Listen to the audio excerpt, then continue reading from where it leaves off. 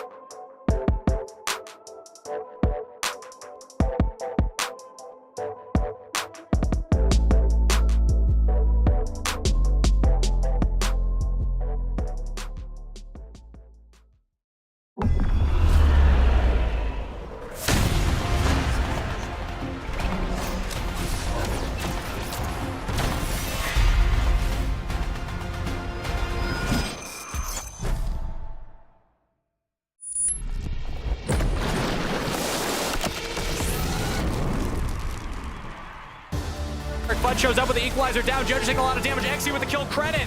Isles and Rich are here as well. Paranoia used. We're not...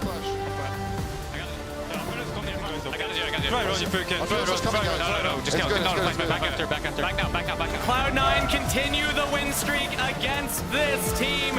19 in a row. The defending champions taking on the upstarts. The Dope, he doesn't have flash anymore. This is a huge pick for 100 Thieves. Look at the back line.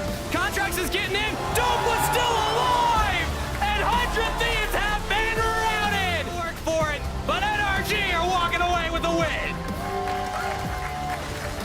Right, the exciting one, and they want some more kills. 2, 3. Kill it, bro. Kill it. You guys are noobs. You guys are noobs. Dude, where's my Jin inting with those? Take the work. Oh, thank you. We are coming to you, Budbog. Can we walk up mid or not?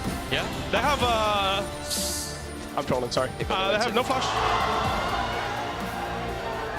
It's Fire gets the kill on Upbeat and back to the mouth to fall. The health bars were dicey, but it's FlyQuest coming out on top. It's a 7-3 game, and Baron is in their sights. Baron down to 2,000 HP and claimed by FlyQuest. Your lungs are amazing. Chances counter. Oh, I got bubbled. Guys, we're panicking a bit too much. Yeah, I mean, we are so... We can win this one, right? Yeah, come. I don't have vision. Can you Apple team one, John. Apple team one. We go. Watch Varus damage. Slowly, cast. Okay. Fair. Locked on.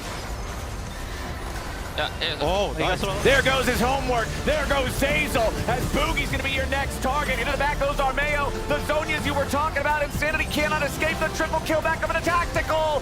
Making a quadra. 1, 2, 3, 4. Everybody give Jin more. And Immortals having an absolute dunk on Shopify. That was yesterday. This is today. Welcome to the LCS waiting room. We got Rafa I just like in the that squad slow-mo with part. us. Just the... We had no idea what was going on stage, by the way. So when you came to me in Tactical, we were both just like, I have no idea what happened up there. Rafa, your dunk is amazing.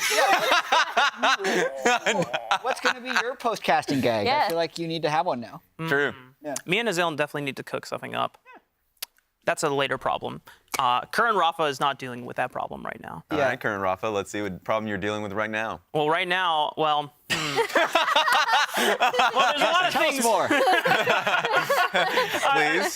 Current Rafa is trying to deal with the bingo card that I just inherited from Kangas. Yeah, But that is we'll get to that later. unfortunate. We'll get to it, I'm sure.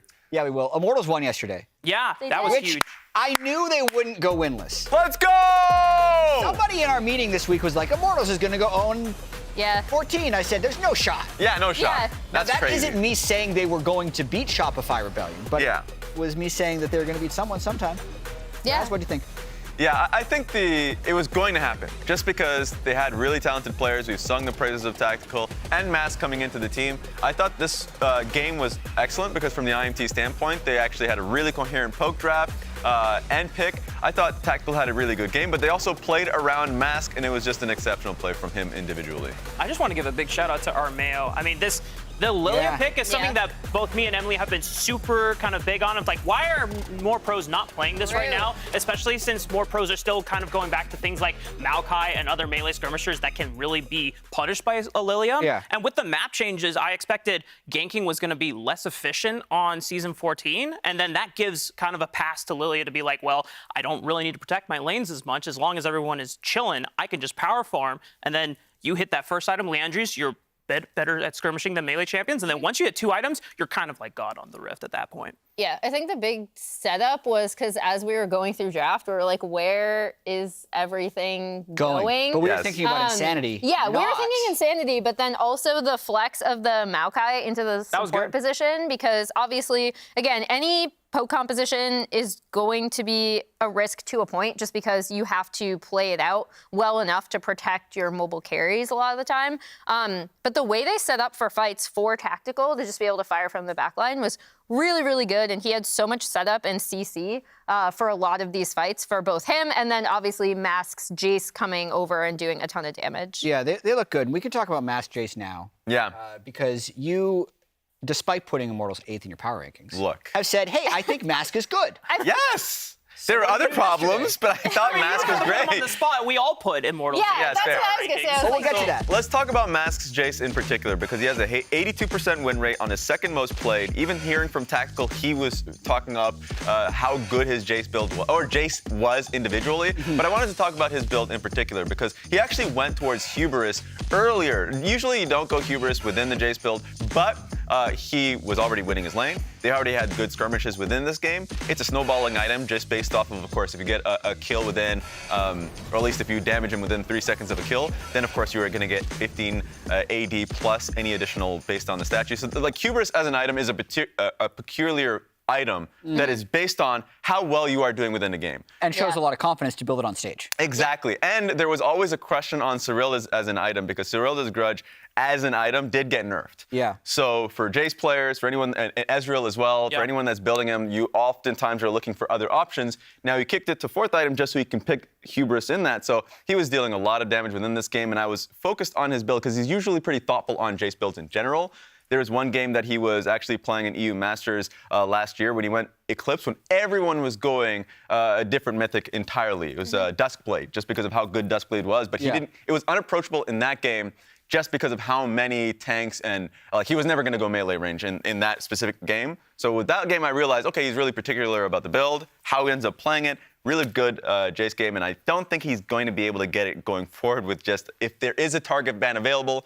That's the target ban you go to. Yeah, Immortals look good. I want to have a little fun here. Let's do it. Okay. I've seen the numbers. The beginning of Waiting Room, He's done the math. while LEC is happening, not highly viewed. True. So the people that are listening to us right now, You're the real one. you're awesome.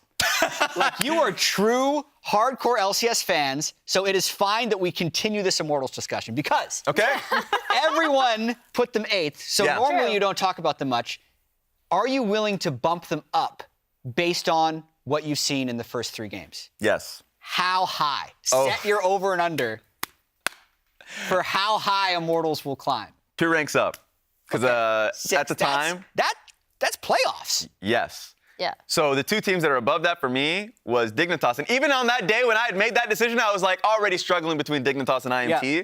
So immediately that. And the other team that I'd bump them up of is 100 Thieves. So like that would be where I'd place them right now. Anyone else? Gonna give Immortals a playoff nod after 1 win? Okay! It's so difficult because I think the reality of bumping Immortals up while you're also looking at 100 Thieves and Dignitas, who I kind of put in the bottom 3 as well, they're not doing bad against the top teams they're playing. Yeah, Obviously, I think Hunter's been looking good. Yeah, like 1-2 in both of their records. Both Dignitas and 100 Thieves had some convincing moments in their games against Cloud9 and Energy, respectively. And those were the top 2 dogs that we were looking at the beginning of the split. I'm going to say no because I'm not overreacting to anything. That's crazy. That's going to be a theme in my prediction. We'll see. Yeah, I'm very stubborn in terms of, like, if I'm wrong, like I was about C9 last year, You're I just put gonna them, keep... like, what, 3rd or something?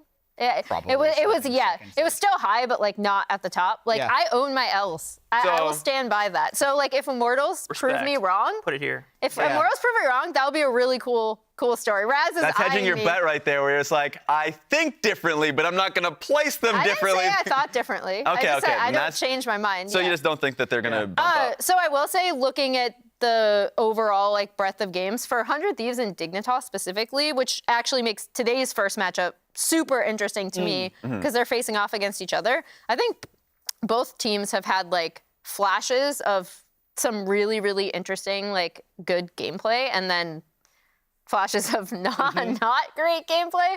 So I think across the board, if you take in all of like their entire performance, I still think those 2 teams are better. One thing that I like about IMT, even in their losses, at least it seems like they're going towards like a pretty clear identity of how they're playing their games. Yeah. That I mean, they already built their team with an identity of play towards bot lane and mid. Yeah. Like whenever possible, and I think it makes it easier for Castle to understand his role. Also, they're like if they understand what their best comps are, that's a plus. Something that I think that they have been doing even in their losses, that their laning phase, both mid and bot lane, has been good. Meanwhile, the games that we've been seeing from 100 Thieves, even in their losses, it has been River kind of pushing them over the line. Quid has been a positive, and I think Quid should be focused on a little bit more, just because I think right now he's been over-attributed to River. But that being said, bot lane has been a struggle sometimes. Top lane, outside of his Cassante game, Sniper's had a great Cassante game, but outside of that has been a struggle. So I think individual laning phase needs to be looked at for 100 Thieves. Whereas for IMT, their overall team play was an issue, and it looks like it's being resolved. I'm going to go back and chat and check if people enjoy Immortals discussions, because if they do, we can start leading every with an Immortals check-in just to see how they've been doing.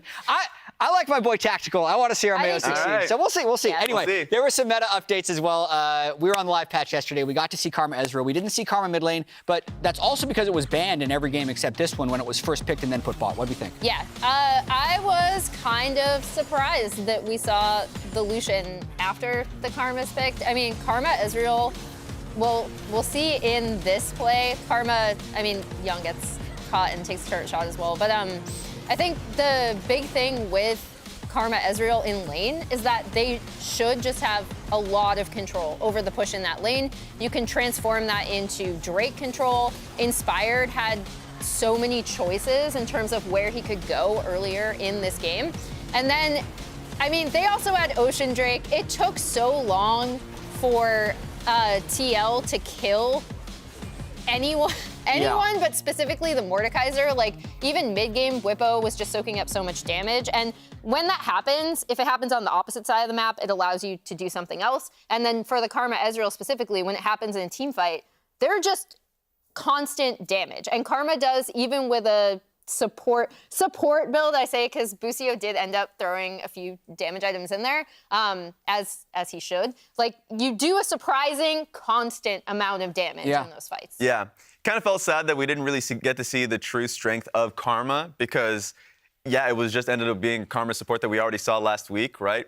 But the fact that I think the draft was the focus, because the fact that Team Liquid was willing to give it to FlyQuest when it was a 3-pick flex between top lane, mid, and support, I thought was not a great idea. So, like, from that perspective, it's really, it gives you a bit of a stranglehold on the draft, and you can decide to go into any pick that you want, which benefited FlyQuest because they ended up, giving the Orianna mid, but the biggest one was the Mordekaiser top lane into the Cassante. That was the big win in the draft that really helped out Whippo. So I think from the draft perspective, we got to see it there. We did. But we actually want to see a Karma mid and top, specifically Karma mid. But if that gets banned throughout the rest of the day, I wouldn't be surprised. And honestly, that still helps with a 100% presence rate. That's going to be great for my bingo chart. Oh, it's two. Well, really quick before we get to bingo. Okay. When are we going to see a Lucian win? Rafa? Oof. Rafa, do you think we're going to see a Lucian win? I don't know if it's happening this was today. Yesterday. I mean, like... Weirdly enough, the same game. Yeah. So, like, can you really call him bad if he had to play against Karma? No.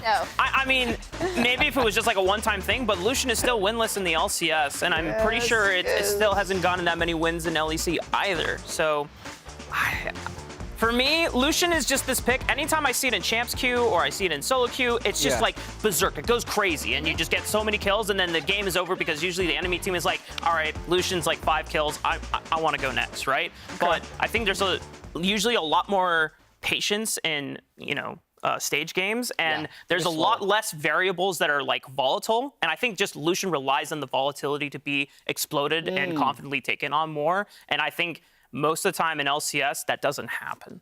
Yeah, I mean, I think so with a Lucian lane, you don't really want to lose push, as we already covered. The Karma Ezreal into the Lucian Nami lane is a good response, because he's not going to be able to get the push. They're not going to be able to have bot side control. And it does somewhat, unless you're focusing bot side, kind of remove the kill pressure that they have as well, which is another really important part about Lucian lanes. The idea is that you're taking control of the bot side of the map around your Lucian. So I think it's not just that teams are going to play slower, they're not going to be as aggressive. I think that's part of it.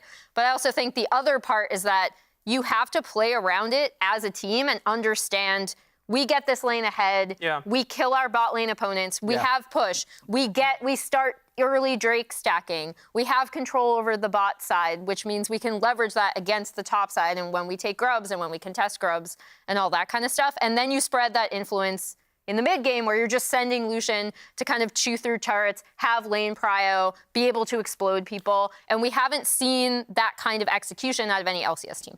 Yeah, and I think that's the kicker. I feel like whenever you talk to an analyst or a coach or just any fan, their thought process on Lucian changes based off of who's operating the pick. Yep. That's really all it is, right? So if you're looking at Gumayushi or if you're looking at a Jackie Love, you're like, slam the Lucian pick, I have full faith. Or if you're looking at a Berserker, I completely agree. If Berserker picks Lucian one time, it's going to be resolved. The one win. That's the one win. Yeah. So it is about the team that's able to operate on the pick, as you were mentioning, but also the room of error is there. The clip that we just showed 2 times is literally just one mistake that actually Jan and Core JJ was starting to get like positive trades within the lane. And then all it took was that one mistake where it's like, okay, now it fell and they're getting outscaled. So it really does depend, and I like the Lucian pick. I like Lucian Melio, Lucian Nami. It just really needs to be in the right circumstances, and a team needs to learn from it going into the next day. And you can't be afraid to take your chances either. I think, like, even though it didn't win, there's multiple times when, like, Wild Turtle last week on Shopify Rebellion had really good Lucian moments. So it's like, you can't be afraid. You just have to, like, as soon as you see a moment, you just immediately go in, open up with culling, and try to maximize your damage output. Yeah, did anyone have Lucian on their bingo card yesterday? Someone must have. I think I had a Lucian one on my bingo card. Let's check Emily's card first. I definitely had Lucian in my bingo card. We can do a little bingo check-in because our production team forgets nothing. So they were tracking it yesterday. Emily, head up to the telestrator and tell us, well, it's looking like that one line on the top That's not looking good is rather likely to complete. This is my only shot, I think, is this one, right? So I think this is my only shot to get bingo. What color is that? It doesn't show up on my screen at all. Oh, well. We don't have Just point at it. Just point so at like, it. I think this one I might be able to get, There we go. and this one I might be able to get. I think so. A lot of these I kind of like inted myself. This also is a sticker that should be filled out. Oh yeah, Rift Herald. Because C9 did get that. 6 grubs. 6 grubs and Herald, yeah. Well, it's not leading anywhere anyways. Yeah, so it's not going to be a line. I don't know. Wait, Are you saying there's no driving and this then up, Darius or picked? Chat, we're going to go picked through the up? 3 bingo cards, so please tell us who you think is going to end up actually getting bingo today. I think it's the gonna big continue. thing that didn't happen yesterday that I'm happy about, even though I that didn't line get it. is really close. This one? Corky's here in MF, yeah. I don't think anyone's going to play MF, though, even though I think she's strong. Tactical could. That's true. He's definitely Tactical is an MF enjoyer. Anyway, I still think this is my, maybe like Berserker, you know? True. I don't even know if that shows up. Yeah. And then FBI, maybe, you know? I like it. True. All So right. we've actually even identified that's eight my, carries. that's my Raz, closest. go next. Let's check in on your card. All right, let's hop in on this one. Thank you. Let's see what we got here. Sadly, I was struggling, but not really, because some of mine require... Well, also, you get to make your own bingo cards, so like just Yeah. because you made a more difficult to acquire bingo doesn't mean it's bad. True. And also, I require the full weekend to finish for 100% Yeah, that's common true. win rate. And So that one. another 204. So this is my biggest chance because I think this is very likely. I think this is very possible. Yep. Yeah. Stats team, if you got me on that And the one, thank tenacity you. rune stat is the stat shard, Yeah. Yes. not the yellow Yes. rune. So the shard, that's why I said the rune stat, but that's fair. And then this is the one that I'm hoping for. If I get this one, You love those picks. especially Corky. I hope Yeah. they're Who booing, doesn't love I hope Corky? they're booing you out in Corky the is here, arena now. Corky is They here. booed you before. Corky. Oh my god. So that one's gonna happen. If anyone was watching LEC today, 50-minute games. Was close. Yes. Their game 1 was like 49 or something. Yeah, it was like 49 minutes. So I think if we pick a away game, guys, that's very possible too. We already got the Yeah, Raz. Thanks, Raz. Thank you. I appreciate it. So like all of these are possible. My favorite one personally is the Kassadin because of Showmaker. Just generally speaking, I've always heard from players the moment you have your draft completely lined up and then an LCK game happens, one of your Korean players, even just anyone that just watches the game's like, guys, I know we have a solid draft strategy. Let's change everything because this guy had a pentakill on a I must Kassadin. slam You know- Kassadin right Yeah. One of the craziest coincidences great. is both Raz and Emily have a Senna top left without coordinating at all. Oh, yeah. Yes. Yeah. That is kind of weird. Okay, Rafa, you get to be honorary Kangas because you're just You gonna will look at win. his card. I'm so sorry that Oh, you you've been cooking. This is now your card. Yeah, I changed some stuff. Okay, so Now my... Hey, I didn't know you had problems with his mic. All right, well, I can't hear anything anymore, so we're just going to assume. It's fine. It's just music playing. Okay, True. Cool. Unless we vibe with it. Yeah, so I just want to point out, this one, Kangas had someone hovers Smolder, and I'm like, bro, that's not even enabled yet. Like, it's not even out on live until next Wednesday, so I had to change that one. And then this one was no pauses, and that got defeated immediately, so you're just allowing it to be. Yeah, so I changed a couple 20 plus KDA. You know what he is at now? What he's at KDA is 17, now? last time I checked. Whoa. You know who actually has the highest KDA right now? Fudge, 23. Ooh. Okay, and from one game.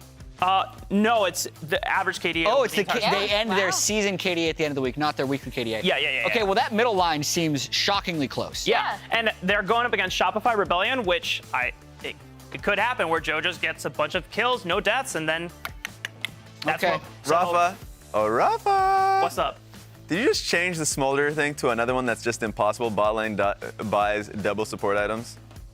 No, I didn't change it. No, that was Kangas. Oh, you actually think someone's going to do this? Yeah, I mean, well, this is more probable hovers than Smolder. Nidalee, that's But I didn't want to cheat yeah. and be like, oh yeah, someone hovers, I don't know. Karma. Yeah. True, fair. So and Nidalee's my favorite champion. You know, so Kangas had some really weird, like, the Ari 100%. Yeah, I don't know where The this Shen- came the from. Shen Like, win what? I don't know what's what's Kangas been cooking? I'm a big fan of flaming Kangas here. I think we should continue to do it. Yeah, I will say the Shen and Camille 100% win rate is really not that, like, if you're going to put a champion 100% win rate, it may as well be a champion that's not that common. True. Because then it just takes one. This Wait, one, 100% unfortunately, banned? is never going to be completed because he's Yeah. not He's already been wrong. banned or picked. Experimental Hex played Okay. 100% presence. He's trying to run you down, I think. Yeah, Thanks, Rafa. That was a good Kangas roast. You tried. Thanks for joining us yesterday, Kangas. we love you. Love you. Let's take a look at what we have through 3 games in the LCS so far. Only 14. Also, shout out to someone in chat who mentioned that Immortals winning 1 game means they've won at least 7% of their games this year. True. Which is true because that's what every game is. Counts. It counts. Every game counts. So 3-0 on the top, Shopify at 0-3, and a huge clumping of teams at 1 and 2. That's going to break up today. It's a heartbreak for the Shopify. Don't mind me, I'm just fixing my pack. Yeah, let's look at the schedule. So, a lot of games that are quite interesting today. Cloud9 always gets the viewers because they are the best, and we want to see if they continue to be the best. But there's drama in Dig vs. 100. I think the most drama is actually going to be in that game 3 with Energy versus FlyQuest. And there's already some beef in this game. Early season, medium rare beef. So last week, Jensen and Inspired both had strong opinions on Energy's championship run. So let's take a listen.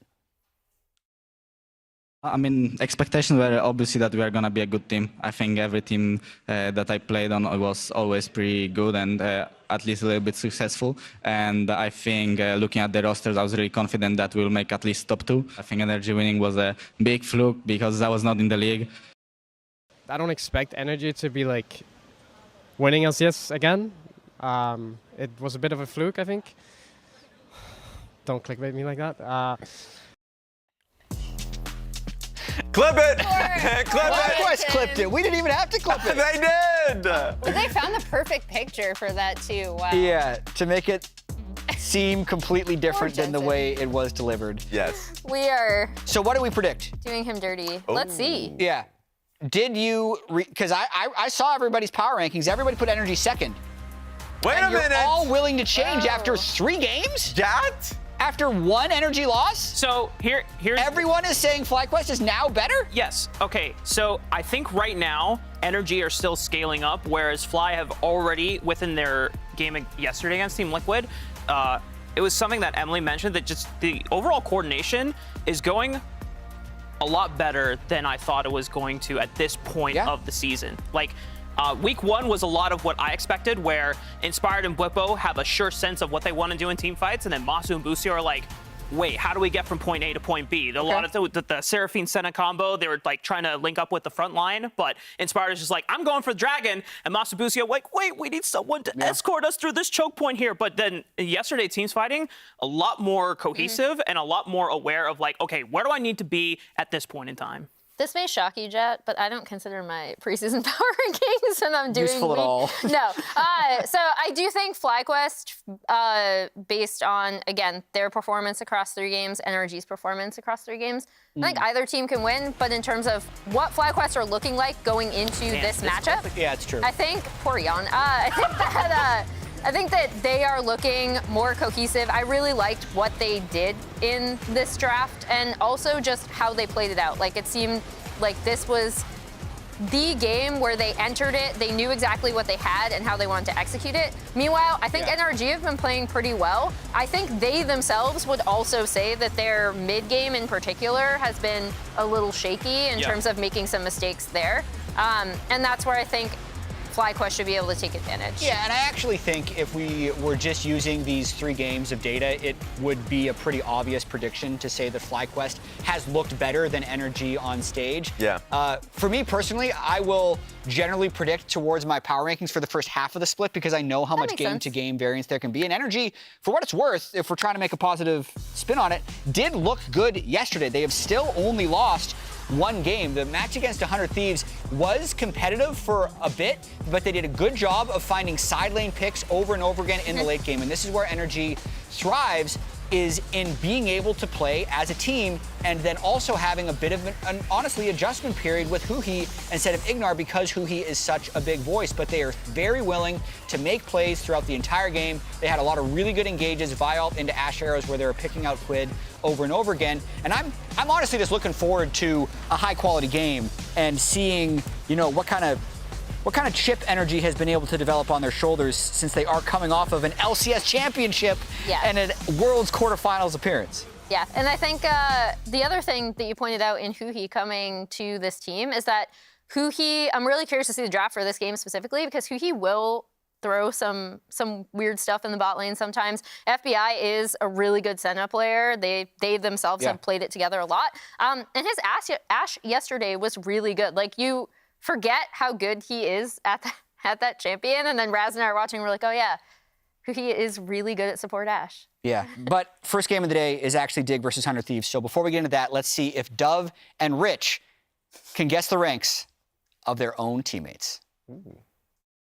Last time, we successfully tricked Jensen and Sensorin, but this time, in order to keep it fresh, we had a different idea. We had Dove and Rich guess the rank of fan-submitted plays, but little did they know that they were actually guessing the rank of their teammates. Enjoy! Wait. 케이틀린이 저걸 맡고 있네. 근데 일단 스킬 연계는 하잖아. 브론즈. 어? XU? No way. No way. 와, 잠깐만. Don't run like this video.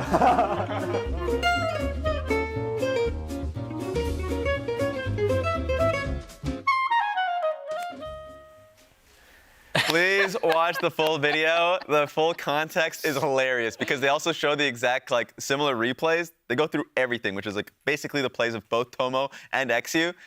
And when XU was looking at one of their first replays, I was like, wait, that's me. That's us. What's this? Why are you showing our replays? And of course, Dove and they just did not know. So that was really funny up until the end. Great video. Yeah, first game of the day. Let's pull up the predictions one more time so you can see the whole slate of games. Dignitas versus 100 Thieves. Check out their predictions. Really, a lot of differences in our prognostications. We need to find a new word. Rafa, who's headed up to the desk, thank you for joining us on Winning Room, did pick Dignitas. Rafa. Yeah. A lot of us are drinking the 100 Thieves Kool-Aid because Snipers had some solo kills on the top lane, and personally, I really like the way they've been drafting. What do you think, Emily? Yeah, I like their drafts. I think they're really cohesive for what this team is. Like, the players on this team specifically, whether it's them talking to Grayson or Golden Glue about what they want to do, or it's Golden Glue kind of drafting for them, they've had surprisingly cohesive drafts. And the other thing, I think, is that I am an XU fan. I have kind of wanted to see him come to the stage.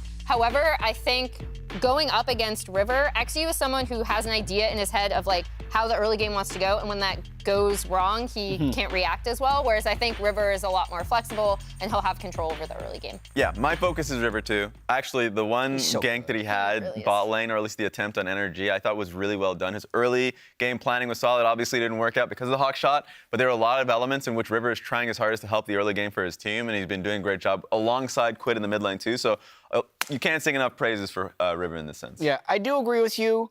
It takes two to show the improvement. Like, Quid has obviously made some improvements, but the way River engages team fights, like if they can somehow get to like 9 wins, it's going to be a bit of an MVP case. But before we head out to the casters for game 1, Emily had a heartfelt message for fans around the globe.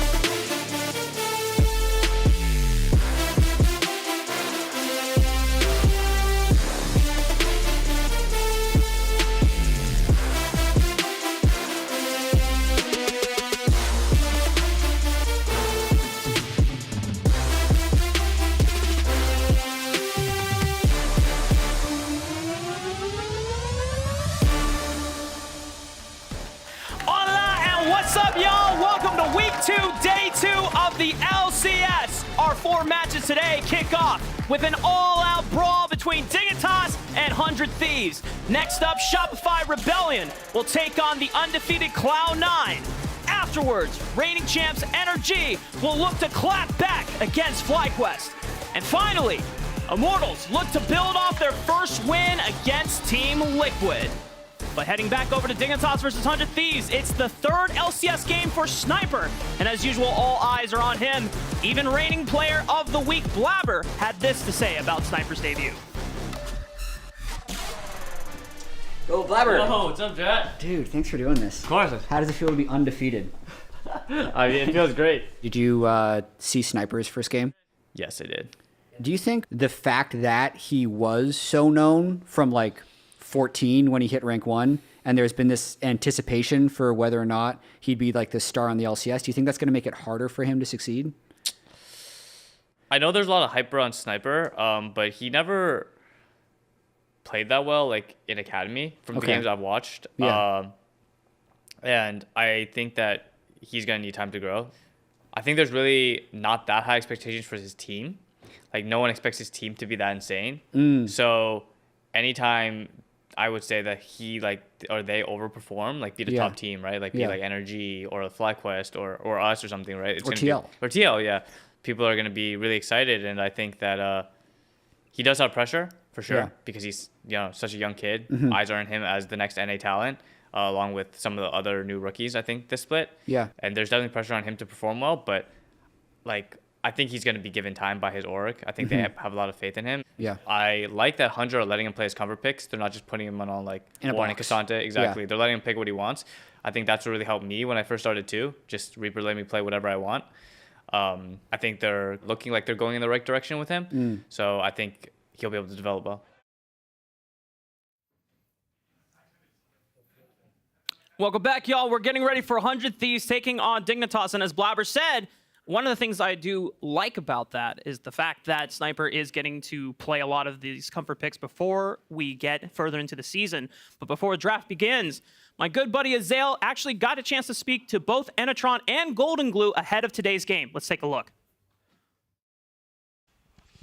Hey everyone, Azael here before 100 Thieves versus Dignitas with Golden Glue and Enetron, head coaches of the two teams. Right off the rip, what are you guys going to draft today? Give me two truths and a lie.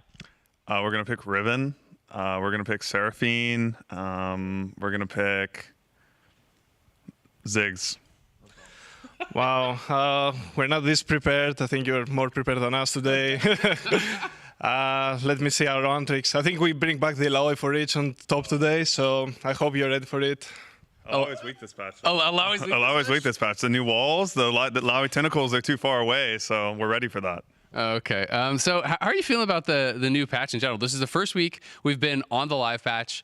We saw some changes yesterday. Obviously, double support items dead, so that was in there. We saw Karma getting banned a lot, played once. Do you guys think there's other new stuff that's kind of like unexplored so far on this new patch? Twisted Fate. ADTF? I mean, it's too fair. I will agree too. We haven't seen it yet, so maybe I hope today we see some action of it. Yeah.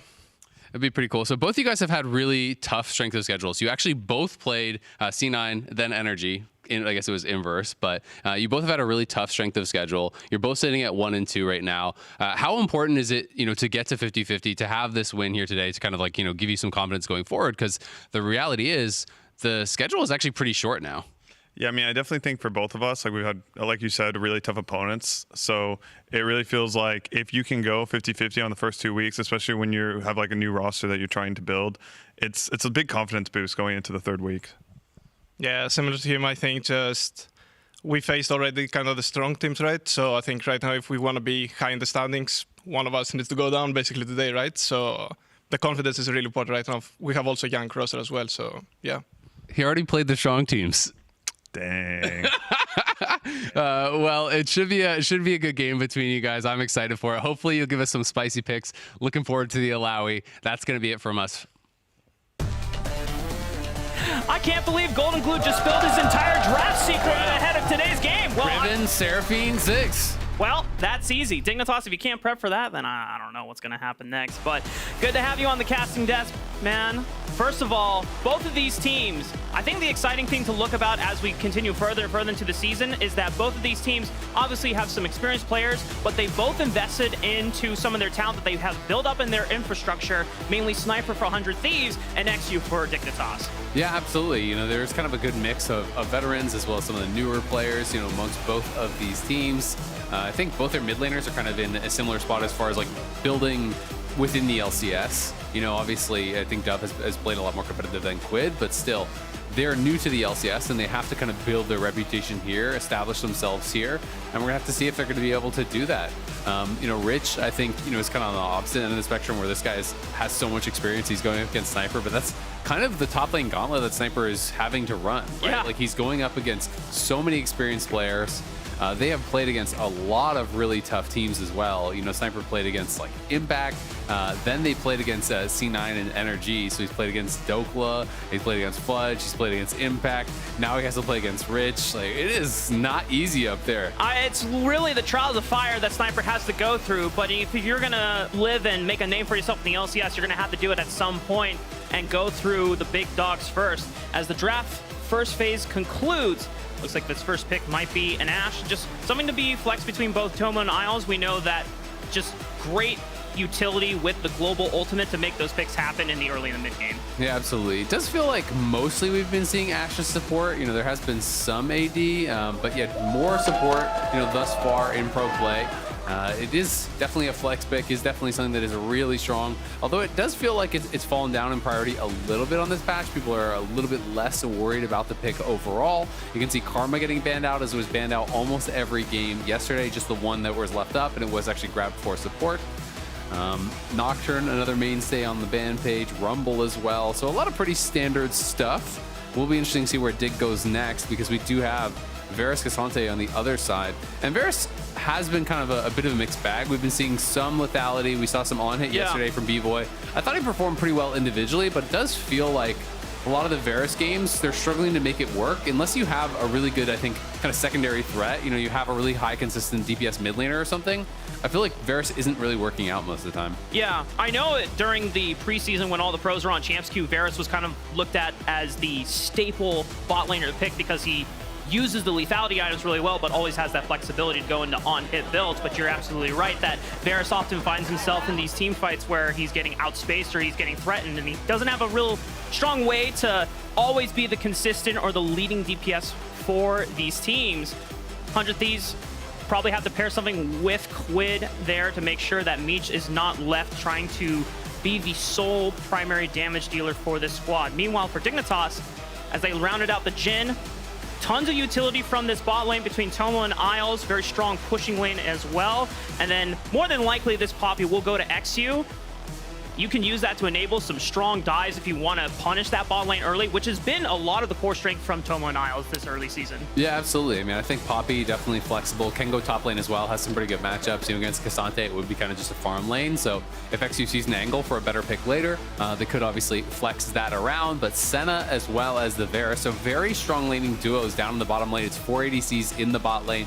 It does make things pretty aggressive, pretty spicy. You know, generally when one team really gets ahead down there, it can be difficult to come back. Yeah. Both sides also with pretty decent engage, you know, from those ADCs. Obviously there's Asher on one side, Varus ult on the other. And I'm kind of going to be excited to see how these guys perform, because there's some young players down in those bot lanes. And I think the expectations are fairly high for guys like Meech, for guys like Tomo. Tomo and Isles were doing really, really well in Champions Queue, so a lot of people were kind of talking about that. Meech obviously was doing very well in NACL, so there's some kind of expectations there. But I think both these bot lanes have been relatively quiet. Most of the discussion has been around, you know, the solo laners, the junglers, I think, for both these squads. Yeah, both Dove and Quid have been honestly pleasant surprises in the early season. Dove had an incredible couple of games, and obviously in their first win when he played the Corki after XU gave him that bit of a head start against Mask. And then in the game, even though they lost it, there was that almost 1v9 moment on the Azir. He picked up the Quadra, almost seemingly bringing that game back from the brink of a loss. Whereas for Quid, also having some better performances as well. And I think that's important for 100 Thieves, because Quid is the only returning member for this squad. And 100 Thieves, I think Jungle Juice was very adamant about, we believe in this guy. We just know that he came in a little late and the adjustment period takes a long time.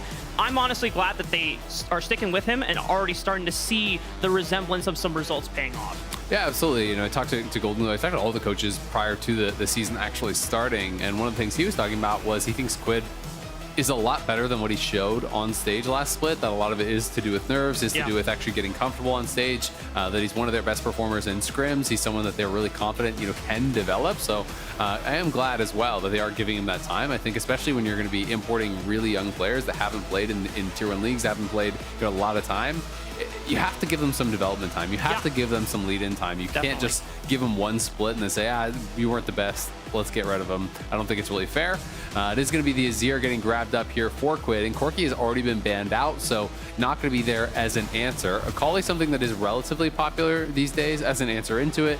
There's also some of the kind of counterpicks that we saw last year, things like Yone. You can obviously go some of the range counterpicks like Xerath and stuff like that. I think that stuff all works, but it's just not really that common in pro because most players aren't comfortable playing those style of champions. So wouldn't be at all surprised to see the Akali just get locked in. And depending on what Dignitas's last pickup is, River is still waiting to select his jungler of choice. Now, on the waiting room, we discussed a lot about things like Armeo's performance on the Lilia, really strong into melee compositions or backliners that don't really punish Lilia as hard.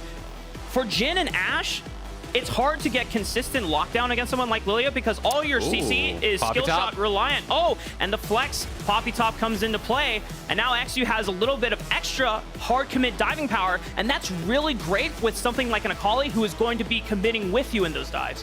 Yeah, absolutely. I think on the other side, 100 Thieves, again, is very light on engage. I will say this has been pretty common, I feel like, of their drafts, is that they have been really light on engage in a lot of their games. So we'll see what the final pick is going to be, but it's going to be Trundle. So Trundle getting locked in here, does set up for poke. I'm expecting it to be Lethality Varus. When you have that paired with the Azir, that does make some sense. Obviously, the Trundle can help to disengage, can help to set up for that poke as well with the pillar.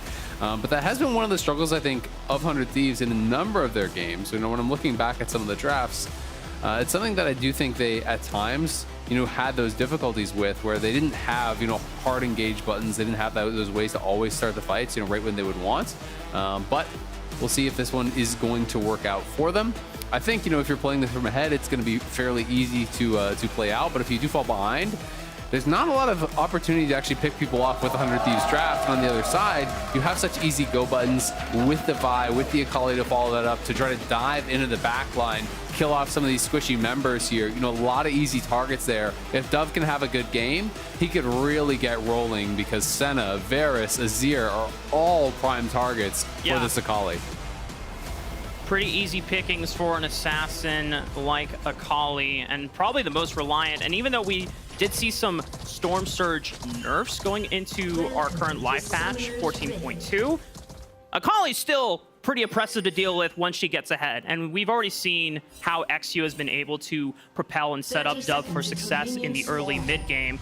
It's going to be on Quid and River to make sure that not only Quid is being extra safe, but also River is paying extra attention to the mid lane and seeing if he needs to cover for any ganks. So it's worth noting, Tomo, very defensive item buy here. So it is Boots 4-pot, and he is starting with the fleet as well. So he knows a lot of this lane is just going to be about dodging skill shots, dodging out, from those Varus Qs, the E's, from those Qs from Senna that are going to be shooting through the minions. You have to be able to survive in this setup. And Dig, looking like they want to set up a late invade here over towards the blue, or potentially even look to catch Meech, but he's positioned well in the pixel, so he can just walk straight down. Not going to be in any trouble. He's going to get out of there just fine. No level 1 invade shenanigans either. It looks like the furthest ward that Dignitas were able to place was just right around that new blue buff wall that's outcircles it. It does give you vision of when the blue buff is started, but it doesn't give you vision if, let's say, River sneaks around through the bush and aggroes it towards him as well. But he's on this red buff start. We're going to see if he wants to go for a full clear, if he wants to try anything for a level top lane, like level 3 top lane clear. Otherwise, it could just be kind of match opposite clears for both of these junglers. Yeah, it's getting kind of spicy down there already in the bottom lane. You can see heal on both sides has already been committed. The potion's going to start getting chugged up here as well. As Rich gets that fast level 2, did look for the stun on the wall, couldn't quite find the distance there, was just short, but yeah, this is a tough lane, I think, for Tomo and Isles. If it goes slow, you're just going to kind of get whittled down with the additional sustain, the additional poke that this Senna Varus have. Every Q from that Senna is going to be so health positive because it's not only chunking you down, it's healing them up. And you can see as a result, Isles already falling down on that HP a little bit. So we'll see if they can really make this work. Yeah. A strong answer from Ayla in the draft, just being able to pick something that not only combats the push, but also gives you the sustain to match against it. River could find something here. He's in Fog. Dove has already used his Twilight Shroud, and that exposes the fact that he does not have Shuriken backflip, but looks like River's just snaking his way through towards the bottom lane instead. There's all this fog that Dignitas have no idea. Oh, they're dead. And yeah, this is definitely at least a flash, if not a guaranteed kill. Oh, they're backing up. They're backing up. They know. They felt something. The spider senses were tingling here. Isles is going to face check, and oh my god, there's a troll, and he's going to have to flash away. And now Isles is less happy about his current state of affairs. Yeah, they do lose the flash, but at the very least, they don't die. If they didn't actually back off right then, they could have gone down. Could have been an easy first blood, but chat has voted. They want to watch top lane, so I think we're going to check in on top lane here a little bit. Okay. And I don't know why, because it's popping Cassante. They just want to see the wet noodle fight. All right, guys, now watch this. Rich is prepping that grass frog, and at one point, he'll walk up and auto attack. That is my extent of top lane knowledge whenever, oh, look, he got the grass. Oh my God, Oh, Rafa's it's a insane. genius. This is the top lane main. Yeah, I mean, these kind of matchups, a lot of poppy matchups is prepping grass, but also playing around your passive, the buckler auto, right? So generally you'll see when that buckler auto is up, Sniper is going to back off. He's going to try to not give you that free buckler, and he's going to force you to use that auto attack on a minion, so you waste that range trade. Yeah. It does additional damage. You can get that shield as well. And obviously you're getting that free grass proc. So Rich just constantly trading here. Poppy is one of these champions that, yeah, it's a tank, but people really do underestimate the damage if you haven't played a lot of top lane against it. There also are some really fun builds. I'm not expecting it, but Sundered Sky and stuff like this is actually quite popular in solo queue on the Poppy. So there's some pretty aggressive angles you can look for. XU, though, is pathing around. I don't think they're going to go for the dive, to be honest with you, but it would be cool. There was an angle, but Rich pinged that Sniper backed up and more than likely put a ward down in this bush, which he did. So just pinging and letting XU know is like, hey, if you're going to go for anything, you can try to take Krugs, but just try to stay out of fog. Do not give 100 Thieves information that you're on the top side of the map.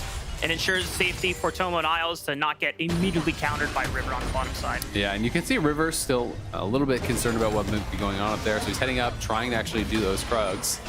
Nice W from Rich, going to be able to stun up Sniper as he does dash in. But XU steals away both these camps and now could actually just cross back towards his Raptors if he wants. You can see that Isles is moving up to try to cover that. So it looks like he'll just be going down towards the Krug, but Dove is quite low, has the information that the Trundle is around. I have to say, the vision game from Dignitas has been quite good this early few minutes so far. They have constantly been lighting up River's jungle whenever he is going to cross into the next section. So they had that early blue ward during the early parts of the game when he was getting ready to cross from red buff into the blue side of the map. And then as XU completed this invade, taking both Krugs and Raptors, he leaves a couple wards behind as well, making sure that they're always keeping tabs on River. Because one of the things about Trundle is when it comes to clear speed, he's not the fastest clearing jungle before you get that Tiamat as your first subcomponent if he wants to rush a Titanic Hydra. So it's really hard for him if he's not getting anything done aside from just farming. He's really powerful in those skirmishes and those gang setups. Well, I actually really like this choice here from River. Like, his top games got taken. He didn't really have that much to do on the map right now, so he just goes straight over to Dragon, and he's actually just going to be able to take down the Dragon easy peasy. Good alternate. Knows that it would be a little bit of a risky move to actually go for the invade on the Raptors because he had been spotted on that move over. That was his initial play. That wasn't there.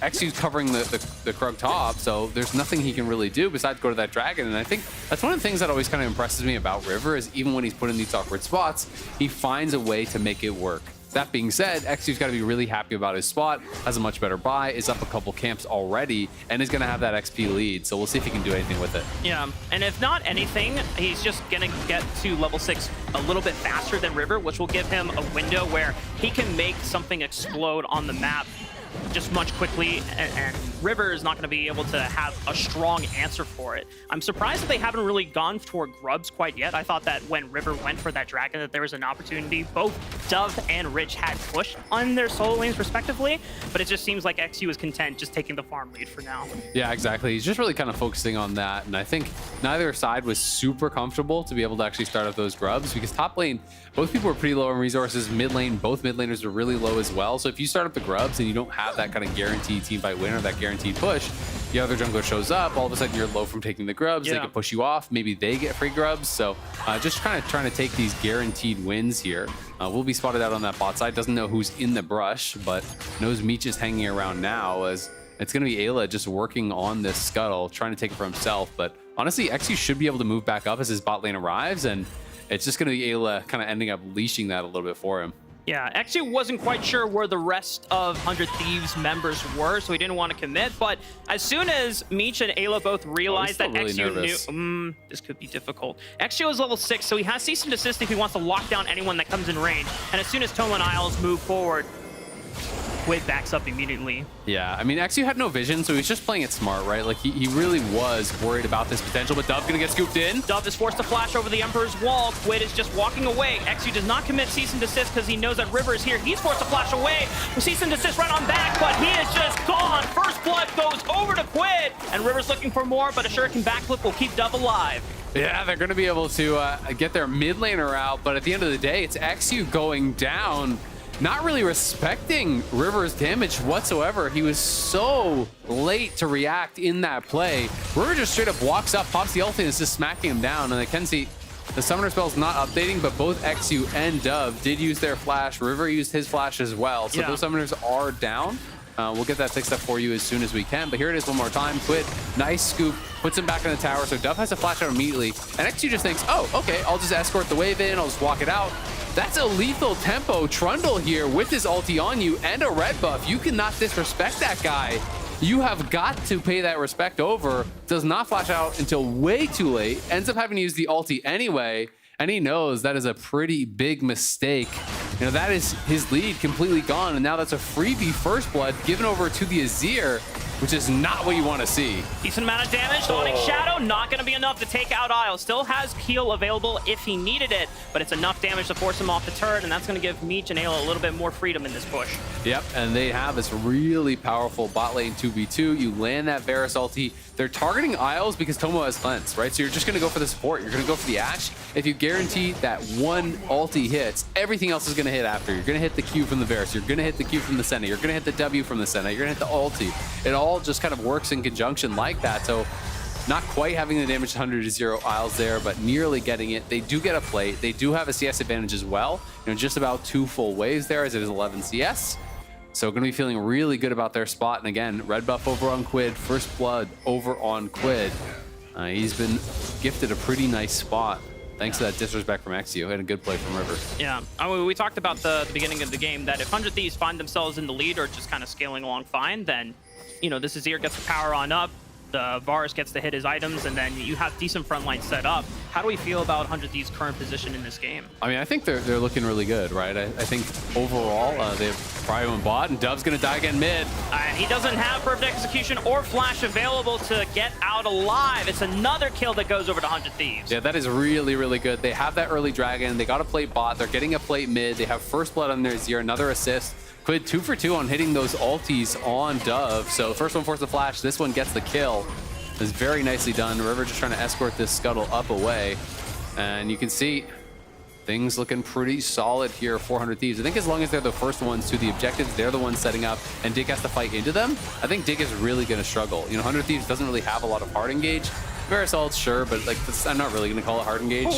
As flash is going to be forced there. Yeah, the Varus ulti forces Isles to flash, and the Ashe arrow goes wide. That feels bad, man. It definitely is. Isles, you know, was trying to hit Ayla. Again, he can't aim for Meech. Meech would have been the easier target, but Meech has cleanse, so it's not going to get that much done there. Unless you have a lot of CDR and you're just going to go for the kind of rinse and repeat, try to force cleanse, then kill later. But because XU was there, if you hit Senna, you can probably 100-0 Senna there. So did look for Ayla, but Ayla, you know, just pops the mist, pops that E, gets the additional move speed from that. And he has Swifty boots, by the way, so it's actually pretty difficult to be able to lock him down if he sees it coming. So a nice, easy sidestep from him. And now they're going to be starting up the dragon.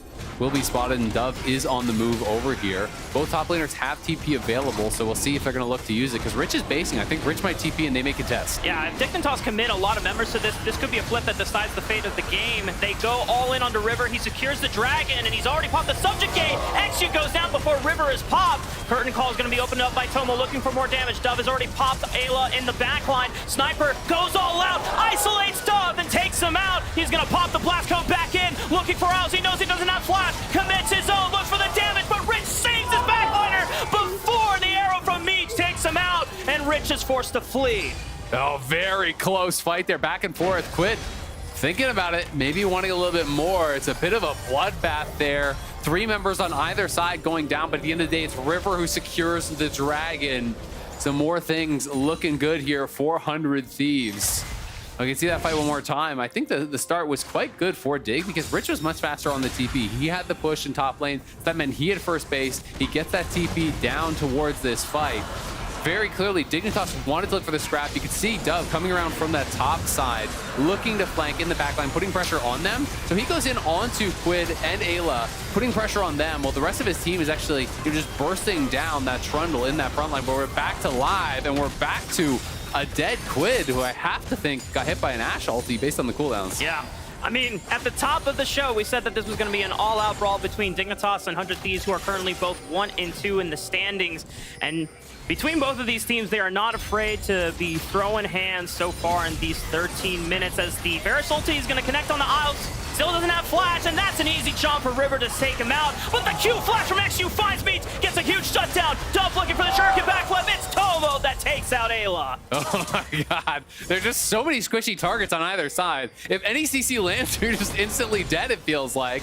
Rich now, potentially in a little bit of trouble here. Gonna try to push River off that ward, but I don't know if he wanted to fight. Yeah. He's gonna back off. Yeah, River's ulti was just about to come up, and I'm thinking to myself, Rich, you want to get out ASAP, brother. Yeah, there's Titanic already done on the other side, so we're gonna see the mid lane kill now. It should just be Ash Arrow, is my assumption based on the cooldowns. Yeah, Quid, a little bit of the anti-timing there. This time Dove was equal to the task really fast on the E with the shuriken flip. He dodges out on the Azir ulti there. That was Quid looking for a play, trying to scoop him into River, but we're back to top lane, and Rich on the run here from the Trundle ulti. Subjugate has been popped, and Rich is no longer as tanky as he used to be. XU's here for the cleanup, and Rich is buying enough time as he slams River to the wall, and Isles is showing up to the party for an easy 3-on-1. Nicely done. Even with the Senna ulti cross map, it is not enough. Rich bought so much time. Has that early Frozen Heart he completed, has the bombies, has the tab. He's really tanky. He's able to buy enough time, even with that Trundle ulti there, that XU shows up, Isles shows up. He makes the first rotation, and that made all the difference as no one goes down there for a dig. And 100 Thieves lose too, but Quid at the very least will be able to push this tower. We'll see if he can finish it off. If he wants to risk it, we know that he can finish it off, but he doesn't necessarily know exactly where everyone is on the map. Yeah, XU without cease and desist is not going to bother wasting his time trying to catch out Quid on the retreat. He figures that he should just be able to get out just fine. Rich, however, he has to wait out the W. Something. Yeah, this is a little bit awkward. That's why he's not dashing away, because he knows that Rich can just W when he does. Game of chicken. So he will be able to walk it out. Quid just waiting out the slows from the Q. He's able to make himself out. Now, Dignitas, it is 15 minutes into the game now. Third dragon is about to spawn in the next minute and a half. It is Cloud Soul, so it's maybe not the most endearing one for 100 Thieves that they could have rolled, but it's still 2 dragons before the next soul condition. I imagine that'll be something that 100 Thieves want to scrap over, at least put a lot of pressure on Dignitas for. Yeah. The question is, what do Dignitas need to really do getting ready for this next fight? Oh, Dignitas looking for an engage. I think they're just going to keep looking for picks. You know, that is how their comp really excels. Fish with Ash Arrows, look for the follow-up with Vi, you know, hover your soul laners when they're pushing out these side lanes. Continue looking for picks, continue looking for these scrappy plays. You know, 100 Thieves wants to function really as this 5-man unit. I think it can work for Dignitas if they do that, but it's much more difficult to pull off. They really are going to excel in 1v1s and 2v2s and these little skirmishes where they can get the jump on people and burst them down. The fact that you already called out Meech's cleanse is now gone. Flash is still not available for Meech either, so any of the other hard CC abilities from Dignitas' side, if Meech is caught out unaware, he's got no escape tools to bail him out on the next one. And you can see XU is sitting on the Herald. He has that available, so likely going to use this to try to set up for this next dragon here. They really don't want 100 Thieves to get a quick third dragon. Rich going to TP in very early on to try to maintain presence, maintain pressure in this mid lane, help them to push this up. As he's working in towards his second item, the Herald will get dropped. We'll see if they want to drive it in. XU is going to do so. So it will spawn the Void Mites. And this is going to mean a little bit of extra damage comes out from those Void Mites. Decent amount of damage, even with the proc from the runes as well. XU commits cease and desist onto River. He's locked down. The Subjugate does not keep him alive for long enough. Dove has to bail out with his own perfect execution, but now it's the firing on back from Quid and the rest of the backline, 100 Thieves. Can they look for more? Quid dashes in, gets the flash out of Rich, as well as Tomo, and Dignitas are going to back off. It's a losing fight there, 400 Thieves, but so much damage done by Quid. He played that one really well. Got a 2-man shuffle on the side, chunked down some members, then dashes in, forces out another flash. So even though the kill went the way of Dignitas, it's 100 Thieves that I think potentially could still maintain control here. And more summoners going to be forced there as well. So 100 Thieves, I think, can buy time for River. And I think it might end up being 100 Thieves Dragon, but XU's going in. Two flash from XU. He finds his moment, but it's not enough damage by himself onto Meech, so he's forced to bail. Tomo tries to follow up, but he can't step up because Quid and Ayla are zoning him off, and the soldiers will take out Tomo. Man, Quid is having a great game. XU tries to come up big here with the Sundered Sky. Knows he has a lot of burst. Does go in for it, but couldn't get the kill. And now Quid heading up towards top lane, gonna push that out. We'll have TP pretty soon. River's back on the map. So I think we're gonna kind of just be in this rinse and repeat type scenario where both teams are gonna be setting up for the Dragon once again. Dignitas trying to prevent it, but I think 100 Thieves has the better position to go for it. XU shows top, and I think this is just gonna be them starting this up. And with Quid having his TP now, it should just be 100 Thieves Dragon. Can't help but feel that was maybe a little over-eager from Dignitas' side, trying to punish the backline of 100 Thieves. I'm always ready to praise when they are able to make the play out, so I'll hold the criticism, but it definitely feels that Dignitas are reaching the point of desperation in some of these mid-game moments. Yeah, it's tough, right? And I think it's partially just the nature of their composition, right? When you're looking over at the comp, when you have Jhin, Akali, Vi, you can't fight front to back. You can't just be hitting the Sante and expect to win. You have to get in on the back line. So that does predicate you taking these more risky fights. As the Ash Arrow is going to sail between Ayla and Quid.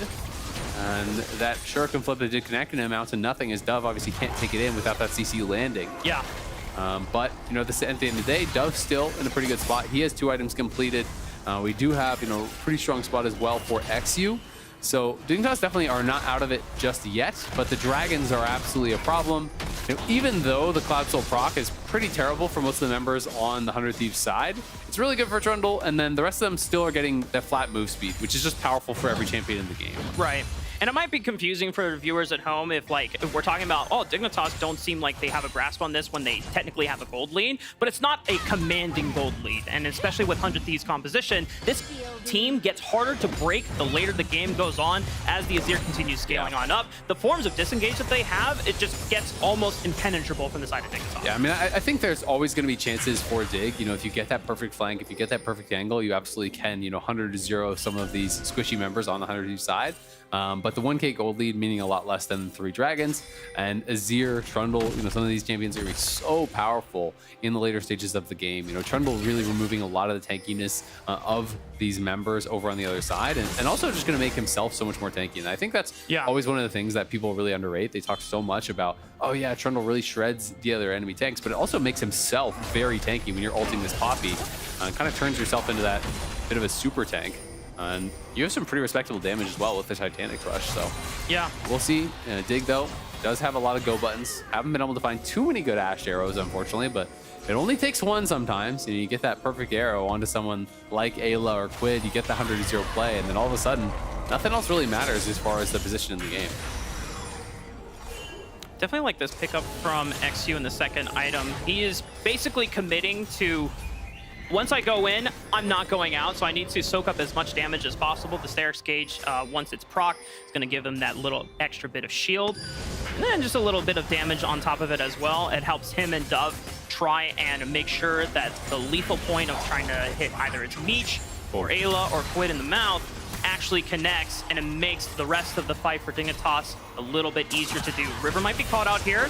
Dove connects with the Shuriken backflip, perfect execution, immediate forcing of the subjugate, and that's a trade of ultis between these 2 players. Yeah, a trade of ultis back and forth. They realize that the rest of the 100 Thieves squad is around him, so they aren't going to be able to find anything more there. Isles obviously took another swing with his ulti through mid lane, wasn't able to find anyone. Just relatively low cooldown though, but they have to be a bit careful as it's the TP. He sees the flank, he sees the angle for the Shurima shuffle. Immediate cease and desist, tries to break up the fight and gives Tomo enough space to be able to disengage. Isles goes down, but they trade on to Quid. Rich is TP'd as well. He actually just walked from the other sideline, but Dove finds Meech and assassinates him in the backline. Picks up a double onto Ayla. River's in trouble as well, but he's bought enough space. But the rest of Dignitas now have an opportunity to look for this Baron. Yeah, we'll see if they're going to actually feel confident to start it up. Their damage is very low. I don't know how fast they're going to be able to do it. Sniper would have TP if they do start it up. I don't think they can actually go for it. With just a Jhin and a low HP Akali, I don't think you can actually make it happen. But some great plays from Dignitas. They're absorbing the engage.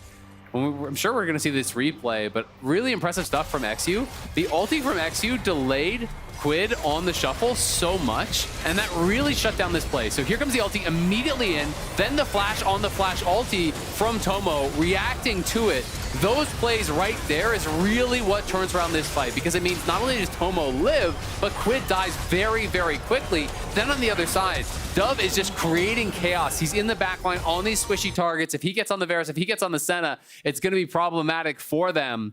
Really great stuff from XU, really great stuff from Tomo there. showing off their mechanics, showing off their reaction times, as they're able to answer that flank from Quid, who I think has been having a really strong game. But it's 30 seconds now until Soul. Another arrow. Meech is forced to flash. He was right on the sniper, but Dove has found Meech. Rich can also zone the rest of the members away. Keeper's Verdict punts the front line, but Isle still goes down to Ayla, who is now trying to hunt off Rich. Rich gets rooted up. River and Sniper are back into this fight, and the rest of Dignitas have to trail away before River finds a pillar to make sure that they can get kept in line. The rest of 100 Thieves are able to bully Dignitas off. Yeah, 100 Thieves just saying, nope, stop the chase, just go over towards the Dragon. That's what we really need to play for here. XU and Isles going down for just Meech. Yes, Dove does get that kill on the Varus, but it's not gonna amount to much. With no jungler, no real way to be able to contest this, it should be a pretty easy soul grab. 400 Thieves been slowly working towards this end as a win condition, and now they have it 24 minutes in. With the extra movement speed, some of these champions like Trundle become so terrifying because as soon as he pops the subjugate, not only he's sapping your stats and your HP, now he gets a flat movement speed boost on top of it. So he gets to run down almost any target that he chooses in these next few fights.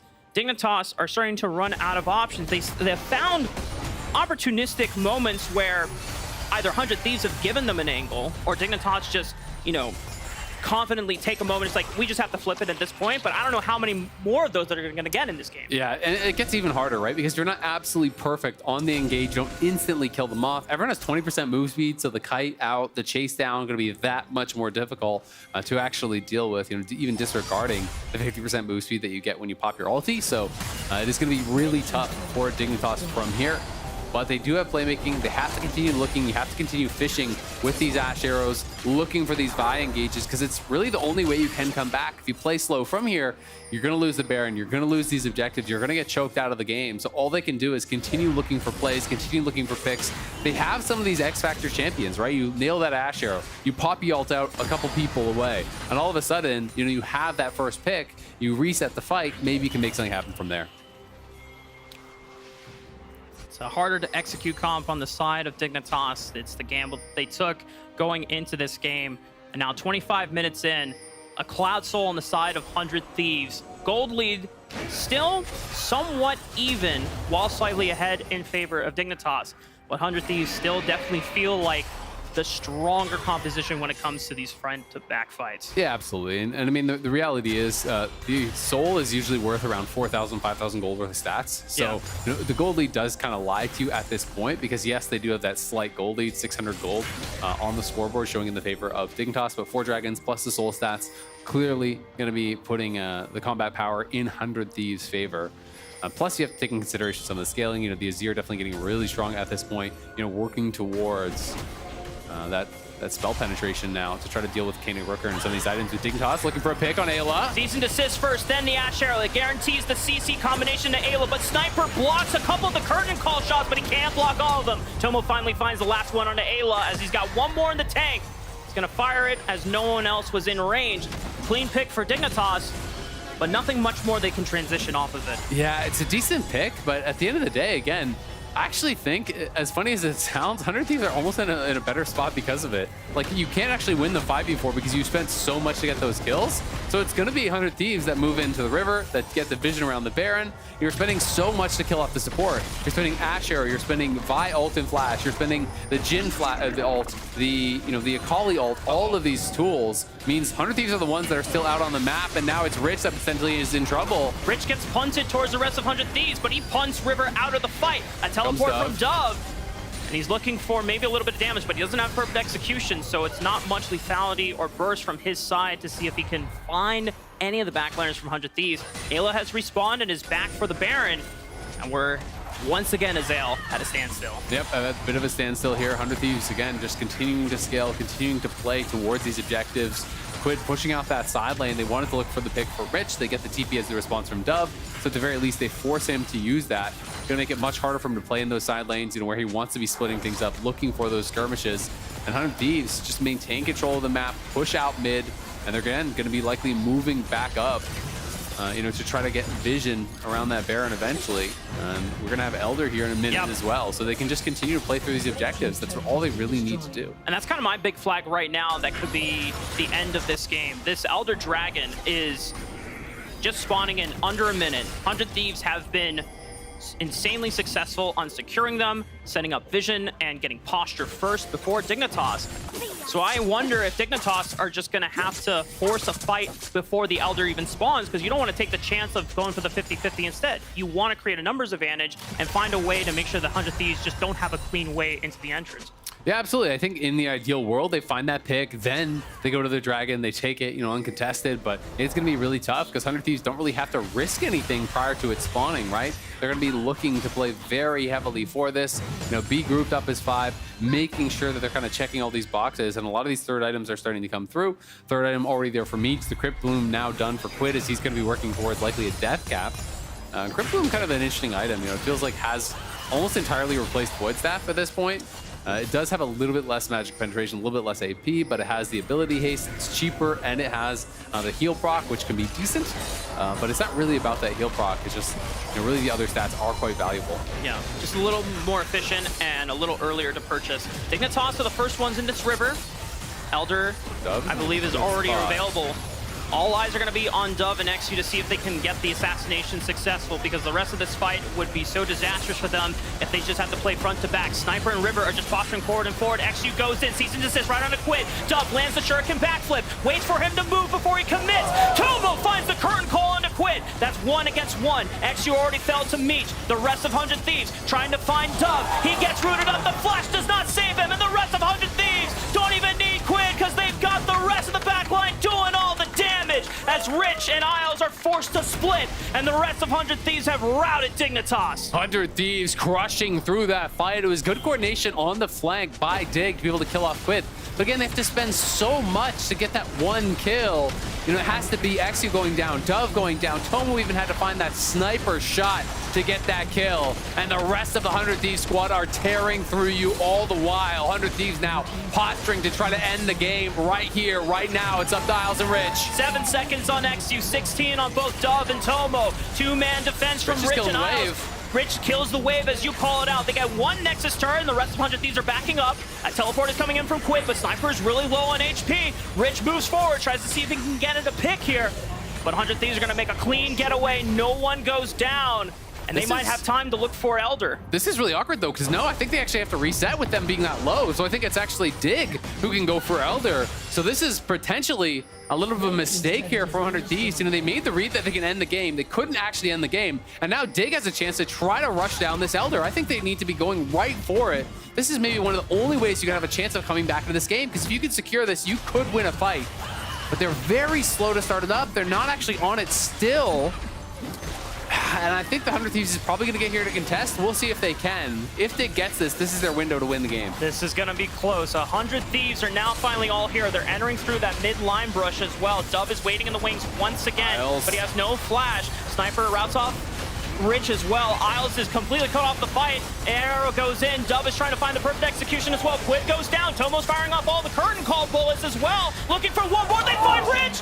This could be big for Dignitas. Dove is in the back line. Does a decent amount of damage. It's all of the Sniper to protect the rest of his back line. All the rookies have to make sure that they can stay alive here for 100 Thieves, but Rich is still leading the charge. Sniper's too low to hold the line, and Dignitas are bullying 100 Thieves out of the pit, but neither of them seem to be able to take the Elder. But look at mid lane. This is so tough, right? Because Dignitas, you know, kind of wins the fight based on HP, but they have to go back and defend their base. There are so many supers stacking up, and there's only the 1 Nexus tower. This is going to be very, very difficult for them to really be able to get anything done here. So they just have to base, they have to reset, they have to try to do it once again. Dignitas kind of pulling off a bit of a miracle in that fight.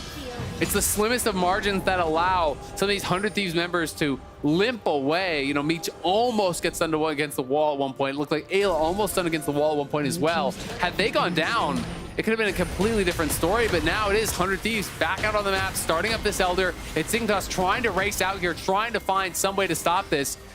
Dove does have his TP. He's up now, but is there even a good ward? There is one deep ward above where Rich is that he could actually look to TP to, but it's not the best flank angle because 100 Thieves are kind of kiting this down So Isles is trying to get around, trying to look for an ulti angle here. We'll see if the Ash Arrow can find any key targets. Yeah, that pink ward is going to spot Dove as soon as he rounds the corner of that blue buff. 100 Thieves has set up a fortress right now in that tri-bush, but Elder is going down 6,000 HP. Ash Arrow lands on the river. He's forced to retreat. Sniper's getting taken low as well. They turn their fire. Sniper's forced to retreat. 3,000 HP. River, does he look for the steal? He's going to go in. 2,000 HP. It's the flip, and 2 lands it. The Elder buff is now there for Dignitas. They look for the execute, but not the power of Elder is enough for them as 100 Thieves are still winning out the fight. Rich is forced to TP. Does he have Pillar interrupted? No. He gets back in time, but Quid is still on the chase looking for Dove and Isles has got nowhere to run. It's a sacrificial lamb for Dignitas as Dove is able to make his retreat. 100 Thieves, do they just rush to try and end the game right here, SL? I don't know. I mean, I definitely think they could try to go for it. It looks like they're pinging towards Parent, but there's long death timers. I think they maybe could have gone towards mid.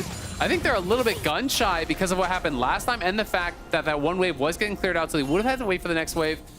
Potentially could have tried to go for it, but this is definitely the safer of the calls.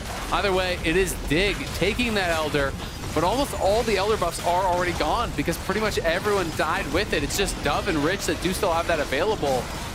And Dig, I'm really impressed with how they're actually being able to play out some of these fights, making it a lot closer than I would have expected, being able to find some good angles, and 100 Thieves kind of letting them bully them out of the river a little bit.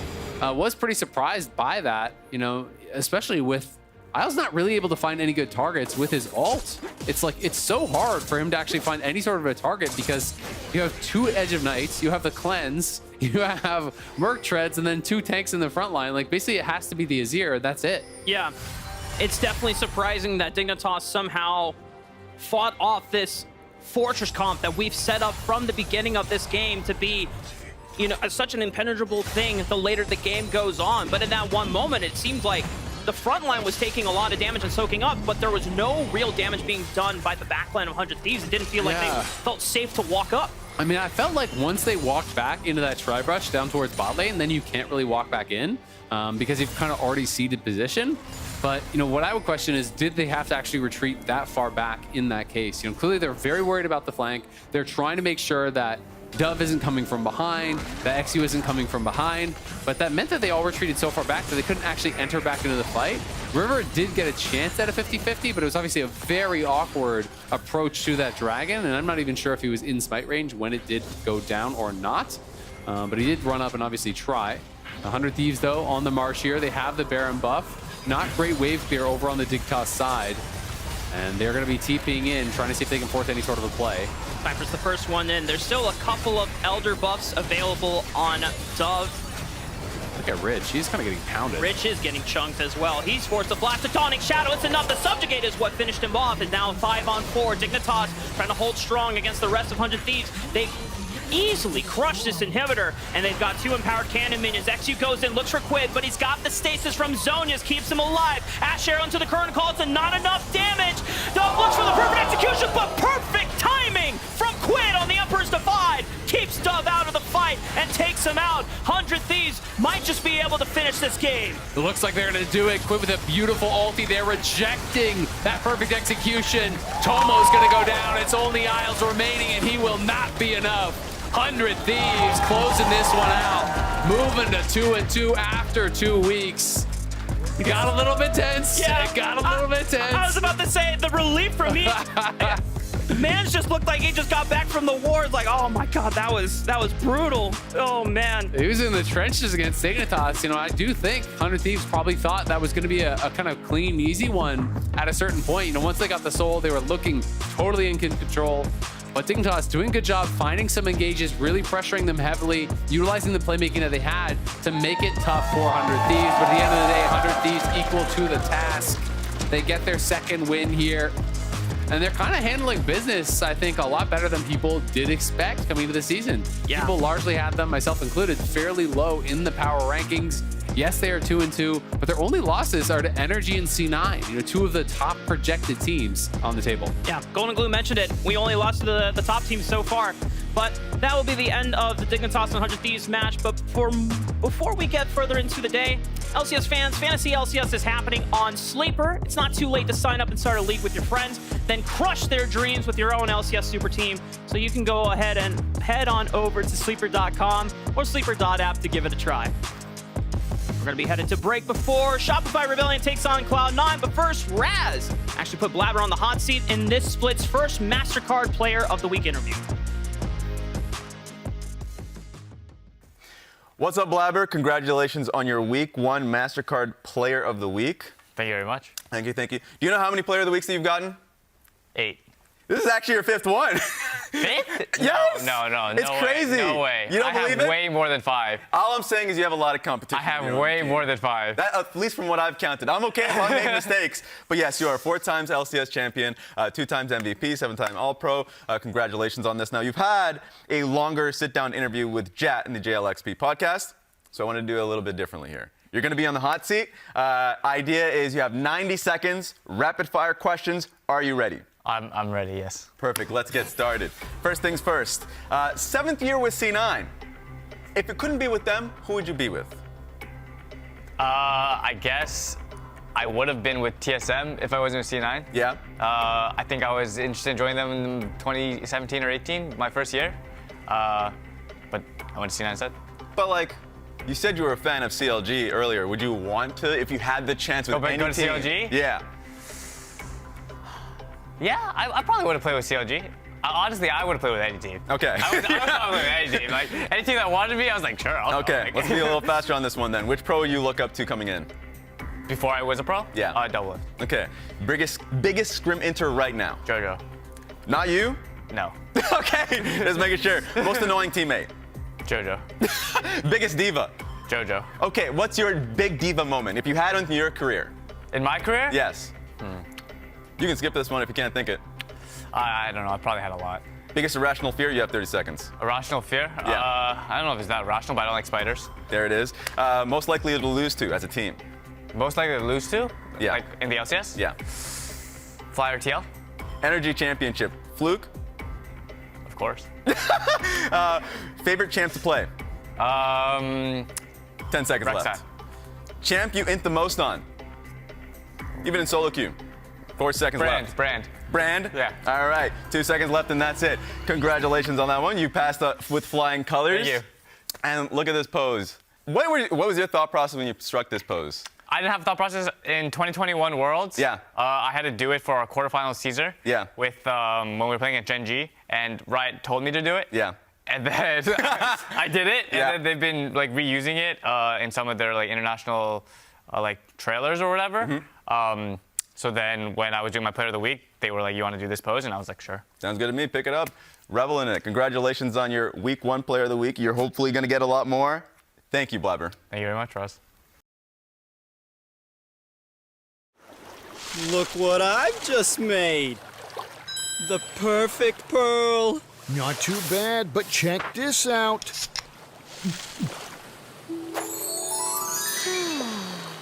Whoa, a true Venus clam. Red Bull gives you wings. The new Red Bull Sea Blue Edition, with the taste of Juneberry. Wings for every taste.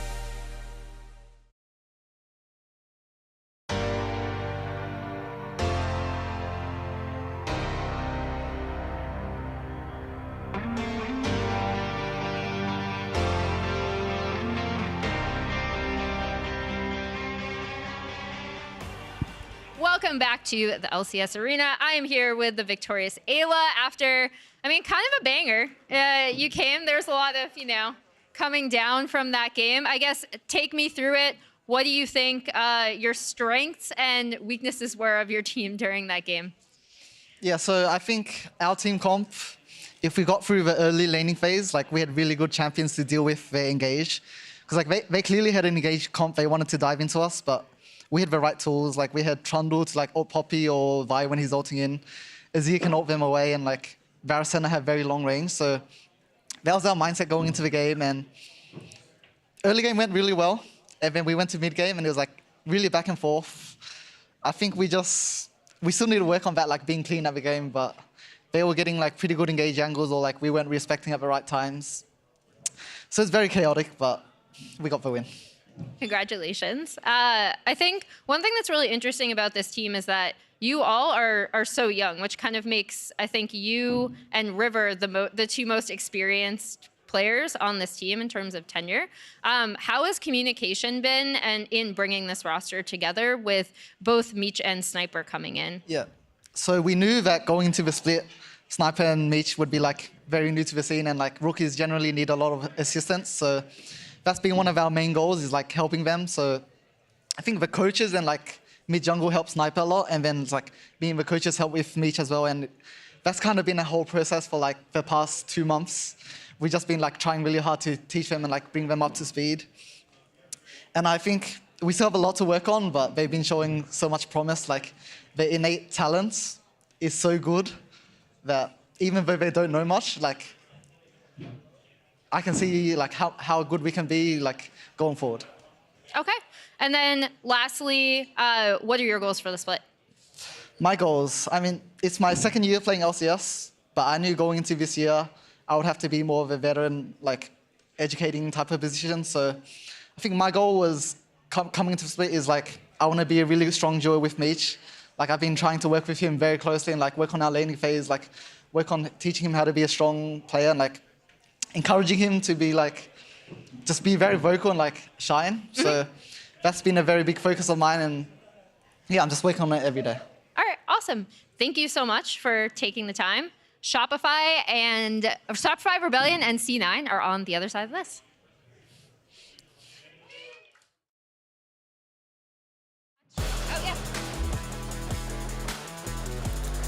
Yeah, let's go into it. We're going Shopify Rebellion versus C9. I'm pretty sure Emily is going to be joining us right after this, but in general, thoughts on this matchup, Dad? It is a little lopsided based on the standings, Raz. Yes, it is. It is a 3-0 Cloud9 who hasn't really had any hiccups. And then it's a Shopify Rebellion who I think people didn't expect to start 0-3. They're definitely going to be quite disappointed to be starting 0-3. However, this is the second game for B-Boy. They played 2 games with Wild Turtle in the first week. And honestly, you really do never know what's going to happen. Like I've talked with Cloud9, and even though there's this perception that they are this unbeatable scrim god team that will never lose on stage, it is so hard to actually go undefeated. And anything can happen in any game. Welcome back, Emily. Hello. I see Karma's out, Brand is out. I'm kind of sad. Yeah. The Blabber Brand jungle, I want to see it. Well, it was Blabber's team who banned it. They're I know, protecting him from him. Yes, he did say the pick he hits on the most is Brand, so that's fair. Just limit the temptation. Be like, by the way, I feel like, you know, Boogie might be really good at Brand, Blabber. We should probably just take that off the It might be a solid flex to the support spot. But yes, for Cloud9, I mean, a lot of those ideas of their like scrim nature, not being an unbeatable team, that has always been heard about like from Blabber and Jojo Pyun, kind of anything a little bit more in scrims, but on stage they just look like a beast. So going up against Shopify Rebellion, them as a team, they need to be able to be a lot more solid fundamentally. It's going to be tough now having B-Boy on the squad just coming in week 2.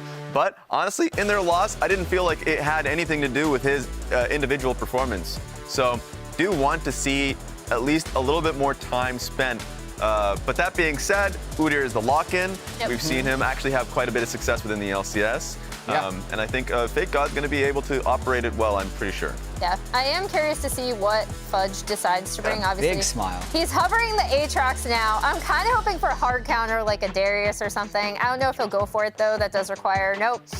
Aatrox locked in, a bit different of kind of a team comp execution. And we'll see if this Kalista is locked in for Berserker and Vulcan. A lane that can be incredibly dominant, especially with a Kalista pick like this. Yeah, I'm kind of surprised. I think the usual first pick whenever Kalista is available is that champion. But it seems like, at least for teams that are not really dedicated to playing around bot lane, they just want to move away from it. Doesn't really make sense for them to actually go for a Kalista pick if they're not really incentivized to play towards it as a squad. I could also understand with the strengths of C9, with Jojo being so strong mid and Berserker being so strong bot lane, actually wanting to deny Udyr as a pick. But now that we have Sion locked in, where's it going? I mean, this is just their top side. Where are these picks going? Okay. I assume Lilia jungle and then maybe Sion. Live patch first. I think it's Sion, Udyr, Flex. Insanity has played Udyr mid in the past. Yes. This is true. So they're gonna just see what JoJo ends up playing mid lane, and then I think just swap it around. That's my prediction. And then Lilia, we saw yesterday, can just pump damage. So I like it. I like it. They're doing it different. This is what we thought Insanity was going to do yesterday. We're asking Chad if he'd play something new. I think we have our answer today. It's going to be interesting just because, hey, now you recognize you're going up against a Kalista. It could just be a trap versus Kalista in general, knowing you have to go up against a lot of beefy champions that can just get straight through you. If Udyr wants to double E to ignore CC to just get right on top of Kalista, that is an option. Of course, Sion's always going to be a really annoying pick, and against a lot of short-range, mid-range champions, Lilia tends to thrive. So it's interesting. I want to see what they round out the comp with, but it is going to be a fun look versus Cloud9. Yeah, and then on the Cloud9 side, I'm actually really curious to see what they end up picking for Blabber as they have banned out the Aphelios for B-Boy. Because again, this Kalista Renata lane is something that you do kind of want to play around. It's another one of those lanes that can have amazing objective control on the bot side, start early Drake stacking. C9 has been really smart about when they take Grubs, when they take Drake, making sure to keep both of those things in mind. So I'm curious to see what Blabber's pick is coming out, especially if they're assuming the Lilia is going to be in the jungle, because she does have those openings really early on for like a good level 1 invade with a strong early game jungler. Yeah, and I'm just trying to think, like, there's no way Insanity plays Lilia mid, right? Like, I think there is a possibility.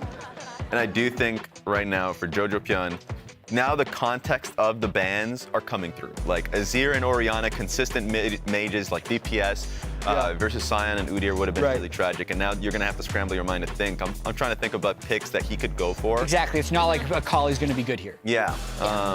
You have to think how it works within the comp. Like historically, back in the days, Cassiopeia could have been a pick here, but you'd be reaching for that one. Corki is still available if they want to do that. But I think Corki would be an okay pick. It doesn't necessarily fit with the theme of Kalista Renata, but it's still going to be pretty good late game for shredding if you went a little bit more of a DPS build. So Victor if possible, but then at that point you're scaling. Which is fine. I think it's fine to pick a scaling mid. Blabber's going to be able to have a lot of control early just with the Aatrox in the bot lane. So they already have, in their minds, they already have 2 winning lanes. So I think the correct pick is actually just a high scaling pick in mid lane. Yeah. Yep. And we'll see. They might save it for R5 as well, and probably pick Blabber's champion here. Yeah, I think either one will work. Because essentially what they're picking up against has already been revealed. The only thing they'd have to draft for is then the bot lane, and then I guess that means Blabber would probably rather see what's bot lane before he picks his jungler. Yeah, that's true. So mid lane would be the most likely pick here. Shopify's really It's Blabber's Maokai! Yes, sir! We forgot about the Maokai. That is a fun one, So for what it's worth, I think some of the junglers that are best against Lilia, or just champions that are best against Lilia in general, are things that can catch her, because she's so damn fast. Yeah. So when Camille was in meta, that was really effective. Vi is really effective. You can see why Shopify Rebellion banned it. And then Maokai is kind of like, what's next to actually kill this champion when it tries to enter a team fight? And even if you take a step back, just Aatrox is going to do a lot of work versus Sion and the Udyr. So I really think that it's going to be a risk for Shopify Rebellion, whoever they're sending topside. Nidalee hover! That is a Nidalee hover. That's a Nidalee hover. Rafa may have been speaking to Zeyzal. Got a bingo. Yeah, did he? He cheated, I bet. He must have. Yeah, that's He must have been Or asked. he asked Zeyzal. Yeah, so he got the hover, sadly. Really going to have to investigate that one, but it's going to be Varus and Melios, so might be actually on hit Varus. It's a potential, but interesting Shopify Rebellion comp. Still need to see where Udyr and Lilia are both going. And Sion, yeah. I think it's, okay, let's see what the pick is for JoJo. We think he's going to pick something like Victor, but honestly, could be anything. Could be a Hwei angle. Probably not. It actually could be a Hwei angle. That's a DPS pick. That is. That is. DPS pick. JoJo Pyun This is a good game. This is gonna be a really fun game. Also, I wonder what happened in the conversation for Joe just be like, "Give me Vayne. I got this." Yes. Yes. At that point, you have to theory hard craft. CC on the other side. He's gonna be able to kill Sion no matter what. And that's the value, I think, of Jojo Pyun as a pickup for a Cloud9, is that when you get into a really tough position, Jojo Pyun has played a lot of random stuff in Champions queue and solo queue. He's really confident in the picks that he's able to operate. Do you like the draft, though? Now, as we take a second look, it's going to be Insanity being able to lock in. 5 more seconds to really secure it. Yeah, Sion versus Vayne mid. What more can you ask for? Yeah. I like the draft in that sense. It's a very cocky draft coming out of C9. Insanity's going to be in pain. I think Fake God's going to be in pain. I'm interested to see what the casters think, actually, as we send it over to you guys. What do you guys think of the draft? I think that This is awesome. Shopify wants a remake. Insanity definitely wants a remake. He's like, all right, guys, I got this Sion mid pick. There's no way that. What the frick, man? Vayne, what is this? I mean, this is bringing the pain the top laners everywhere know to mid lane. We're like, well, I'm blind. I guess they'll play tank this game. That should be safe. Vayne top. Yeah. No fun for you. JoJo's slamming it down in the LCS. First ever Vayne mid in LCS history, by the way. And I believe it is going up against second time ever Sion mid in LCS history. So let's go. Both teams cooking up some new drafts here for us, but on the real, I think that C9's draft is way better than what Shopify has as far as like the head-to-head. Yeah. I think they really heavily are favored in this. Even just from the first 3 picks, I already thought C9 basically had an unlosable draft. Like I feel like when you draft full melee, walk at you comp, like they're not even flanking champions. Into Renata is so hard to team fight into Renata in that way. Melio maybe is going to throw a wrench in the gears there because Melio can AoE cleanse the Renata ult with your own ultimate. Yeah. So if you position really well on the Melio, but it is awkward because you basically have to be close enough to the melee that you can ult them and cleanse them without being too close that you actually get hit and CC'd by the Renata ult yourself. Yeah. But if you can position perfectly with the Melio, maybe that's really going to throw a wrench in the gears. But I do think heavy kind of like walk at you style comp versus Maokai Renata just sounds like a nightmare. You're trying to fight past the Aatrox, Renata, and Maokai to get to the Vayne and the Kalista. That just sounds so hard. So I do think that, we're going to have to see Shopify playing from a pretty big advantage if they want to win. Even just disregarding the nameplates and disregarding the records of the team. Yeah. One team is undefeated. The other team hasn't gotten a win yet. Even before we look at that, I really heavily favor what Cloud9 has drafted. So it's going to be an interesting one. It's going to be an exciting one. And we'll have to see, can they kind of throw a wrench in the gears? Because as much as you want to say, like, Vayne mid should pound a Sion in isolation, if the Sion plays it really, really well and just doesn't interact and basically just farms creeps, and maybe the jungler gets involved, maybe JoJo dies a few times, Vayne from behind, you don't do anything, right? Like, you are just a damage champ. There's zero utility. Yeah. And one of the reasons that I feel like JoJo's going to be even safer in this lane against Sion as well is you look at the jungle matchup, it's a Lilia. How does a Lilia ever lock down a Vayne ever pre-6? Well, I was about to say, as soon as I saw that Vayne, I was like, man, JoJo is really stepping to his inner caps right now. It's so funny too because we had the sign in the crowd as well. C9 greater than G2. So now JoJo's like, yep, I'm even a better Vayne mid than Caps. Oh He's my throwing goodness. it down. JoJo's so ready to go back to international. Yeah, but we have to talk a little bit about Insanity and his champion pool because this guy has been cooking for his whole time in the LCS. 4 games so far this split, 4 unique champs, and 2 of them only he has played in the LCS, the Zac mid and that Sion mid, the only one to play either of those so far in this split. So this guy is really trying to cook up some new stuff. Revan, their coach, is known for wanting to be able to play towards player strengths rather than the meta as much.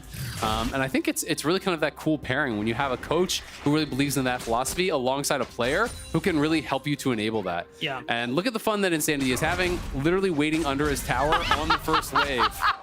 That is exciting stuff for the Sion, trust me.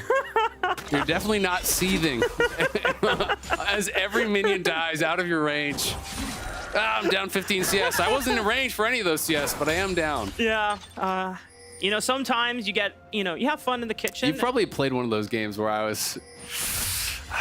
Yeah, no, I've definitely heard you in our Flex 5 games, and we're like, blue side is like, well, I don't know. I guess I have to go Cassante here. And it's like, oh, great, a Lowy. Oh, nice.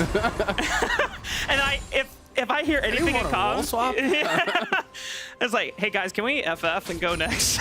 Like, game's over. Like Isaac, we're winning on bot side. Yeah, but top lane's over. Top lane's over. Draft.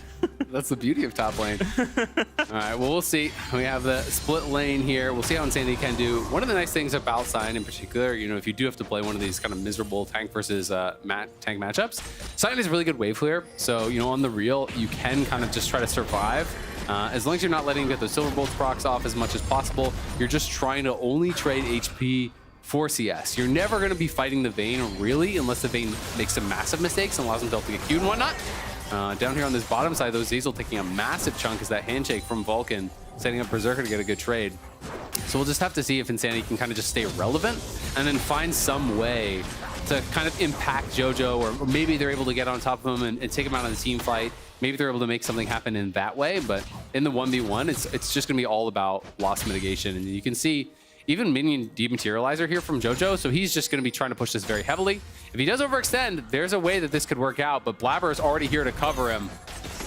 A nice slow setup from Insanity, at least trying to combo with what little CC abilities you have between Sion and Lilia, but Boogie might be forced to flash here. Oh, Blabber's the one that actually flashes to make sure he gets out of the decimating smash. The burn damage, it's the flash auto attack, and our first ever Vayne mid in the LCS picks up first blood as JoJo looks to run down Insanity, tries to tumble out of the way of the decimating smash, forced to cleanse as Zeyzal's here for reinforcements, but Vulcan matches the roam as well. The handshake clips Insanity, forcing him to flash. The ignite, it's not enough because it's the last W shield from Insanity that saves him. Yeah, Insanity does survive. Zeyzal survives as well, but it is the flash having to be expended from both of them. And JoJo gets first blood and double buffs. Thankfully, Insanity got a kill back, so there's some gold in his pockets there. And the wave is pushing towards him, so, you know, a couple things working in his favor out of that. Boogie gonna go right back towards mid. There is no flash, no cleanse either on JoJo, but not gonna find him with the E there, as Fudge is just trying to shove this in. Big God's gotta be respectful. Is trading pretty well, but Aatrox is one of these matchups in top lane that is really good into tanks. You definitely can you know, get yourself in a position where you can be dominating that Udyr, but the Udyr never really has to fight you. You can just kind of play the wave, and it's very tough to take him out. But here it is one more time. Nice Q, dodging out there. And I think he was expecting a potential like flash from Insanity to get it on top of him and slow him, so I think that's why he went with the early condemn. Then just trying to chase in after Boogie. Blabber with the early flash, respecting the decimating smash damage there. If you do get fully queued by the Sign, you're likely to go down. Almost got the Sap Magic passive auto there on the Sign, which maybe would have been enough healing to potentially get him out of there, or at the very least, make Insanity go down. But it is Boogie on that top side taking the grub, so it's going to be 3 grubs here for Shopify. And JoJo does get tagged over the wall with the decimating smash while Cloud9 grabs a dragon. Couple things to point out. I didn't get the chance to hit on it at the early portion of the game, but because this is multiple melees, I wanted to ask the question, what if Blabber decides to go the AP variant of Maokai, and look what his 2 first item components. He's building towards that Leandries, because this is a game where you don't necessarily need a full tank front line because you have so much range already with your composition. You have so many great disengage methods. You can afford to go a little bit extra damage. And with that Leandries now dealing max HP damage again, it's so efficient. And I think that the way their composition is going to play is almost always kiting back anyway. They're not really hard engage. You know, you want to be kiting back, you want to be absorbing the gauge. That works for Renata better, that works for Vayne and Kalista better as well. So, you know, it makes sense. Make them fight past you and make them more difficult for them, basically, right? They're going to be kiting back. You're going to be having these AP saplings, these AP ulti as well. As Cloud9 looking to set up camp here around mid lane. It's a Berserker Greaves rush, kind of as expected here for JoJo. Will be interesting to see where he goes. A lot of people do like to go for the Blade of Rune King rush, but you can also go things like even like Kraken, you can go Stormrazor. There's lots of different routes that I think are pretty viable here on Vayne, so it's kind of dealer's choice. I'll be interested to see where JoJo does take us. Bork, obviously, you know, really strong for dueling. The sustain is nice, but if you really want to super crush tanks, you can just rush Kraken because you are playing against Udyr and Sion, and you're mostly going to be hitting just the front line. Yep. Sapling is going to prevent Boogie from entering, as Boogie now realizes that someone stole his chicken nuggets. Reveal, it was Blabber. And the rest of Cloud9 still on a pretty decent start, as for the most part, we want to make sure that nothing super eventful happens in the early game that allows Shopify Rebellion to take a huge lead. That's probably, as you already pointed out, one of the only ways that Shopify can make this comp work. If you just overload them with an accelerated front line, that just kind of brute forces your way through into Cloud9's backline. Yeah, and we'll see. So far, B-Boy and Zeyzal trading pretty well. Zeyzal getting very low there, but you know, CS has been even thus far, and kind of right as we say that, unfortunately, they are going to start losing plates. Jojo trying to time the Condemn there to actually interrupt the Devastating Smash. That Q, not going to be able to quite get it. And you can see Boogie up on that top side is potentially looking back towards Jojo, knows you can't just leave this lane in isolation forever and expect the Sion to be able to be in a good spot. Yeah. But, you know, Jojo with a tumble forward, Boogie not going to go for it, is instead just going to be going over towards the Raptors. Insanity's too low at this point. You know, he could look to use the heal and then kind of ult in and try to set up Boogie, but you're not feeling confident to do it. And it's just going to be Cloud9 taking a plate on bot side and basing down there. Now, Boogie might actually be able to catch Jojo Pyun here because this was the one timer that Blabber stepped away after leaving a sapling thinking he should be fine. And Jojo is forced to pop the final hour, but survives in the 1v2. Yeah, and I think the chances of them killing are so low because Insanity's basically dead oom. So even if he uses the heal, even if you use the Lily ult, well, he's just going to cleanse that. And if you commit, he could actually kill you in that 1v2. Right. So he just kind of does a little bit of drive-by, steals the enemy Raptors, doesn't waste any time, and, you know, hits him with the Q, forces out the ulti, and then says, all right, that's enough. I'm going to go back to farming. You know, gets that little bit of relief of pressure there for Insanity without overcommitting. Because especially if you overcommit there and Blabber or someone is behind him, well, then you're definitely screwed. And it could be the game really getting out of control. We're almost at 10 minutes into the game. The first dragon was taken by Cloud9, and the next one should be spawning in... Oh, that's the grub time. Oh, that's a cool icon. This is my first time seeing this, so... You see that? I do see it. I'm trying to, like... I'm not really sure what it is. I definitely... But I see it. Yeah. All right, well, 6 seconds, it will be the second rotation of the grubs spawning. The first rotation was completely picked up by Boogie as it was a trade of neutral objectives. The next dragon should be coming up in the next minute or so as Blabber's already setting up posture for it, trying to throw down those saplings in anticipation. It does give you so much great objective control. That's one of the reasons why Maokai, even despite so many changes, seems like why are pros still picking it? It's just a damn good pick overall. Yeah, definitely. And going to be right back up to top side. This is going to be a 6 scrub game here, but C9 looking to try to get a dive on bot side. They need to get something, but not going to be able to find a great Q. Zazel's not level 6 yet. He goes for the flash twist in advance. Blabber trying to lock him out, but Berserker goes down. It's an absolutely disastrous dive. Shopify Rebellion are the ones that turn it on its head, and it's a double for B-Boy. Cloud9 gets smoked on the bot side there, trying to force a dive as they knew they were losing all 6 scrubs on top side. And now you can kind of forget everything we talked about with the compositions because this really throws a wrench in the gears here. You commit so heavily down towards bot side, you gave up 6 scrubs, and you went 0 for 3 on a dive there. Berserker, the bailout timed out right before he went down. I think it was power shot literally in the air as it times out there. So they don't get the reset that they were actually expecting. He hadn't even spent his summoners yet. We have to watch this one more time as Cloud9, they're aware what's happening on that top side. So they say, you know what? We're going to force on bot side. This is a trade that a lot of people do like to make, is try to get gold for those grubs. But look at that Q from Zazel. Beautifully placed. Knocks Blabber back while he already had turret aggro, so he's taking so much damage there. Then, excuse me, the bailout was on Blabber. And I think that's just miscommunications, as I thought that was going to be actually used over onto Berserker. It was used on Blabber instead. Blabber doesn't even proc the bailout. Yeah. Then it expires as he's walking out. Everything goes wrong there for Cloud9. That was completely bungled. They are going to get a dragon at the very least off of this, and they do still have a compositional advantage, but now you've given the team a lead and a 6 scrub advantage, and if they get access to your towers are going to be going down in a hurry. Yeah, I think that's a tricky thing too. Like if Maokai is supposed to be the one taking turret aggro, once you twist it advance, you drop that turret aggro, and that thing needs to be calmed in advance just to make sure that you know who is the person that is soaking up the bailout to make sure that they all don't go down in the process. And it's really been cool to see Zazel coming back to the LCS because he has not had this kind of, you know, straight forward career path. You know, he started in the academy, came up, actually made a world semifinals before going down to amateur, making his way back up into coaching, then into academy, wins with TSG, now back to the LCS. So he has really had, you know, a very tumultuous career, very up and down. You know, started out, you know, back in the day was playing with Blabber, who had a very different timeline over on the other side. Pretty sure it's just all, yeah. There's the Blabber timeline. Cloud9. Been day one Cloud9 since 2018 when he first joined the roster after being picked up in his 2017 Scouting Grounds debut. But Zazel playing a really good game. I think he was so key on that dive. You know, really, that Q was so big. You know, knocking back Blabber, delaying the engage, you know, really perfectly positioned between him and B-Boy.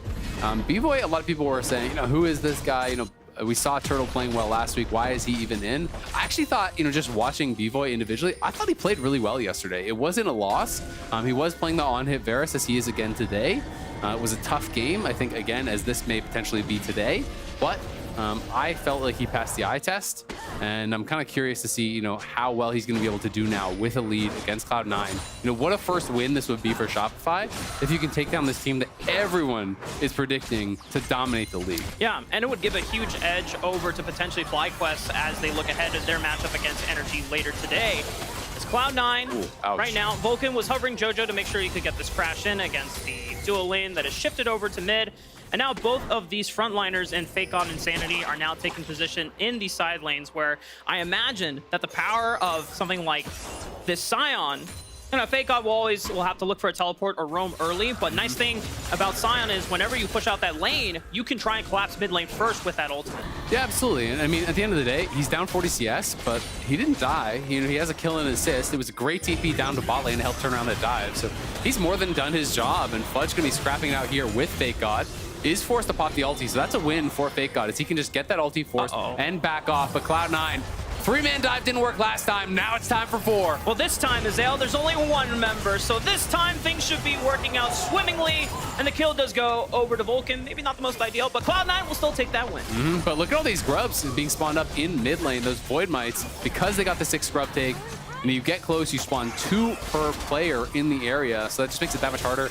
Vayne has no wave clear, so when you're pushed in, you're not going to be dealing with this situation whatsoever. So he just has to give up the tower. And in top lane, Sion, of all people, knocks down a tower up there because, again, the grubs really do give even champions that are terrible knocking down turrets a lot more power. So Cloud9, sure, you committed 4 down to bot side. You did take the tower there, but you're going to lose 2 towers as the price. And we'll have to find out if that is going to be worthwhile for them. Yeah.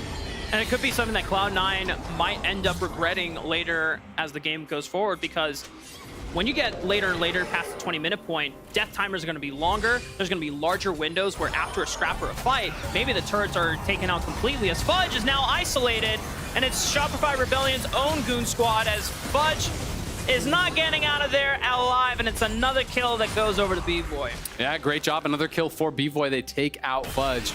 He's playing this lethality build. Profane Hydra really strong, I feel now.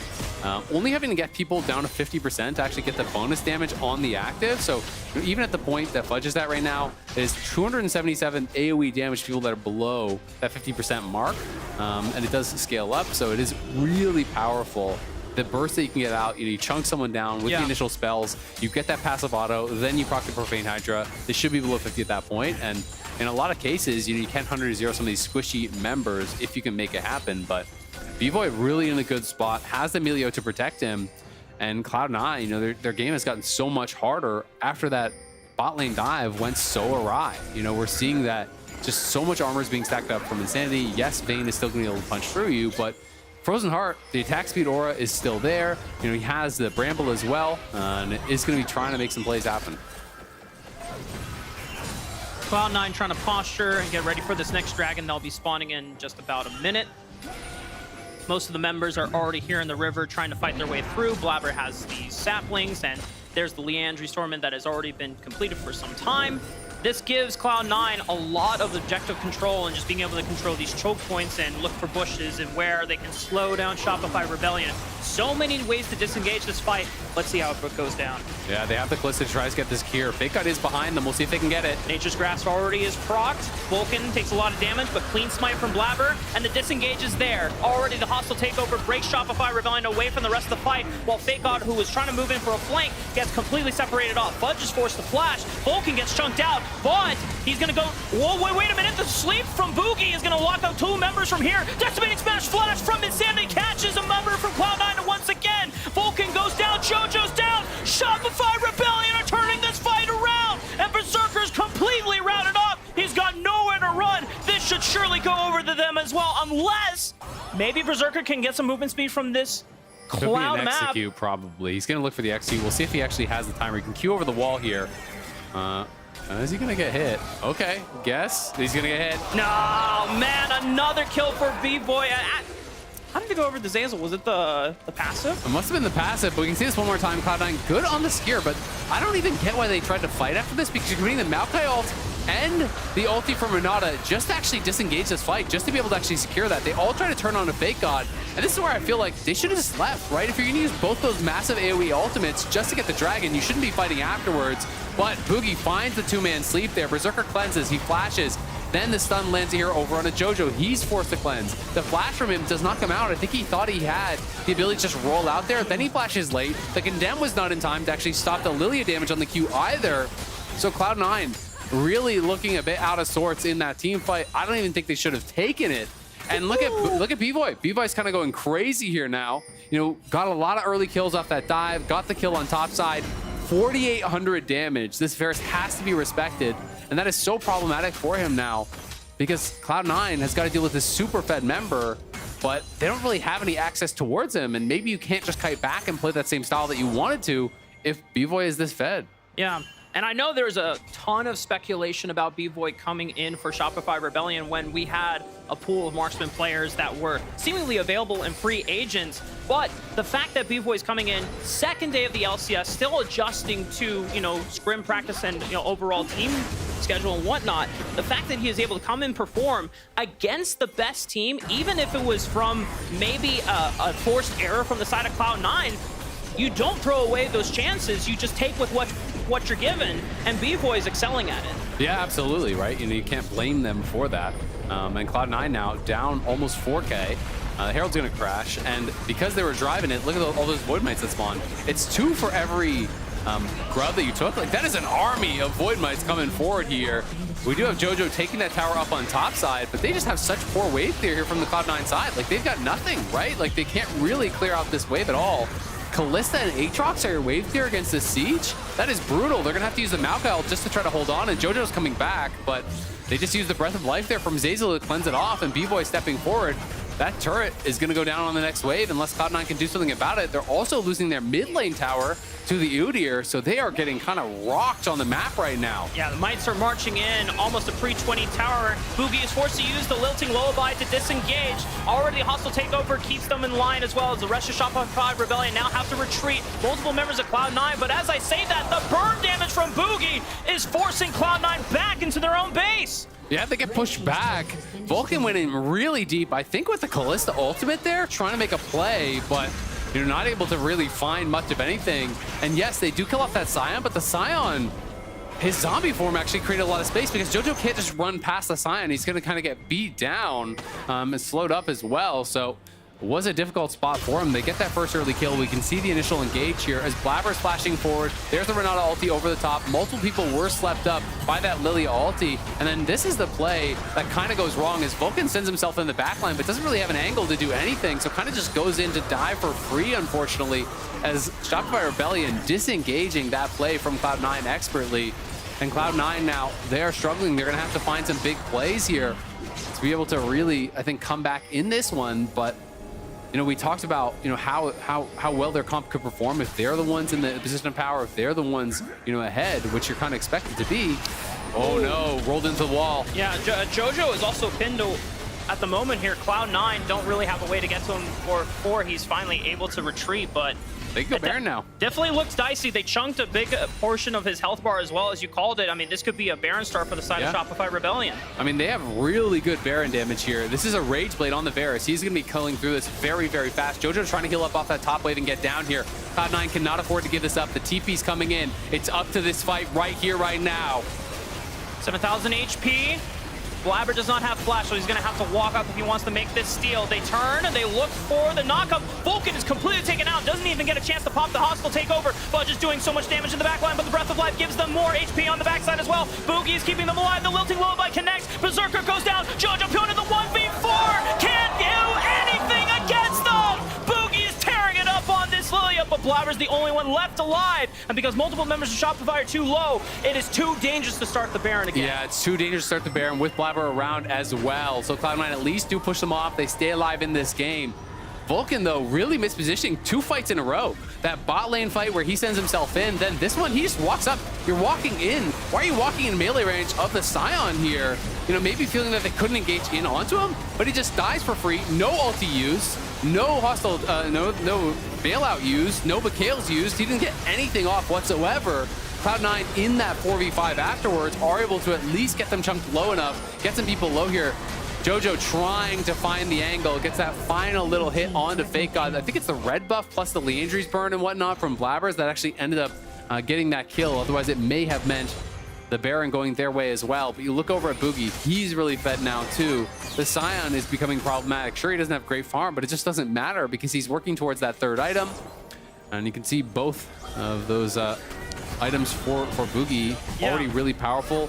And he has that Zhonya's active with the Seekers. You know, that is the new stopwatch, obviously, in this season. So he's in that position where he can even look to like flash in on Jojo and Berserker because Jojo has no cleanse. So if he gets slept up now, Jojo would just be toast. Yeah, it looks like Boogie's flash is not quite up yet, but Q flash, the classic Lilia combo, getting a multi-man sleep. I mean, he's at the point, we discussed this on Waiting Room earlier, where Lilia in the early game can be a little weaker in skirmishes and prolonged fights, but once you get to this point of the game, she really feels like super unbeatable because she has so much sustain, not just from her passive, but the updated Riftmaker as well. And the constant burn damage is just constantly applying. You're almost just, you have to depend on really hard lockdown and a large amount of burst to try and just take her out of the fight. And between with what Cloud9 have, it's not going to be easy because if you give up the lockdown for Boogie, then what's stopping B-Boy from just completely annihilating the front line as well? Yeah, absolutely. But at the same time, you know, if Cloud9 can really execute well in a fight, if Shopify do bungle and engage, I do still think there's that opportunity for this Vayne, for this Kalista to take over. But it is Shopify on the Baron. They're going to be starting it up. They fancy their chances in a fight here. They're trying to force Cloud9 to come to them. The TP is going to be forced out as well from Fudge. This Baron's getting low. 6,000 HP. Fudge completes the teleport. And Shopify Rebellion immediately back off. Nature's Grass is going to look for any roots, but Insanity frontlines it, ensuring that no one else gets caught. Well, at the end of the day, still, they forced out the TP, and it's well done by Shopify because there's no TP up on Insanity or Fake God, so they couldn't really answer in that side lane. So instead, they just start the Baron. They say, you got a TP or we're going to finish. So they force the TP. Now they back off. Jojo in a bit of an awkward spot. Cloud9 run the run. Yeah, Fake God already popped the Ghost. Force Fudge to flash. Jojo Pyonin has already been slept up by Boogie, and now the rest of the members are on the retreat once again, looking for another Swirling Seed. Oh, no, Lilting Lullaby was never cast. That's my bad as well. Blabber and Vulcan get caught out once again, and Shopify Rebellion are just running over Cloud9. This is just completely unbelievable. No one would have expected this result going to this matchup, but Shopify Rebellion are completely destroying Cloud9 in these fights. Yeah, Shopify are playing incredible, you know, really knowing exactly how to manage this game. You know, from the position that they've gotten, they got this lead. They're utilizing this poke, this prod, this engage, you know, between Boogie and B-Boy. They're stepping forward, constantly harassing Cloud9. They get multiple kills. They're going to get the Baron, and now Cloud9 very close to dropping their first game here. And it would be against Shopify, who is winless thus far. As you said, it would be a huge surprise. But Jojo, Berserker, trying to get as much gold as they possibly can, trying to find some way to turn this game back in their favor. They couldn't get that last dragon. You know, they had stacked their way to Soul Point, but Shopify got that. They got the Baron, and now Cloud9's win conditions, I think, are really becoming few and far between. It really does come down to this backline for Cloud9 because it's the only consistent damage that you'll have. Fudge is the other X factor. If he can find a really good flank and just disrupt V-Boy from being able to affect the front line. But the way that these fights have been playing out, Cloud9 have never been able to set up Fudge for success for those flanks. Absolutely. I mean, it's very difficult, and I just don't really think Cloud9's comp functions with flank. I think the whole idea was they'd be playing from an advantage, Shopify would be forced to engage into them and try to fight through Fudge, but that's just not the way it's going because Cloud9, you know, got behind, and now they're kind of just forced to play, you know, these guerrilla tactics, trying to run around the map, trying to clear out waves, trying to knock down towers where they can. But look at this push going in towards the Nexus towers already. Guys, Cloud9 though, they could find an angle here. This could maybe be bad for Shopify, but B-Boy! Oh, he takes out Jojo Pyonin. The Vayne is gone. Fudge is completely routed off from the rest of Cloud9. He's doing everything he can, but everything that he can is just not enough to hold Shopify Rebellion from claiming what they want. Rest of Cloud9 are left to scraps. They've got nothing left in the tank. The Lilting Lullaby puts them to sleep as the dosage of NyQuil takes them out of this game. Shopify pick up their first win against the ever-dominant Cloud9. And you can see how happy they look. Fake got ecstatic on the player comms there at the end. Shopify on the win board now. They get a big one. It's against Cloud9. Both teams cooking up something in mid lane, but it's Cloud9 who gets straight up just out-executed. Cloud9 failing at the end of the day on that bot lane dive. B-Boy being put in an incredible spot and really doing well with it. He should be proud. His first weekend here in the LCS, performing very, very well. 5-1-14, him and Zeyzal handling that dive down the bot lane expertly. And the Sion was able to TP down to help them out. They got the lead from there. They played with it really, really well. Boogie having a great game as well. Yeah. They're always able to put pressure on Cloud9. You know, Cloud9 wanted to play this kind of absorb the engage and counter engage style, but in a lot of cases, they were either getting caught and burst down, you know, Vulcan getting killed off by the Baron before he could really contribute to the fight, or it was Boogie, you know, finding some damage onto the backline. It was B-Boy finding damage onto the backline, chunking out Berserker, chunking out JoJo before they could really stand and fight. You know, even in that final moment, it looked like Cloud9 had an odd number fight that they could look for. B-Boy just stepped up and straight up just erased JoJo off the map. I didn't even get a chance to see it. I was looking at the left side of the flank and the pincer from Cloud9, and just before I knew it, JoJo was just gone. And for the rest of Shopify Rebellion, I mean, we already talked about how good it must feel to pick up your first win against probably the most dominant team that we're expecting out of the league. It's got to feel really good for Zeyzal as well. Looking at, you know, taking on his old former team that he really made a big name for himself for, reaching World Semifinals with them back in 2018. But with that, we're going to be tossing it over to Raz and Insanity on stage for the interview. First response is, why am I...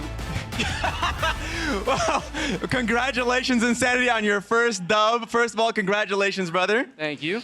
Just talk about it. Your first win, and it's against Cloud9. How you feeling? I'm feeling good. Kind of expected, to be honest, but... Yeah?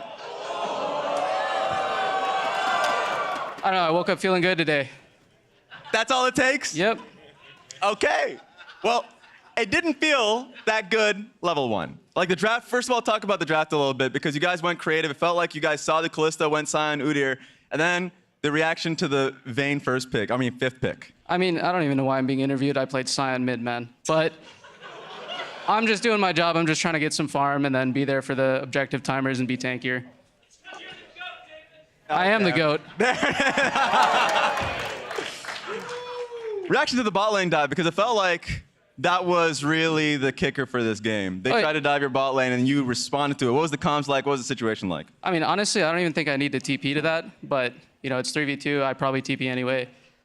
Just looked like Maokai was gonna die instantly, and then, I don't know, from that point on, it felt like the game was kind of over.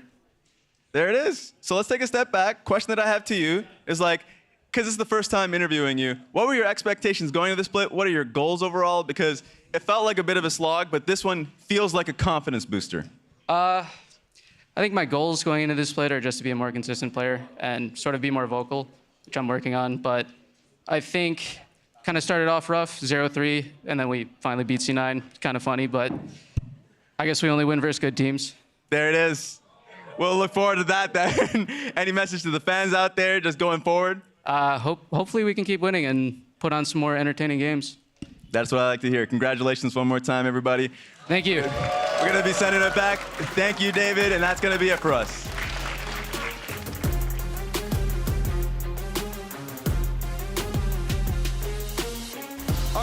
I have Q on him and one. Watch Aatrox! No flash! We can win. Just kill Aatrox together. Nice. Group up together, we can end. Watch me. Just do it slowly, okay? Slowly, guys. Maokai. He should die. Just kill. Okay. No flash, no flash. Nice job, guys. Let's end. Just watch slowly. Do it slowly. Do it slowly. I can't go.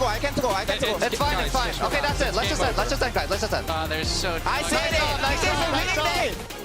Go! Guys, we can still win! Woo! Let's go! Nice work.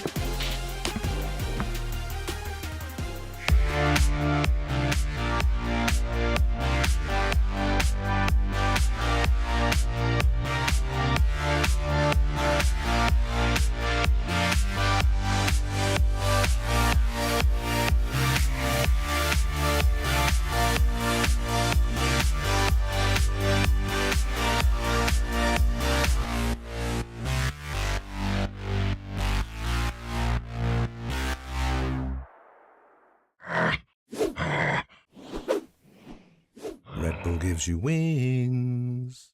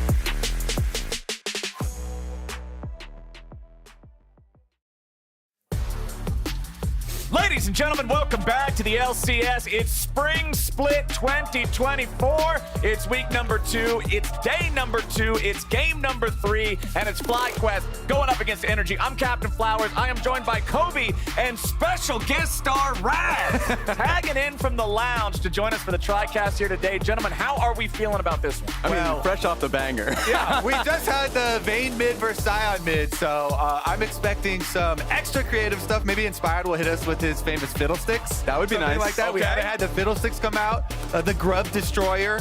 But let's get right into it. FlyQuest versus Energy. This is a super hype matchup with how these two teams have been doing. I mean, FlyQuest are another one of these undefeated teams, and Energy have actually been on a tear ever since they started out with just that loss to Cloud9.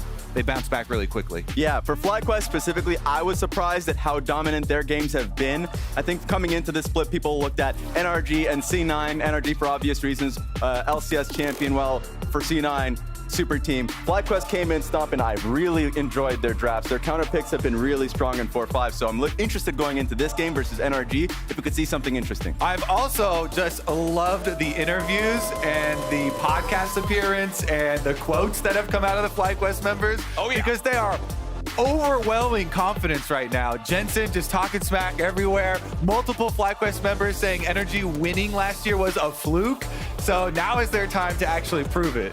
Hey, they're talking trash, but they're also really excited and they're working really hard. Yesterday, after their game, I saw Bwippo tweeting about how, man, he loves going on social media after the games and seeing that his teammates are already reviewing, already looking back to see what they could have done better. Even if they're already winning, they want to be winning more. We're through the first half of the bans. The Orianna kept away from Jensen. Yesterday, we mentioned how he's got like an 80% win rate on that almost lifetime. So that's banned out. Vi, the newly empowered Karma with all the buffs is taken off the table. Yone, Jace, and Ashe banned out by FlyQuest with Kalista locked in first for FBI. I expected the Kalista pick. If you've seen FBI and who he historically, they have been a really strong, chaotic duo. So Kalista with really creative support options, usually with who he would go towards, and I'm talking about a year, 2 years ago, a Mumu, Set, things like that. So even if you go into 4-5 and start banning away the obvious options, he has a lot more in the tank. Yeah, he's definitely going to look for some of that engage support champion list that goes very deep for him. Meanwhile, FlyQuest with the answer here.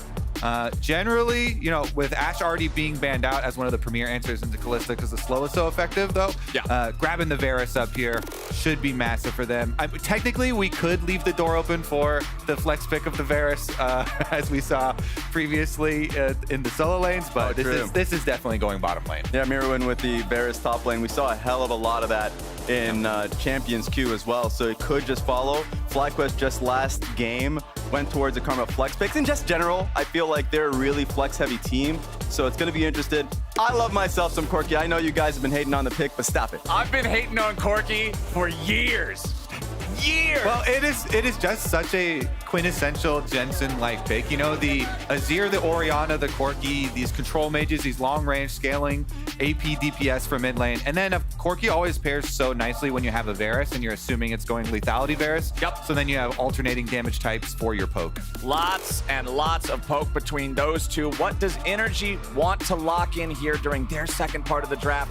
Cassante, a very reliable frontliner there, gonna go ahead and lock that one in. They know they can take it into pretty much any matchup. I don't think Dopla's gonna be afraid of a whole lot with that one. I'm excited because Bwippo is gonna have his hand at another early counter pick possibility, and Bwippo has gone very, very deep into the counter pick territory. We saw the Mordekaiser already from him as well, so very excited what Bwippo is going to be able to pull out here because he's had success on the Olaf counter pick, the Mordekaiser counter pick. So I really think the coaching staff is going to give him a long leash to really explore that with.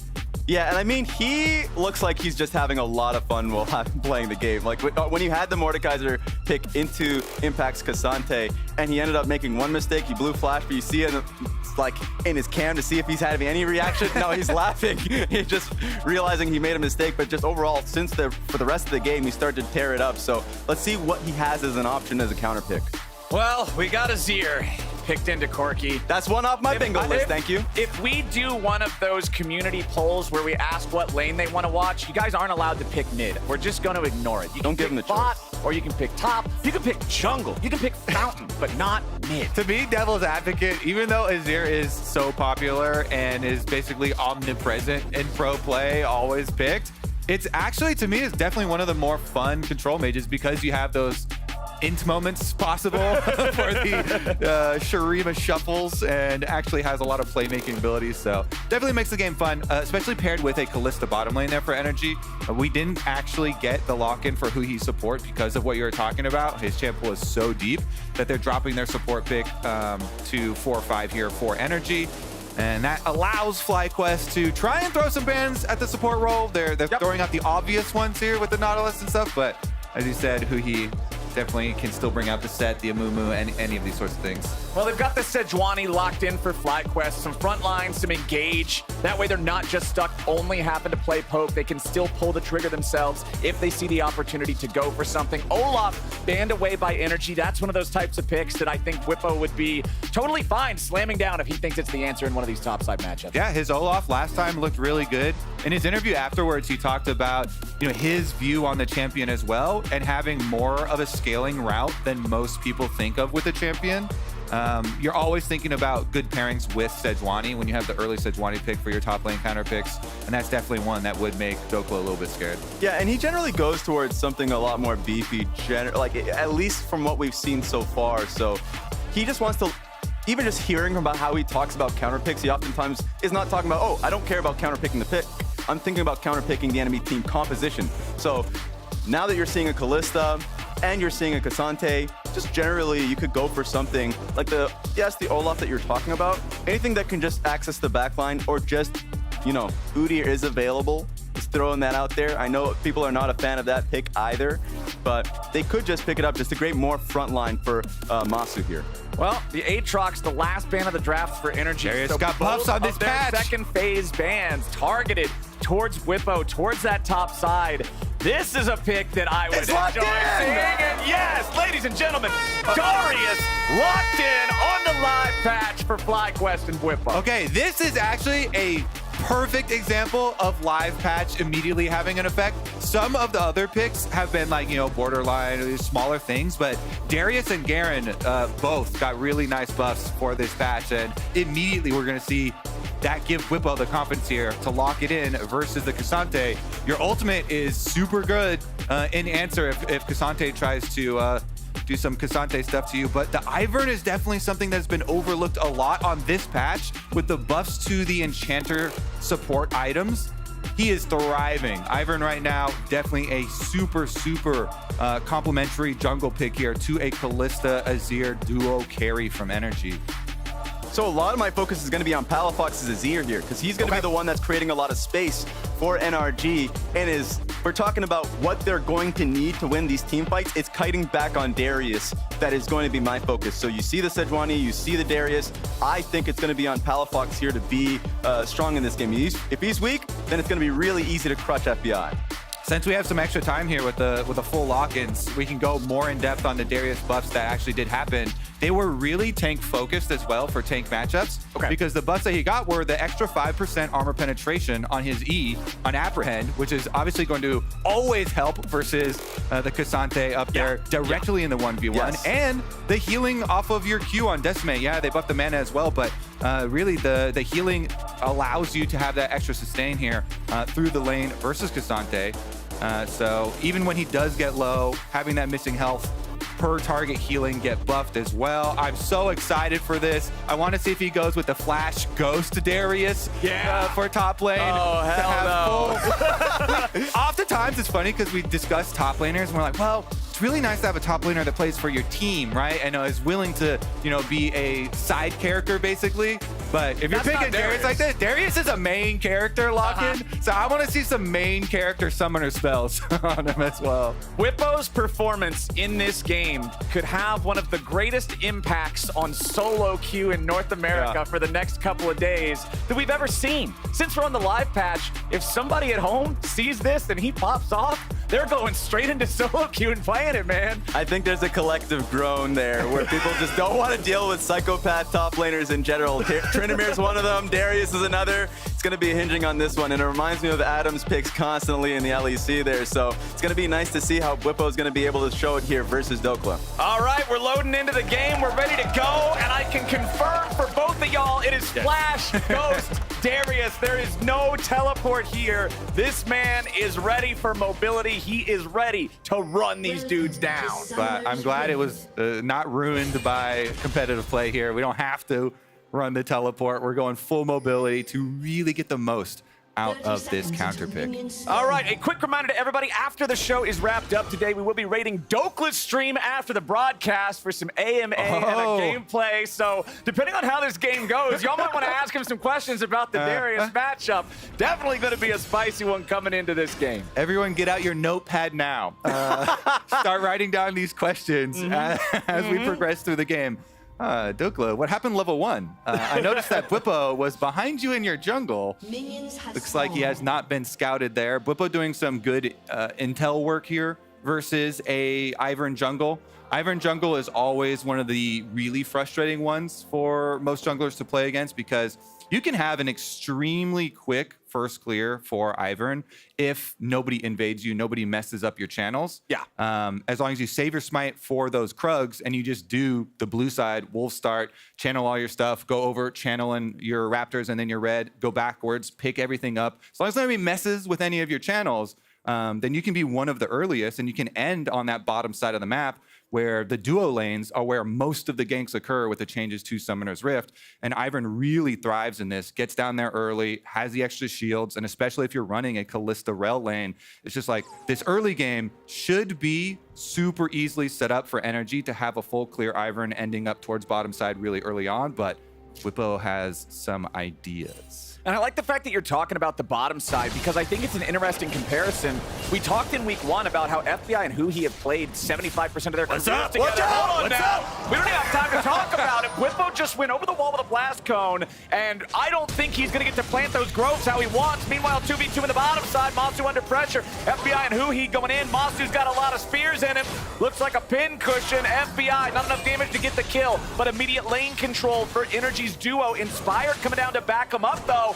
Masu and Busio trying to keep this fight going as who he wants to get away, but Masu don't want to let him. Inspired leads the charge, but FBI's got the first blood, and now he's getting himself back away. Beautifully done, but it's going to be traded back. Masu, it's a 1-for-1. It's blood in the bottom lane at 2 minutes. Oh, hell yes. I love this. This is my kind of game. No full clears, Captain Flowers. Son of... They're not happy about this one, guys. So we had the GIF from yesterday when we had the pause from Dokla's point of view, which was perfect. His WTF face turning around. Now we have a Bwipo one as well. Hopefully, of course, we can get everything sorted out fairly quickly. Let me look at the all chat for you all. FBI is unhappy with it, and then Inspired's at least saying timing the no summoner spells here for Kalista. FBI says, wow, come on, bro. To which Inspired responds, ... Kalista no sums. We've got some... Also, in all chat. Also, he says Sejuani is indeed a fan, so he's like, I'm coming back to gank you. Yeah. Don't worry, buddy. But yeah, the level 2, there was so much action level 1. As a jungler, you have to be ready to react to those things. So Inspired comes down right after blue buff. Flashes on them, and they do get the 1-for-1, but I still would say super good stuff from FBI there, sniping out the first blood, actually getting the kill, because Busio was getting all hyped up with the chase. He's like, we got the jungler coming, and we'll take a look at the replay. Here you go. Yeah. All right, walk me through it, Raz. What's going on? So, I mean, I guess they're just going for the all-in, because at this point, we didn't see this, but Huhi does go on to Masu here. And I'm trying to figure out at what point in which Sejuani is walking down. It's going to be after blue. Yeah, of course. They want to get as much out of this level 1 health trade as possible because you're running the Kalista Rel here. They know they have the early advantage. And you mentioned how Huhi's always looking for these engages, trying to get them started out early, trying to get some summoner spells down for themselves. But knowing that they had full vision on the Ivern start, having Bwipo up there have visual confirmation, and Inspire just come straight down level 2, usually you're worried about your jungler giving up other, camps, getting counter ganks like that. There's the FBI kill, by the way. Very good job by him, although it does end up costing him both summer spells and his life. Still, it's always so nice for your bottom lane to be able to get a 2v3 first blood. And summoner spells also offensively used by FlyQuest, by Masu there. So still quite good for the energy side. And we've seen a lot of Enchanter use so far this split, so it's a great reminder of just how flash happy you're going to be as a Hex Flash user when you have an aggressive bot lane there. So it did get punished for it, but usually you'd get a sum off of it one. So overall, great job there. All right, update for y'all on the pause. It's a quick adjustment for a hardware issue, I've been told, on the stage. We should be back to the game pretty soon.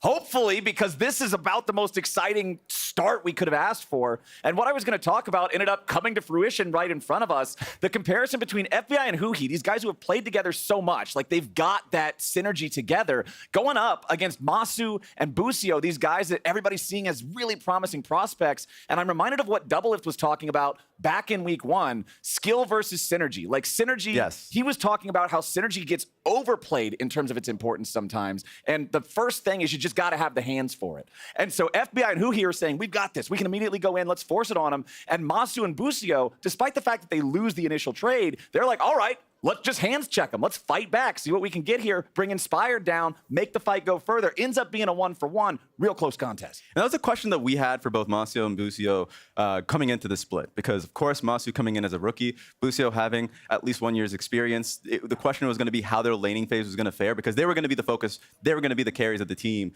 with just generally how the playstyle is going to go for Jensen and Bwipo. And they've been playing really well. Same with, honestly, against Team Liquid, the Ezreal Karma, I thought, was something that I was really impressed with in a pretty aggressive lane matchup.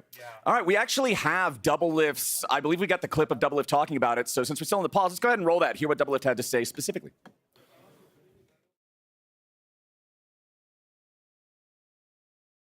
Let's just say like you're playing bot lane in a little mini game. Like mini games being like pushing the wave and resetting at the right time, getting your wave in a good position for a gank, getting a good trade off. Every bot lane is like playing for this thing, right? And so like really what matters is like player skill a little bit more honestly than the synergy between your support, because like the execution is so important. Just like the little advantages that you get if your support does something differently.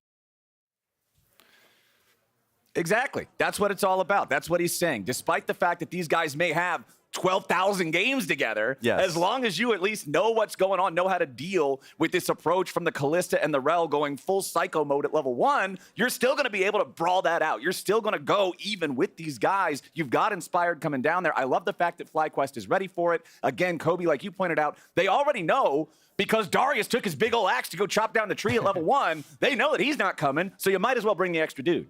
Yeah, and the only thing you have to be worried about is when you do have those spears in you, and Busio is walking forward and he's got all these previous Kalista auto attacks sticking out of him, just sticking in range there and getting rended down for the first blood. So nice for the energy side. And that does mean that even though they blew the Ivern flash early, Ivern knows the Inspired's down on the bottom side of the map, and the Darius Invader is now easily 1v1'd and handled and kept in lane by Dokla. So Ivern's going to be able to go over and counter jungle after the bottom little skirmish here. So say goodbye to your red Inspired. Yeah. And the tough part too is we ended up seeing Bwipo use Ghost for that invade. And because you're going to have contracts basically above you, he's going to be taking your camps. There is an option of a gank up topside. So Bwipo is going to be aware of that. That is the overall concern, is that yes, you did invade, and because of the early level 1 action, you're likely now going to be the target with a Ghost down, so he has to just play a little bit more safe. That's all. Okay, update. It sounds like the hardware thing is mostly done. They're just checking to make sure that it didn't impact anything in the game thus far. Luckily, we've only had 2 minutes and 12 seconds of game, so there's not a whole lot to go through. It's not like one of those full situations, 20 minutes or whatever. Hopefully, we can get back into the game ASAP. Kalista without the flash, Contracts without the flash, Bwipo without the Ghost, Inspired used his flash, Masu's got nothing. Lots of summoner spells were used in all this early PvP, so I'm hoping, like we may have been hinted towards in Inspired's all chat, we're going to see some return visits from some junglers for some more action. Kobe, I have a question for you. This is the second time that we've seen this happen for Bwipo, where he gets an early invade off. Just talk about that a little bit and the impact that could have. I mean, it basically, if you're the jungler that has a top laner doing for that, it feels so free. It feels like you've got a clone of yourself doing work on the other side of the map. Usually junglers always have to balance the entire, both sides of the map and try and plan out their route to ping pong back and forth. But if your top laner has that much of an advantage, or if they're able to push out the wave and then go for these invades, then harass the enemy jungler, it just makes the game 10 times easier for you to play because you've got that extra hand on the other side of the map. So always feels really good. In this case, though, it actually probably won't end up being that big. Yes. They blew the Ivern flash, but Contracts flashed pretty early, so he didn't take a lot of damage.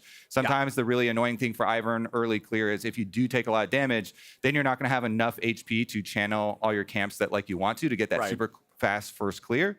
But unless his flash gets punished in the first 5 minutes of this game, then it probably is going to be just him stealing away the red buff here, then coming back down. And I want to see if Inspired can do anything about these sort of kind of delayed and awkward setup for the channels. If there's any sort of re-invade, maybe he can work off of a secondary Whippo pushes third, fourth wave or something like that, and then helps him go for the re-invade on some of those channeled camps. Because otherwise, he's going to have a lot less of the map to work with. Yeah, exactly. I do like the fact that he went for the fast flash as soon as he saw the Darius come over the wall.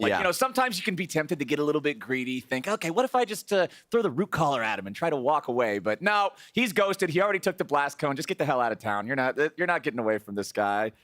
And ladies and gentlemen, I am pleased to announce the pause has been resolved. Get this sepia filter out of here, and let's get back into some League of Legends. Energy versus FlyQuest, 2 minutes and 15 seconds into the game. Tied up 1-1. Inspired and Masu still down here in the bot lane. Health bar's low, but with FBI having been killed, they're not too worried about Hootie. Yeah, they just got to finish pushing the wave in here because the wave is going to be in a kind of a tough spot. Contracts comes over after stealing that red to make a pass on Jensen. But it's just going to be that. And overall, FBI doesn't lose too much. I think the slight Hex Flash from Huhi, and it was just such a large wave for both Masu and Inspired to clear that he was able to come here for the bulk of the wave. Yeah, I think it's actually pretty great for FBI because he got the Rend first blood, and then he comes back, and the big old wave is right in front of his tower. FBI is actually chilling here. Feels quite nice. I wonder what they can do off of it. Contracts, it looks like after passing through mid, is going to easily be able to get all of his channeled blue side camps as well. So the Ivern should be in a very nice position to be able to end up back towards that bottom side like we stated earlier. And then now them having such a good, minion wave state, definitely could be an opportunity here for Energy to really channel some aggressive bottom side stuff into dragon stacking for this game. Yeah, I would expect to see Energy playing around that bottom side like you're talking about. Top lane, you could see it was Whippo with early control over the lane, crashing a massive wave into the turret. Farm still even between the two of them. Thing is with those, when you're playing Darius, you just have to remember to not accidentally take the turret aggro with the bleed when you're pushing, shoving the wave up, making sure that it crashes into the turret. Now that Dopla's back out from underneath that, they could be in more of those open and fair fights. Lucio's still level 1 in bottom lane. Yes. Yeah, the bottom lane now, you can see on the bounce back with the big wave here, it's easy for Contracts to come over and move into the river. For Ivern, you usually use your smite on the Krugs since it's such an annoying camp there and you don't want to do the early channel because you won't have enough HP. So smite's on the Krugs, but because his bottom lane is winning, they're even looking for a possible dive. Inspired has to stay here. He recognizes that the dive is very possible with the slow push, and it's going to be tough with Busio level 1, as you mentioned. Oh, man. So here he is. Oh, man. Okay, let's see. It's a level 1, a level 2, a level 3 versus 3, 3, and 4. The level's absolutely in Energy's favor, but FlyQuest have had this knowledge for a good while now, so it looks like Energy's going to go ahead, call this one off. Jensen is back in base now, just took his recall, so he would be able to teleport down even if he needed to, but instead he will just return back into the mid lane as Dokla gets some very effective trading off against Whippo as he's got control over the top side now with Contracts, making his way towards mid lane, just guaranteeing that Palafox gets this crash. Yeah, guess what? Contracts has another smite up. That should be another counter jungle.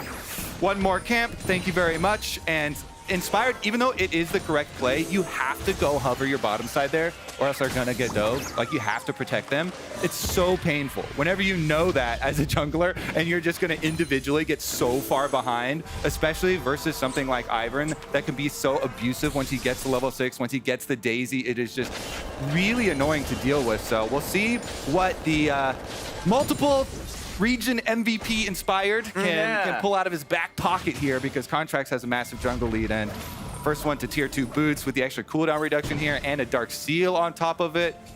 Contracts is definitely feeling very good. Plus, Ivern only shops at the bargain bin. All of his items are normally made for Enchanter supports. Everybody else is having to buy items that cost, 2,800, 3,000 gold. Ivern's like, sure, I'll just take this piece of junk that costs 2,000. It's gonna work great for me. And it's like he got discounts on all this designer stuff. Like, because they got buffs in this season, the items are actually still very good. They're cheap and they're good.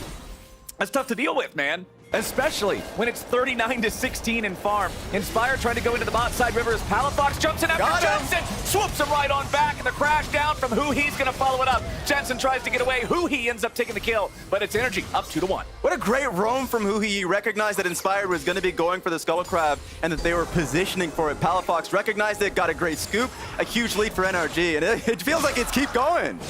All right, Contracts making his way down here, plants some brush underneath the turret. Huhi drawing that turret aggro a little before he would have liked to. Palafox about to show up. Busio still level 3, and Huhi goes to the in-game for the crash down. Surely he will die here. Surviving with a bailout. This could go real bad real fast as Palafox also drops. FlyQuest gonna get a 2-for-1 on that one. Energy a bit too sloppy. Thank you, Bailout. Thank you, Bailout. Palafox has to stay in there a little bit longer to be able to secure the kill after the Bailout, and so then they end up getting the kill onto the Azir. That's much needed. Extra little bit of breathing room for FlyQuest. Whippo on the move. Whippo and Dokla both ghosting up. Dokla's going all out. Whippo needs a heal. Flash for Flash. They wanted to make, not even a flash from Dokla, a charge forward, excuse me, as Inspire gets a spear in the back. He will fall down to the bottom lane. Whippo had to flash away to guarantee that he would be able to hit the sweet spot on the Decimate to get the heal and escape from Dokla back in topside as Masu is jumping around by Daisy. Whippo may just get dope, but Dokla doesn't have any more ulti to deal with him as Masu's now under pressure from 2 again. The bailout comes through, but it will not save him this time. Huhi will at least be traded back. The kill going over to Busio. It is 9 kills in 7.5 minutes. 5-4 in Energy's favor. A complete catastrophe. At least that FlyQuest is somewhat trading back, but overall, FBI is getting a huge lead off of it. Even with the kills going back and forth, 55-26. Masu is struggling, trying his hardest to keep alive here. Level 6 for FBI, level 4 for Masu. It's just hard for him to stay in lane. Bot lane banger, y'all. This is a fun one. Mid lane's getting a little bored, so they want to get in on it too. Let's get some deeper trading going on. Now, neither mid laner does have flash, so honestly, junglers could think about making their moves here. Palafox is sitting on the Azir ultimate, so Jensen does have to be a little bit cognizant of that and keep his W key ready.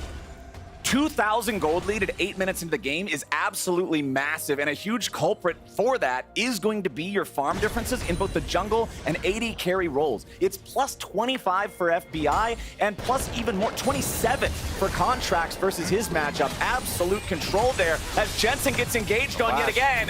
Huhi is Corki's mortal enemy here as Jensen tries to get away. The ignite keeps on ticking down, and the soldier finishes the job. People were wondering, how is it going to do? Energy, man, they won last split. They're changing the roster. They're adding Huhi back in. Huhi's been on a rampage. So much of it. This game has been bottom lane game. They're the ones who opened up the possibilities for Contracts to get so far ahead in jungle. And Ivern really paying them back. So much pressure down here on the bottom side. Huhi remaining active, goes to punish the mid lane with no flash, and now they've got priority once again. It's a constant cycle. Palafox is also looking, but even though he's being seen on wards, there's not much that FlyQuest can do to stop them. Inspired once again is here, but can they fight it back? Well, we got Daisy leading the charge. Huhi's gonna go in for the crash down. Shattering Strike sets it up, but FBI's under pressure. Inspire can't do enough though. FBI pulling Huhi back to him to save his support and himself at the same time. Busio barely gets away, under 100 HP left on him as Masu shoots out the rain of arrows to provide covering fire. Stop Palafox from chasing these boys, but that is one dead Poro Rider. Huhi hitting him with the auto attack into the Shattering Strike. Crash down to get away. Jensen wants to finish him off, but no! The shield from Contracts Ivern keeps Huhi alive. Jensen has got to be mad about that one. The red side treatment in season 14 here, y'all. It's so honestly funny to watch, but in the end here, it honestly looks like it's going to be a really big snowball for Energy. After that victory on bottom side again, they're just going to have Palafox shove the wave out. They rotate their mid and support up through, or their bottom and support up through mid lane here to be able to position for some grub takes as well, I presume. Here's another look at it though.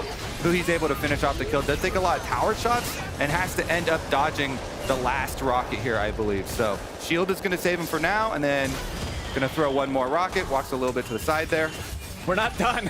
We got supports back in mid lane yet again. This is a bloody game of League of Legends, and the blood ends up flowing into the pockets of Energy. 3,000 gold lead 10 minutes into the game. And this is a reminder of why Kalista has just been permanently banned up until this week, where now we have to be scared of a few more picks. Is when you start snowballing, you're going to be a problem, but they're locked in FBI. Well, I think you may have caster cursed him, or maybe not. They throw out the hostile takeover, but it ain't enough. Busio is going to be taken down. The bailout will not save him. Palafox with a massive ulti onto 2 more.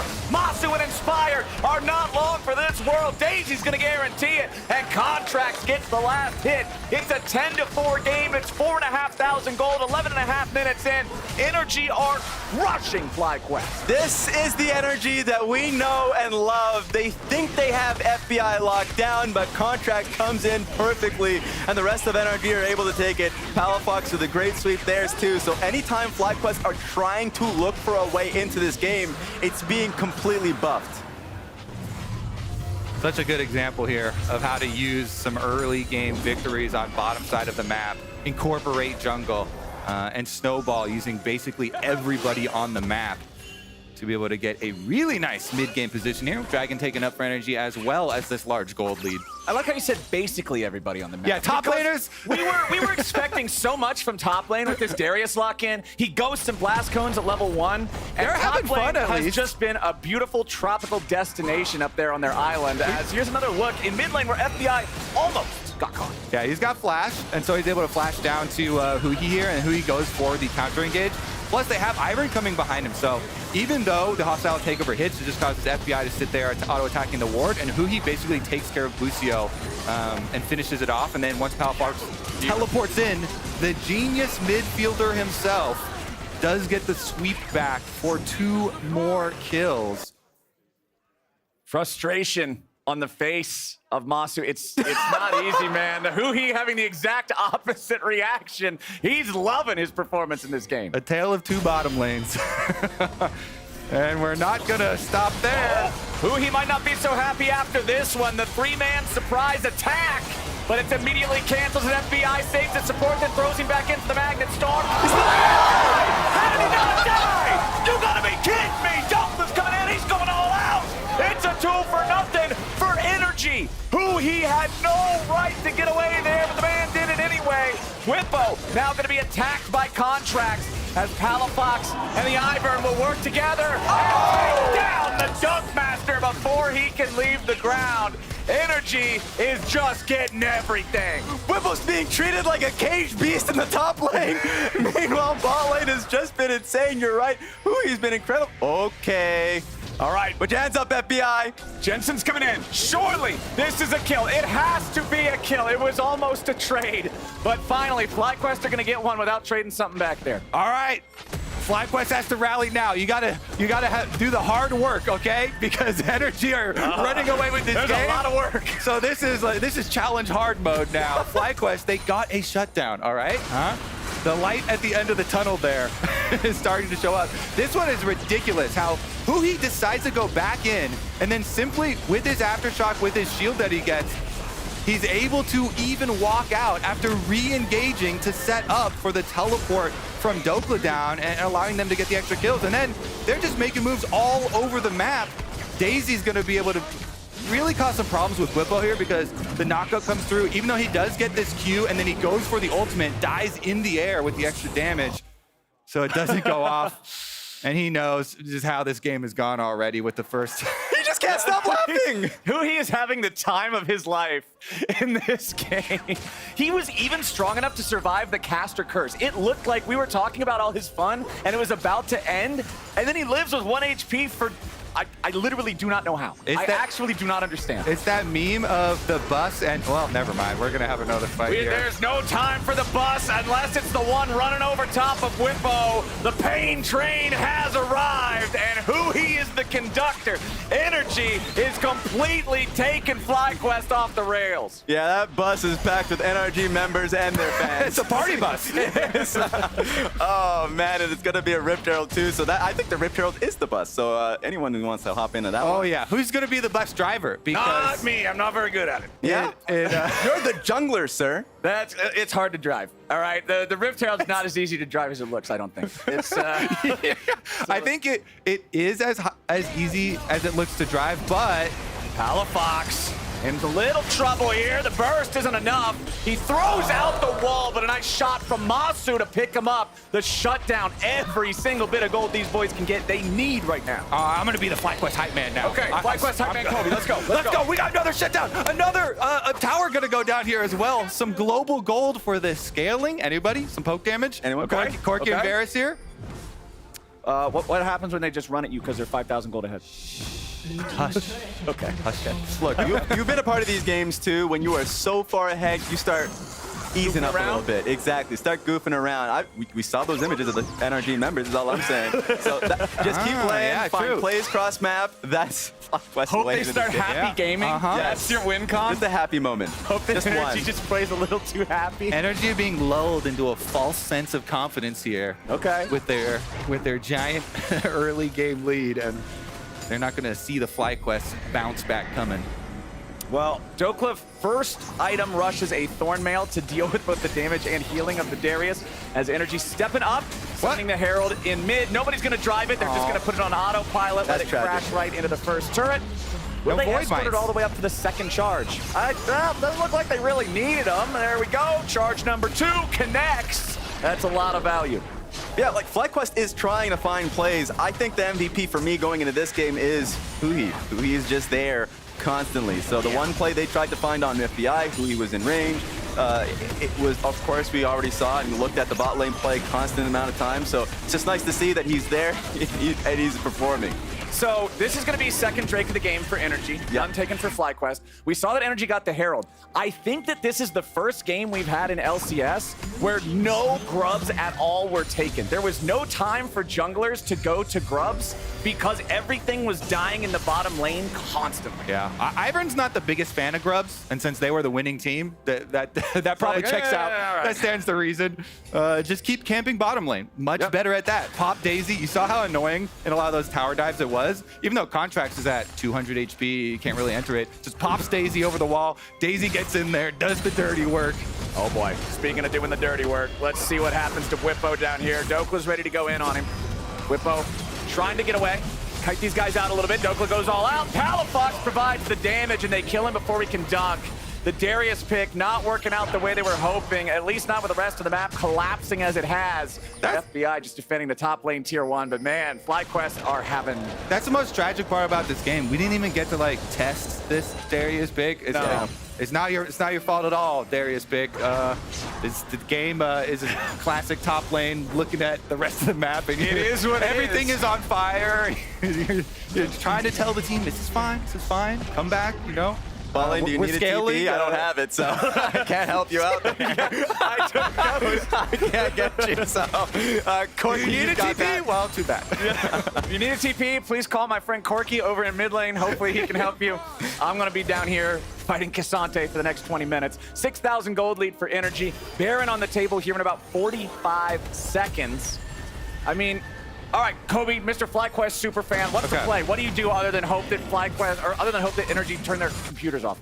I'm praying to my god Jensen. Jensen, you know, he's one of the best LCS mid laners of all time. He's got the stage experience. He always remains focused. He can scale. He's on the Corki. His Muramon is about to transform really soon here, so buy him some time to get 3 items, and then Then we'll talk. I'll tell you. We'll check back in. We have to check back in later. 3-item Corki in order for this to work. Okay, so hopefully Jensen can get that evolution on the Muramana here real fast. He's already got the Eclipse, so plenty of poke power on this dude. Yeah, you know what's really annoying is that this freaking Ivern's gonna shield so much of my poke that we're gonna say Contracts is gonna have some really bad positioning and just be away from the rest of the team, and we're gonna poke some people down without shields. How about that? All right, Energy stepping up to take out the tier 1 turret up here in the top side. The only one of the tier 1s left standing for FlyQuest. The game's looking very heavily in Energy's favor right now. Let us know who you want us to interview if Energy can lock this away, like they seemingly should be able to. Dokla, Contracts, or Palafox, lots of good choices there. Or Jensen. What? True. Anything can happen, Flowers. He's on Energy. Yeah, I'm the FlyQuest super fan, buddy. Oh, yeah, okay. Keep your options open, Flowers. Okay, all right, we've got a couple of FlyQuest faithful here on the caster desk, but it's Energy starting up the Baron before 21 minutes. They are daring FlyQuest to come and meet them in open ground. Baron already down to about half HP. Remember, Energy also has Callista. That's a lot of control over this as Dokla goes over the wall. He's going to be trying to deal with Inspired, keep him away, guarantee this might secure the objective. There it is, Inspired's already dead too. He had to try to go in and do something, but all he did was die. Masu's your next target as who he's into the back line. A double kill over to Palafox as Busio falls. Jensen in the back. Jensen in the dirt. And Energy absolutely rolling. And Palafox gets dunked. Nice shot over the wall coming in from Masu to help Whippo get it done. But now Whippo's got to be careful. Huhi chasing after Masu as FBI can just kite Whippo straight to hell. And there it is. The ace plus Baron for Energy. That was the fight Energy were looking for. If you look at the red side jungle for FlyQuest, it was littered. So they had full vision of where Inspired was. Congrats to Huhi to just be able to go Rel ulti straight on towards him to stop him to even getting in the pit. And then, of course, Cassante made it a little bit tougher there, so couldn't even get a chance for a smite steal. Today is the day of destruction for our lossless teams. C9 being upset previously, and now 3-0 FlyQuest getting crushed by Energy. I think this is probably a good time to remind you that multiple members of FlyQuest said that Energy winning last year was a fluke. It looks like Energy took that personally. Yeah. Honestly, this is a really good Baron. Of course, they're super far ahead, but they've got Ivern Brush to help them, plus they have Callista Ren, so really good job securing it first.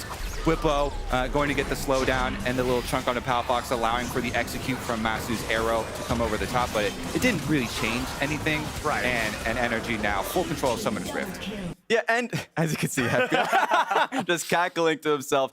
This was just the game that Energy needed. Even in their wins, there were a few close games. The 100 Thieves one in particular. The interviews from Energy players talked about how they just needed some time to ramp up. Well, it feels like they're ramped up. And I just feel like this is such a perfect Ivern game. Just snapshot Contracts right now. 0 deaths. Almost all of them are assists here. He only took 2 kills, probably Daisy or something on accident. Not my fault. He's got the fully stacked Dark Steel. Multiple support items here with the synergy. Redemption coming in to try and end it. Yeah, we're just looking to end the game here on Energy's side. Huhi on the front line where he's been the entire game. Daisy's got 3,000 health, which is way more than Sejuani. As FlyQuest tries to... Look, man. I'll give you a red marker. You want to circle where I'm wrong, because there's not going to be no red on the screen. Yeah, you know what's messed up? Daisy does have more health than Sejuani right now. You're factually correct. Well, Energy's not going to be able to end here just yet, but they did break through the base. They got the bot side inhibitor. They'll be able to push wherever the hell they want next. Palafox going over the wall looking for Whippo. Masu's coming in, trying to reinforce. Palafox getting out of the way as Huhi locks down 3. Hostile takeover comes in. Palafox is low, but Dokla and Huhi are ready to keep the fight going. Huhi has to disengage now so the bleed won't kill him. Masu and Busio still trying to run. Meanwhile, Dokla continues pushing the fight forward, back in the enemy jungle. Jensen and Inspired going back to the base cave. Miraculously for FlyQuest, nobody's dead. Yeah, that's always a good sign. And let me remind you of our game plan for FlyQuest, the scaling. So that's still the same game plan. That hasn't changed either. At what point on the clock do you consider them scaled? You mean like 20 more minutes? Okay, so 45 minutes into the game. Yeah. We've seen some of those games happen. It happened in LEC today. Anything is possible, Flowers. All right, man. All right, FlyQuest, let's see what you got, because right now Energy is securing their 3rd Drake of the game. They are on Soul Point now. They are 10,000 gold ahead. It is 2.5 minutes until the next Baron spawns. That enemy inhibitor is still going to be dead. You can compare the clocks. It's still about 60 seconds of super minion pressure after the Baron spawns. On the other side of the map, it's going to make it even easier for Energy to establish control over the pit and rush this thing down too. Yeah, and it doesn't feel like Energy is skipping any steps on that one. When they were banging on the front doorstep of FlyQuest base, you saw Dokla up topside. He had TP and everything, didn't want to overcommit. Was actually trying to stop the base from Jensen from happening to make it easier for his team, but just trying to keep pressure in all 3 lanes here to make it so FlyQuest doesn't have any really possibilities here. So that being said, if you look into the red side jungle for FlyQuest, they do have a lot of defensive wards there. So when NRG start to push through the top side of the map, they will be seen. I just don't know which ward they're going to be able to fight for. Answer, I think none. Yeah, I mean, Energy just has such a good Baron setup with this composition. We already talked about it earlier, but the Ivern Brush helps so much, and you've got the Rend from Kalista to be able to combo with your Smite, so your Secure should be super good. Then you also have a really good turn, because Huhi Rel, it makes him so bold when he's got a Kalista ultimate. So the turn around off of Baron, trying to pincer FlyQuest, if FlyQuest come up to try and poke around while Energy are doing it, is deadly. Yeah. So they just have really trump cards all around it. And then if you're trying to say, oh, hey, FlyQuest, Kobe was talking about the poke damage and the scaling, you know, the Ivern shields are going to take care of most of that poke damage that does come through. And he's got the Moonstone on him as well. So it's just like, all of the kind of threats and questions that FlyQuest are trying to pose to Energy to make them stop is they're already answered. Yeah, speaking of shields, just to be able to see the Edge of Night and the Banshee's Veil, like, I do think Poke can take them off pretty easily, but just makes it really really tough for Inspired to find any ulti options. If you're Inspired in this game, no real chances for engages here. Yeah, I mean, I guess your best bet is like the Ivern. Try and find your way there. But Contracts has good positioning, you know, just stay behind the front line. Huhi has been so good at getting these engages or even counter engages even when FlyQuest have an angle. So here he is again, looking for a little bit of a flank down mid lane. Of course, Azir's kind of far, so probably not going to pull the trigger just yet. Well, he thought about it for a second, but not going to go all the way out on that one. The package is ready. Jensen, okay. Maybe a big delivery is what they need right here. Sell this package for me. I am not part of the FlyQuest fan club on this one, man. I don't think these guys have much of a chance in this game state. So I think that package is going to be just chucked onto the porch all the way from the side of the road. I don't think it's going to land where it needs. Huhi with a massive engage to the back and Storm as Jensen gets absolutely melted. The rampage for Huhi's going to lead the way as Inspired will burn down Contracts. FBI and Daisy all working together to chase after him. It's already 2 dead bodies in FlyQuest jerseys. Make it 3 as Masu falls to the Intofos of Dokla. Only 2 left standing on FlyQuest. Whippo finally chops down the tree, but it will cost him his own life to do it. FBI's on a killing spree with only Inspired still standing. Yes, he'll go back to the base, but I think Energy is going for the game ender. Yeah, they're looking for it now. Huhi was angling, looking, waiting for an engage option, knowing that Busio and Masu did not have flash just yet. Great look at flash timers, and this should just be it. This is FBI and Huhi's 206th game together, and massive bot lane diff is gonna get Energy another dub. Lucky number 206, Energy gonna hand FlyQuest their first loss of 2024. They're gonna do it with 24 kills in 28 minutes, and they're gonna look good. All right, who are you guys going for? I'm gonna go for Huhi. I feel like Huhi, FBI, Contracts, all kind of possibilities. Yeah. Lots of possibilities for any of them, really. I think I have to give it to Huhi as well. All of the engages, all of the moments. The fact that he walked away, I still do not know. This is not normal gaming. Someone check him monitor down there in that bottom lane. That was incredible that he lived in that play. Honestly, just awesome showing from the entirety of the team. Even Dokla, when we were talking about top lane, just really not being involved in the overall scheme of the game for the first while. Once he finally got involved, 2-1-7, had a good performance too. Exactly. I mean, even his laning phase felt good. Overall, you have to feel good if you're a fan of NRG. Taking a grand scope of just the standings right now, with Cloud9 being taken down, FlyQuest being taken down, people looking at NRG a little bit crossed. Now all these 3 teams are tied. All of them are looking quite good. it makes me excited to see more games from all three of them. And we just saw up there Tanner on stage with the FlyQuest members. You know, he's the performance coach, the motivational coach.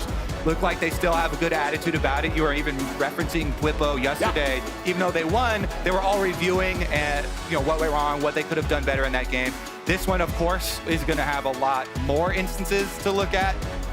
But yeah, I definitely expect that team, this FlyQuest squad, they're so hungry, they're so motivated to continue to be one of the top of the table teams. And nice move here from Energy to even up that score. Now both of them with one loss apiece. And this game has to be reviewed like 10 times over from everyone, just because I was just enjoying how well they were able to just snowball off the Kalista play. So congratulations to them. Awesome game from Energy, and now it's time to join Emily and Contracts on stage for an interview. That is right. I'm here with Ivern Enjoyer Contracts. I am also an Ivern Enjoyer. I want you to talk me through the early game, because I thought your response to Whippo's Darius coming, ghosting, finding out where you were, was really good. So just talk me through your preparation, what you expected to do in the early game. Yeah, depending on where he started, I got a Raptor level 1 ward, so like if he started topside, then I'd probably invade bot.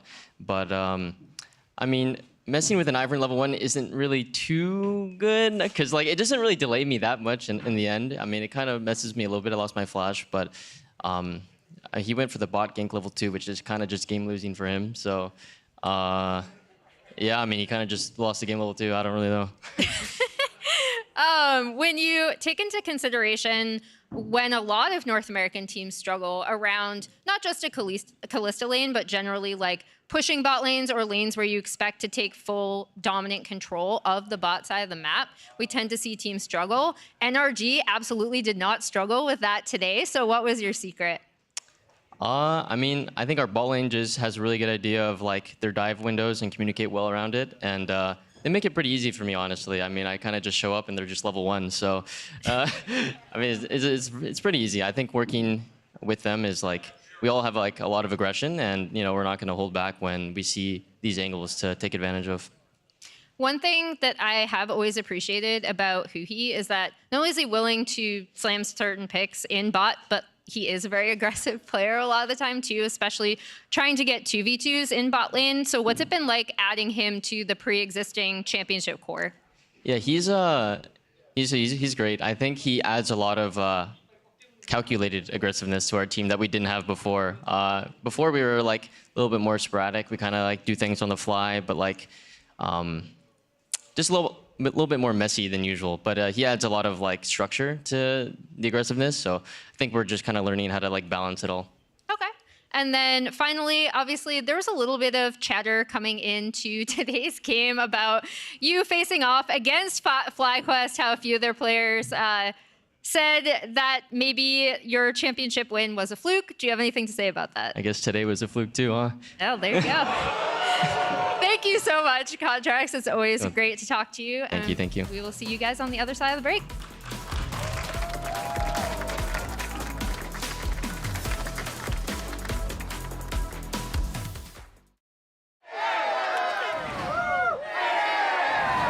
Red Bull gives you wings. You ready? I think so. Yeah, just remember, stay in your lane, keep your vision up at all times. Time is going to be everything here. So you don't want to go too fast, but you also don't want to be Hey, up. I got this. Yeah. I think you do.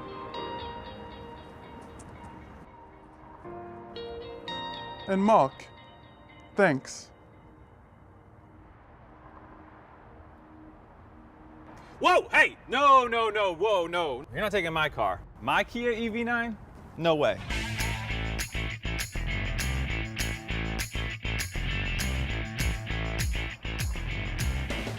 No touching!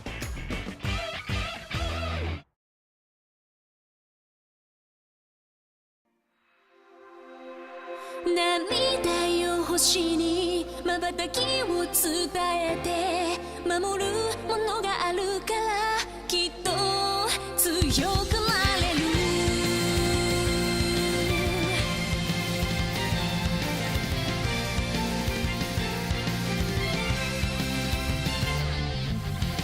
語るべ敵言葉なくした星の守りでは時の果て夢の果て闇に立ちすくんだ風を呼んでみたんだ空に向けて誰かを呼んでみたんだ光求めたソリチュードかすかなレゾナンス確かに届くロマンスそんな流れ星たちを抱き留めた明日が見えなくだって乗り越えなくちゃって奇跡の奇跡描き未来へつなぐ Growing High 心のフォトンが銀河にこぼれて道を強く照らすバニーラ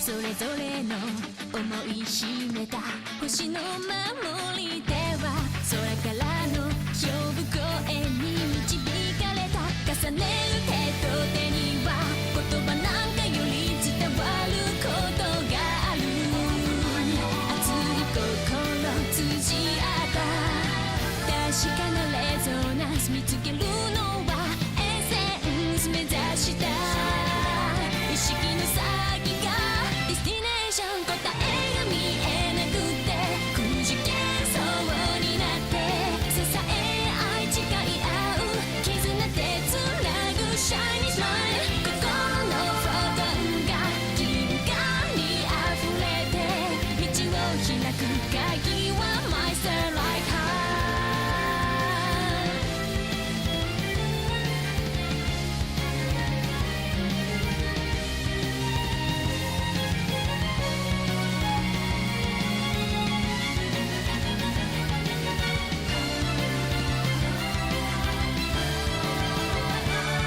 明日が見えなくだって乗り越えなくちゃって奇跡の奇跡描き未来へつなぐ Growing High 心のフォトンが銀河に溢れて道が開いたら羽ばたいて行こうよ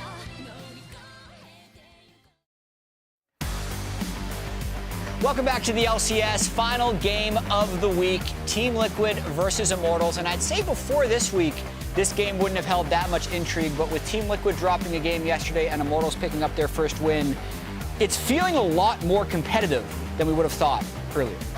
And right away, we have the Jace ban coming out of TL. That's a great target ban. ban. They do not want to see Mask. No, sir. Mask was such an important part of their win yesterday and the poke comp they kind of put together.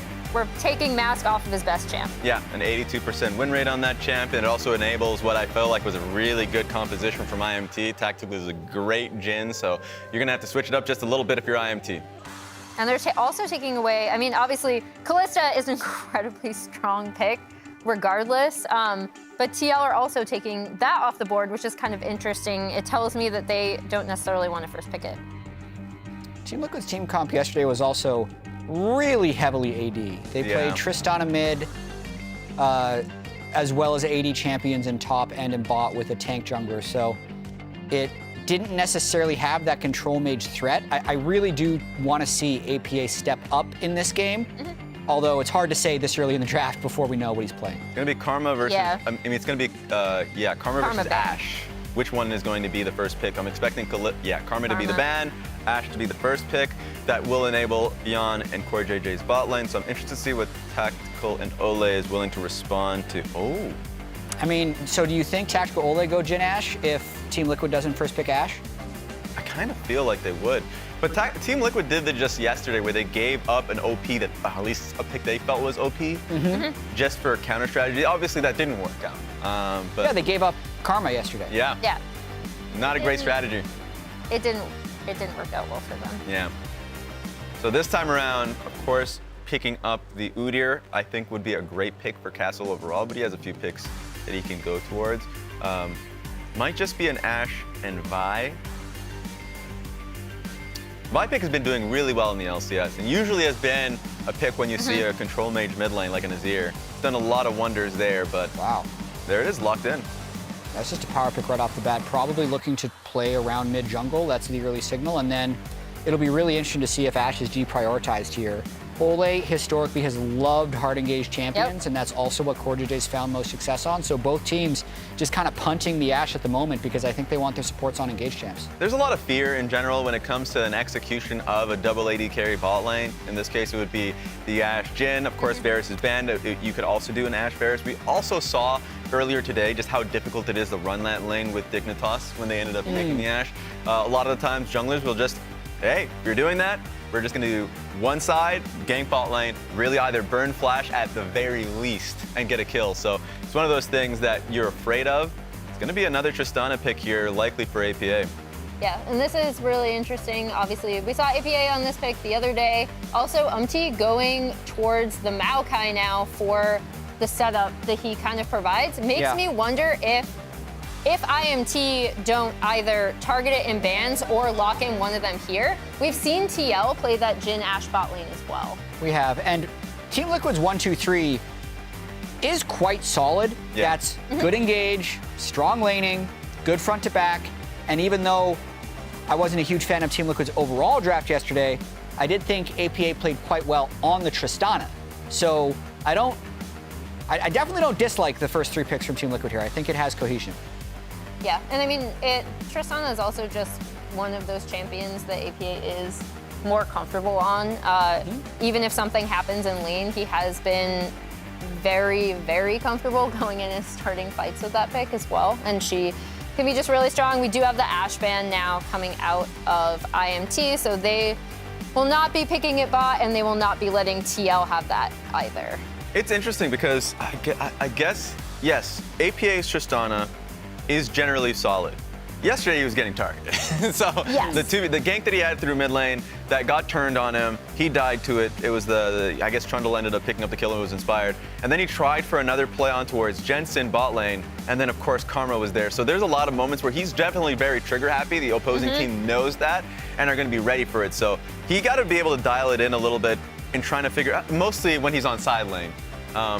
And when he finds an opportunity. So he is going to go for the pick. You're right, it is a really solid draft, a great scaling draft, a question that people had with their draft just yesterday. So feels like it's going to be a good challenge on how Team Liquid can play front to back. That being said, 4-5 for bot lane usually doesn't happen. Look at this, Lucian, Karma, Ashe, Xayah, Jhin, Varus, Kalista, and whatever this last band is. This is why it doesn't happen that much. I wonder if it'll be a Felios that comes out. Yeah, we still haven't even seen the Felios ban with 8 bot lane bans. Yeah. Let's throw one more in there. Why don't we? Felios, you won't. We're missing 680 carries You won't. already. Taking a long time for it. It does not have. Yeah, well, you got to you have to discuss this when you're this deep. So it's 8 bot lane bans, 680 carries, 2 supports. But if Felios Thresh still open, you know. So here's a few things you could do. If you go Aphelios, Lulu, or just pick Aphelios in general, something that Team Liquid can do is just run an AP bot lane with range like a Ziggs. You could. It's an option there, but it's going to be.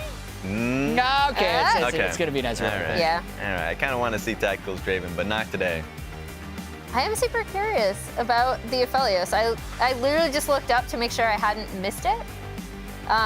Just because I still think he's a strong pick, but they are going to Ezreal. Ezreal, obviously, we've talked a lot about it in relation to the Karma pick, but Ezreal himself was in not the best spot given the other ADCs, but not in a terrible spot certainly. And he also got buffed himself individually on this patch. Exactly. I think the champion itself is actually pretty strong. Ezreal, when I checked the stats websites, around 52% win rate in solo queue, which is actually high for Ezreal. Yes. Yeah. Ezreal usually gets pro play when it's around like 48% win rate as well. So I think the champion is objectively strong.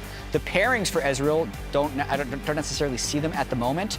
And I'll say actually, like, Ezreal historically is a pick into Aphelios because you can outrange him in lane and also when you're trying to set up mid lane. So it's looking decent for Immortal's bot lane. Yeah, I don't even think Immortals have to overthink it. Just a regular tank front to back bot lane support would be good here. Ezreal Braum is a classic, just dependent on what core JJ locks in here.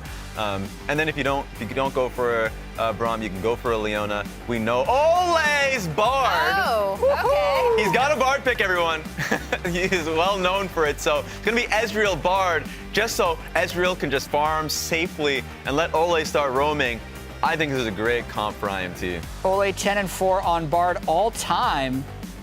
So not a first-time play in this pick, and it is a pretty good pair for Ezreal when Karma is taken out. Yeah, and Bard is something we've seen having success in other regions too, and it also ties in not only in lane, but Ole, when I think of him at his like peak, it was definitely roaming and making plays. And Bard also offers that to their team comp if they want it.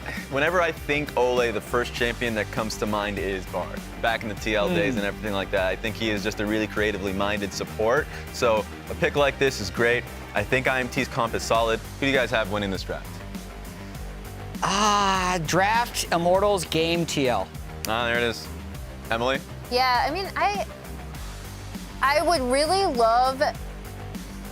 I like what IMT have put together. I like the Vi trying to target out, so hopefully they'll be able to make the most of that pick. That sounds good to me. And that being said, I want to hear from the casters on this one as coaches fist bump. Let's hear from the casters. Go ahead.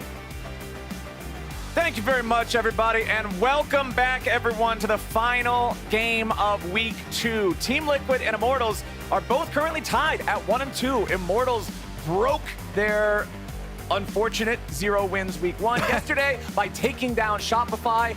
If they manage to get a win here, that's a 2-0 week. That would feel great for this team. I mean, I feel like both of these teams really, really want and maybe even expect to win this game. Would be very, very hungry here because Team Liquid, while you're talking about Immortals, a lot of people expected Immortals to be on the bottom. Yeah. But most people, myself included, rated Team Liquid quite high based off of a lot of talks with players for scrims and the preseason power rankings as well. And so definitely would be a big blow to confidence, I believe, for this team if they did drop to Immortals. In my preseason power rankings, I put Team Liquid 4th because it was a me. I'm not really an analyst, but I am in touch with what the community recognizes. And Team Liquid is known for 4. They certainly have been all the way since before they were even known to be Team Liquid. They were known for 4 because of Curse. The 4 Curse. Yeah. Well, it's their 4th game of the split in 2024, so we'll see if that ends up being good or bad for him here. APA on that Tristana. The general. Yeah. Let's see what we end up getting here. Umpty leading the charge into enemy territory, clearing out the wards, going to start on enemy Raptors. Yeah, Maokai with the giant monster damage modifier on his Q, as always mentioned, obliterates the Raptors. And when you've got a top laner like Udyr, who, let me spoiler, there's only one top laner like Udyr, and it's Udyr. It's Udyr. You get to go for those invades. Impact comes over to lend his support in that invade, and it's going to be Raptors into red. Steal away here for Umpty, the OK bro general who has made his way over to Team Liquid, over to the LCS to see what they can do. Team Liquid, of course, this season restructuring their team around APA and Yan. And one of the biggest hurdles that APA had to overcome last year when he was put onto this team midway through was the language barrier, where the team was overall communicating in Korean. But when you get Impact and you get Umpty, their English is great. And so then the entire team now gets to communicate in English. So theoretically, this season should be much easier for APA to coordinate his plays with the rest of the team. And he even talked about it being a restriction in some of the champions that he chose last year, as we have Armeo, a veteran of the LCS, sneaking around here, around that red buff. And you can see just by tactical and Ole's positioning too, they're playing up into this enemy jungle. They want to be able to reinforce Armeo if they need to. Also help deal with Umpty if he goes up there. Nicely done. Armeo sniping it down with the smite before the seedling can arm. And Armeo actually is a 8-year veteran of the North American scene here. Very, very long career for him. Bounced in and out of the LCS. Did some time coaching as well. And has found himself here on this Immortal squad, ganking mid with the Bard roaming up. Now remember, APA just used the rocket jump earlier to get away from Armeo's previous gank. so now he could be in some trouble. Vault Breaker forward, but Armeo's now got the damage turned back around on him as Impact's coming through. And Armeo, 8-year veteran or not, he is down. First blood over to APA. Teams versus Team Liquid have been targeting APA on the Tristana, on the Ziggs, spamming him with ganks, spamming him with not only jungle ganks, but also support ganks. And this one is a little ring around the rosy flowers where he even gets to juke backwards and use Bard's own portal to go collect double buffs on Tristana here. This should be such a massively different game for the Team Liquid mid laner. Yeah, APA off to about the best start you could ask for. First blood, the double buffs. Mask is not having a fun time right now as CoreJJ rotates up into mid, goes ahead, uses support item, cash in on that cannon minion, help APA get this shoved up. Now APA can rotate over to Umpty.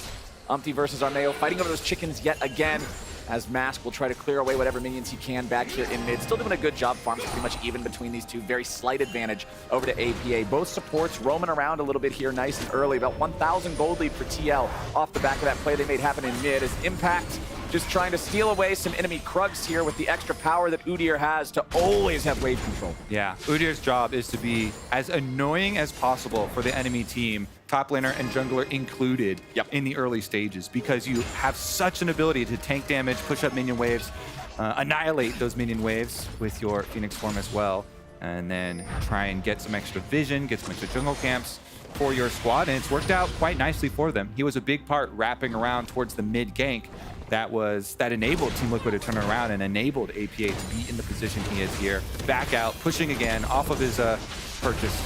No problem for them, and it should set up with a mid lane push like that and a top laner like Udyr for some easy grub takes for Maokai. Yeah. Maokai, of course, another of these AoE junglers that is so good at annihilating the grubs.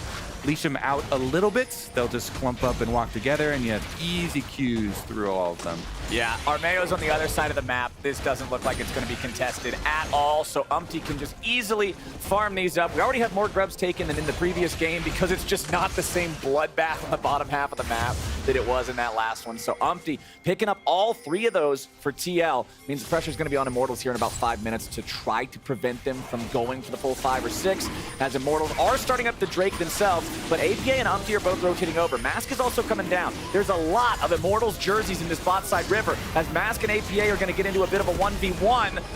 The Azir ulti already used only on APA to not great effect, but now Umpty and CoreJJ might get jumped on. Armeo's here in the front lines. He's got to be careful. Already down to 1/3 HP. His Tactical puts the DPS into Umpty and Core, but Yon makes his way up into the fight, and APA kills Armeo. Impact has now joined the fray, and Tactical is under pressure. He wants to try to get over to the wall and make his escape, but the only place he's going is a black and white screen. TL, 3-0. This team, the coordination for TL today is just like night and day looking at their previous games. I mean, everybody instantly rallying around these plays. Impact comes down on the Udyr as well, and he's got his teleport to get back to top lane. My favorite of the top lane plays of all time, when you are the one, a Rumble or an Udyr, and you get your back, able to just walk down to a bottom side play, teleport up as the enemy top laner pushes the wave towards your towers. You still get to collect those minions. And again, just so many cohesive plays here for Team Liquid. This time around, it allowed APA to just straight run right into Armeo's face in the middle of them as the dragon is attacking everyone. CoreJJ, of course, came up and saved Umpty and was able to open up that opportunity and buy that time. And then all of Team Liquid collapsing here, running Immortals off of the play, taking the dragon for themselves. This just looks so much better. Well, Castle's going in after Impact, all out on the Cassante for a solo kill. Oops. Immortals are on the board, and Impact's going to want that one back. Castiker, sorry. Happens, but Castle very, very nicely done there for him. Actually is able to get a punishment down onto Impact, and he's using that elixir talent, was the red glow that you can see there as well. Shoves the wave in, able to get another of these turret plates. So a very good game here for Castle has been one on Immortals that has been under scrutiny thus far in the season. Yeah. And a little bit of hope here for Immortals, chopping that gold lead right back down. Exactly. The gold lead's still under 1,000. It's not all doom and gloom for Immortals. The game hasn't completely collapsed, but they really do need to answer this coordination that Team Liquid has, because yeah, it's nice to grab the solo kill, but in the larger fights, in the multi-man skirmishes, TL's been coming out on top time and time again. Now it's another 4-man play as they invade the enemy blue side jungle. Umpty's gonna steal away the buff, and Core and Yan are making sure that he gets out of there A-OK. Yeah, well coordinated once again. That's why they gave him the nickname the General, commanding the troops around. Exactly. You go over here, you go over here. I'm going to the blue. Bottom lane, push in, Prio. Look at the wards here. They even left a nice little sapling present there for Ole. As the Bard is roaming around trying to retake their territory. Well, Ole can at least clear out some of this vision, try to make the map a little darker for TL, but uh-oh. Things might get real dark here for Ole. He tries to go on a magical journey. He almost gets away, but Yan picks him up for the Moonlight Vigil at the very end. Flashes the Pepega Frog just to add insult to injury. Back up in top lane, the 1v1 action continues. Castle trying to smack Impact around a little bit, but that shield on Udyr, man, you already talked about it a little earlier. So strong. So strong. Huge part of why he's getting spam picked right now in top lane.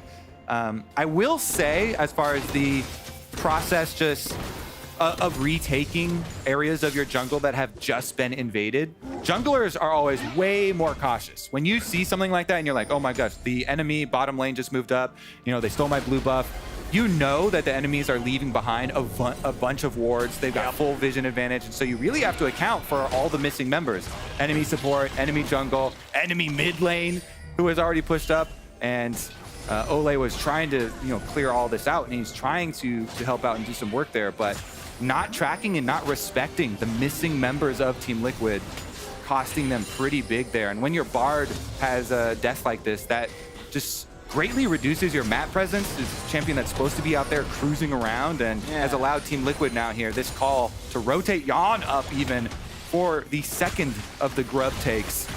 They're gonna get an early 6 here, Flowers. Yeah, they know just how valuable that'll be.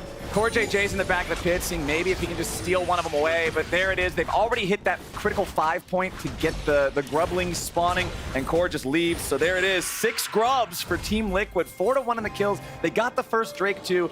Everything's really going their way in this early game. Also, I feel for Umpty right there. The Void Mites are so freaking annoying, because you won't, your champion won't like auto attack them and take them down, and they just follow you and delay your recalls like that. The tiniest of annoyances from these little things, and they're not even worth any experience at all. It's 1 gold, $1, zero experience. You're just like, please get away from me, just die already, just go home. But he gets his recall off, and he does go down bottom lane as you see him rotating here through. Impact going to use those newly acquired 6 grubs, the power of the Void Mites. That's how you help your top laner without actually having to go up there and deal with top lane, There right? you go. Have fun. You can hit some turrets and get more turret plate money for yourself. Exactly. Give him the emote. Let him know that you're helping. They're teaching the top laners how to fish, Flowers, not giving you a gank, giving you the fish. They're like, you know what? Here's how you get your own money. You just get turret plates. Have some grubbies. All right. Castle, unfortunately, has no grubbies. Absolutely none. So his pushing not going to be as effective as he would like as the second Drake of the game is spawned. And once again, Kobe, it looks like the whole Team Liquid squad has moved into position to take this one. Look at that, Flowers. The picture of team play. They're putting the team in Team Liquid. Wow. Is that coming through on live? The dragon. The roar? Yeah, it's shaking the floor. Yeah, I can feel it in my shoes. Scary cloud dragons. That was pretty cool. That's the fear Immortals is feeling right now. Seeing Team Liquid take all these objectives. Umpty's in some trouble. Mass finds some damage on him, but Umpty just walks it out. Doesn't even have to flash. Yeah, Maokai ultimates, the only cooldown used here. Maybe Immortals can try and use that to advantage. Maokai ult, of course, very, very big team fighting tool. Problem is, it's really hard because Team Liquid, they've got flashes on all the people who matter. Impact, of course, is Udyr, so it's so tanky, and you don't tank flash, just have the Ghost to run away. So even if Armeo wants to make a play while Maokai doesn't have ultimate and try and buy ult somebody and look for one of these kills, he doesn't have a lot of real easy targets. You can get flashed super far back into Team Liquid territory. Of course, APA also has rocket jump as well. And he's the one with the bounty on his head, so. You know, in the modern age of League of Legends, a lot of people have said that Briar is the champion who has an int button, but Vi has the original old school int button. Yeah, you've got to be so careful with the cease and desist. One wrong move, you're not getting off that bus until you reach the bus stop.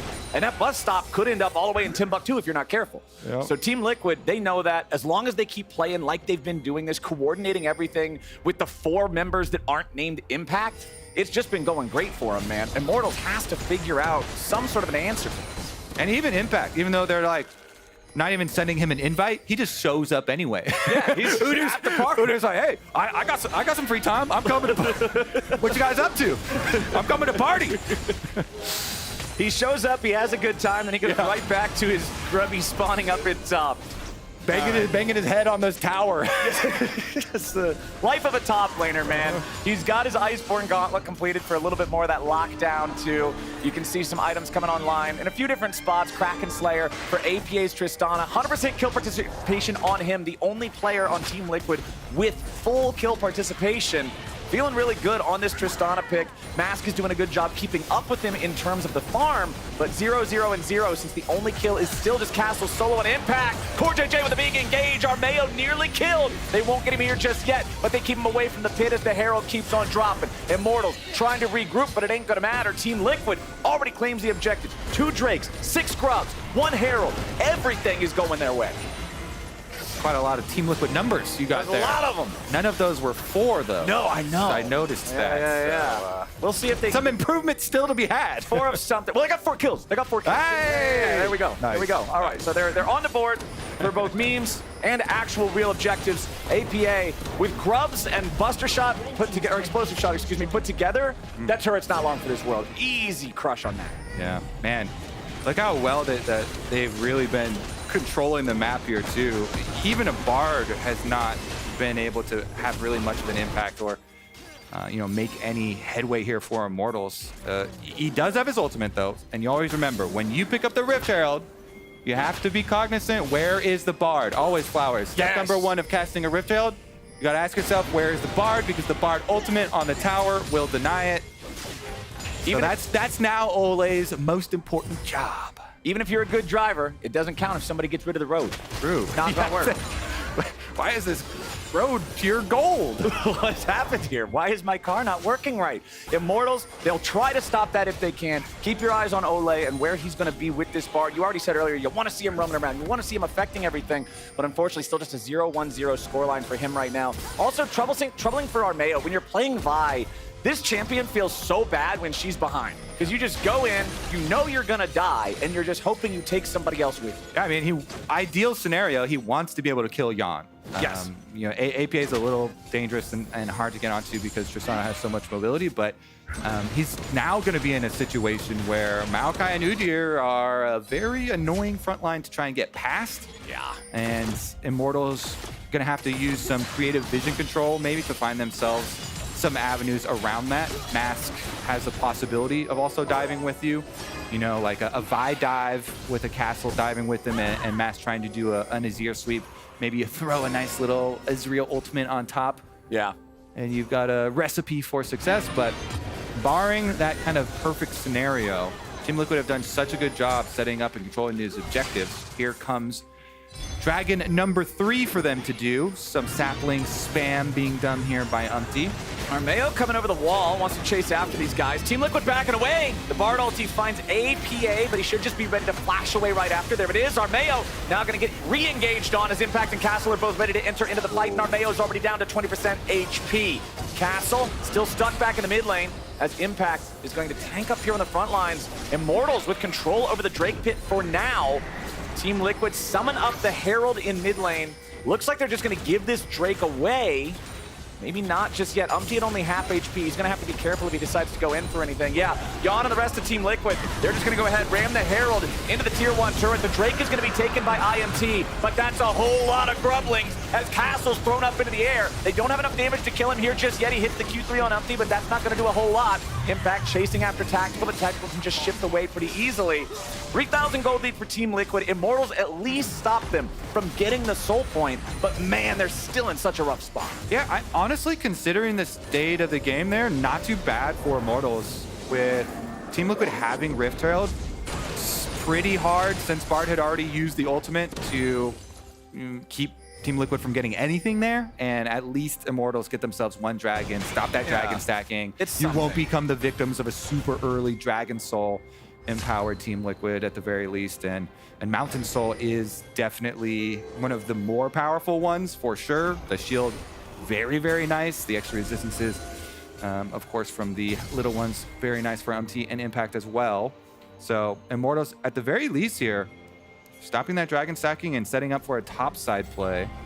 Impact alone in what he's may or may not be aware of is a 1v3. This turret is not going to last very long. Impact should just be able to walk this off, not really worried about Ole or Armeo. But the turret will fall. That'll bring the gold lead down to a little bit of a more manageable position, but not for long as APA trades it for the tier 1 in the bottom side, just continuing to push up, get solo EXP, get all the farm on this Tristana, continue being that massive carry threat that he wants to be, as Yawn, Umpty, and Core will continue putting pressure onto the tier 2 back in mid lane. And remember, these grubs are constantly paying dividends. Every little bit of push is that much stronger because they have all 6, because they're getting the extra damage over time, as well as the Void Mites.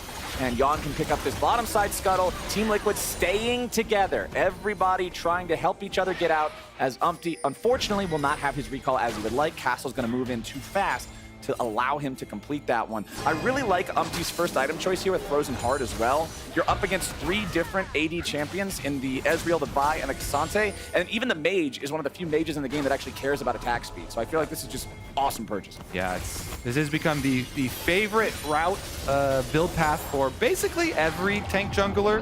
Get your bombies so you get so much burn.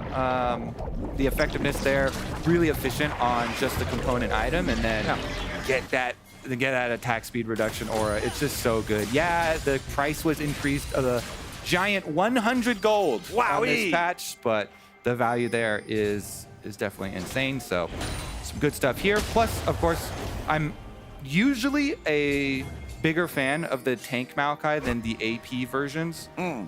If you remember back to this Cloud9 game that we saw at the beginning of the day, where it felt like every Cloud9 member was trying to build damage. They had Maokai and Aatrox on their team, but the Maokai built, Leandries into Riftmaker, and then the Aatrox was lethality Aatrox, and so pretty much everybody was kind of melting there and got steamrolled. Everybody was trying to be the carry. Everybody wants to be the hero. Yup.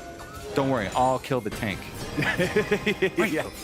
Who's gonna tank for us? Could have thought that one through. A little different. Team Liquid, though, 3,000 gold up still. 21 minutes into the game. Baron is alive. They have control over the top side river. They're placing down wards in the enemy jungle. If they can get a couple of good picks, specifically if they can get Armeo, they'll be in a great spot to potentially go for an early Baron. Remember, the previous game, the lead for Energy was so massive that they were able to take the Baron at 21 minutes into the game. Let's see if Ole can get away here as Core JJ has snuck in from behind. Ole is going to buy a little bit of time here with that Bard ulti. Armeo with the flash away into the Vault Breaker as the TP's coming in. Immortal's trying to regroup as Impact is ready to keep the fight going. Castle here in the front takes Core JJ all out, all in, all gone. Armeo takes the kill on that one. Beautifully done from Castle to isolate him. Castle has been the highlights for Immortals this game. Is able to hijack Core JJ, who is getting real sneaky. Core JJ's had some real sneaky flank angles so far this game, getting very deep into enemy territory, but deeper than he wanted this time around with the Cassante ult. Still is going to be Team Liquid's starting up this Baron. Yeah. Vision thrown down from Immortals. Immortals fortunately have the Scryer trinket to suss that out because, man, APA and Umpty, even though it's only a 2-man attempt, Umpty's tanky enough. He doesn't care. He'll survive just fine. And APA's got a ton of damage to burn through that thing.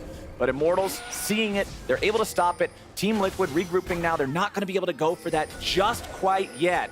But it is still a 2-1 Drake game. You can see the next Drake is going to be spawning here very, very soon. And Immortals do not want to give this one away too.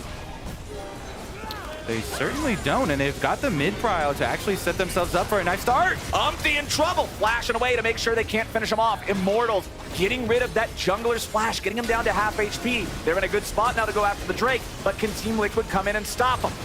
Let's see the ulti over the wall here. Twisted Advance making its way forward. Castle wants to be on the front line, does not find the Q3 onto APA. Immortals now backing up as Impact is ready for the collapse. The pincer assault for Team Liquid could go through. Maokai ulti already being used though, removes one of those big tools. Bard ulti does not hit APA. The Dragon slain by Team Liquid to steal it away as Tactical is stuck inside the pit. APA Buster shots him out too early. Tactical lives. Immortals at least are going to get a 1-for-1 here at the very start, but where's the fight going to go after? As Tactical's over the wall, still only at 100 HP. Castle is fighting. Castle, the hero of the day for IMT, taking a double kill on his way out the door. Whoa, he's doing a lot of work there. Unfortunately, Team Liquid will get to their Dragon Soul points now, acquiring Dragon number 3 for themselves with some good Bramble Smash plus Smite combination from Umti. Look at this fight. It's a really good block from Castle on the Maokai ult, and everybody else gets behind him to start it out. So he kind of creates that path for them. Impact then, they're trying to shove him out of the top side. Umti still gets the Smite, and then look at him down here. He's dodging so much damage, even with Tactical on him, dodges that Mystic shot there, and then goes back up to try and help peel Armeo and gets himself out alive. APA, though, went down to Castle there, right in front. As he tried to rocket jump away, Castle was able to finish him off, and then with the ult over here, takes out Core as well, gets the double, Umti and Core down, and in the end, they actually end up with +1 of the kills, but -1 on the Dragon. It would have been an even trade, but APA just getting a little bit too hyphy on the ulti, shooting Tactical over the wall. Would have needed one additional auto attack for that to be the kill shot he was hoping for. Still 2,500 gold lead for Team Liquid, so shrunk a little bit compared to its peak, but a nice lead nonetheless. They've got that soul point, like you said, and that's the huge thing. Now every single Dragon is mandatory for Immortals. You have just one bad setup, one pick at the wrong time. All of a sudden, you're dealing with a much more difficult game state. Okay, Immortal's trying to push out mid while Azir finished up one wave bottom and then retreated back to farm Gromp as well. Still trying to scale up, still trying to farm away down there. The Lichbane build for Mask 2 wants to have some of that quick, snappy poke and burst. Yeah, it's become pretty popular after the changes to Lichbane. You know, stronger Sheen proc this time around, has the quicker auto attack to come out after you cast the spell when the proc is ready, the 50% attack speed, and it definitely is good burst damage. Sometimes you can make those surprise plays, but Team Liquid have pretty good front line there with the Udyr and Maokai, so you definitely have to choose your moments when you're going for something like that. All right, Team Liquid still trying to control the enemy jungle. Immortals clearing out whatever camps they can, as they know that Team Liquid is going to be looking for them. They're going to take any sort of resources they can find. Umti with a recall. APA is going to be doing a similar thing. You can see APA was actually waiting in the lane brushes topside for a while, but Armeo ready to lead the charge. APA gets jumped on, but where's the follow-up? He's taken low, but he ain't taken down. Tactical picks him up. The enemy mid laner is out of there. The Bard ulti catches Impact to the very edge, and now Castle's ready to keep it going. He's in the front, but he's got to be careful. A lot of DPS being returned now by TL. Immortals have a 5v4 on the map, and the enemy carry is dead for 30 seconds. Let's see what they can do with this. As you pointed out, Mask with the Lichbane build is much more bursty, and they don't have the Leandries on their side to try and work through these Canic Rookern tanks. It looks like just gonna be the pick-off kill. They still have a lot of vision control up here around the Baron here for Immortals. Nicely warded out for themselves. Core DJ trying to find some flanks on the bottom side where those wards don't exist for Immortals, but nothing to really draw them in or bait them in.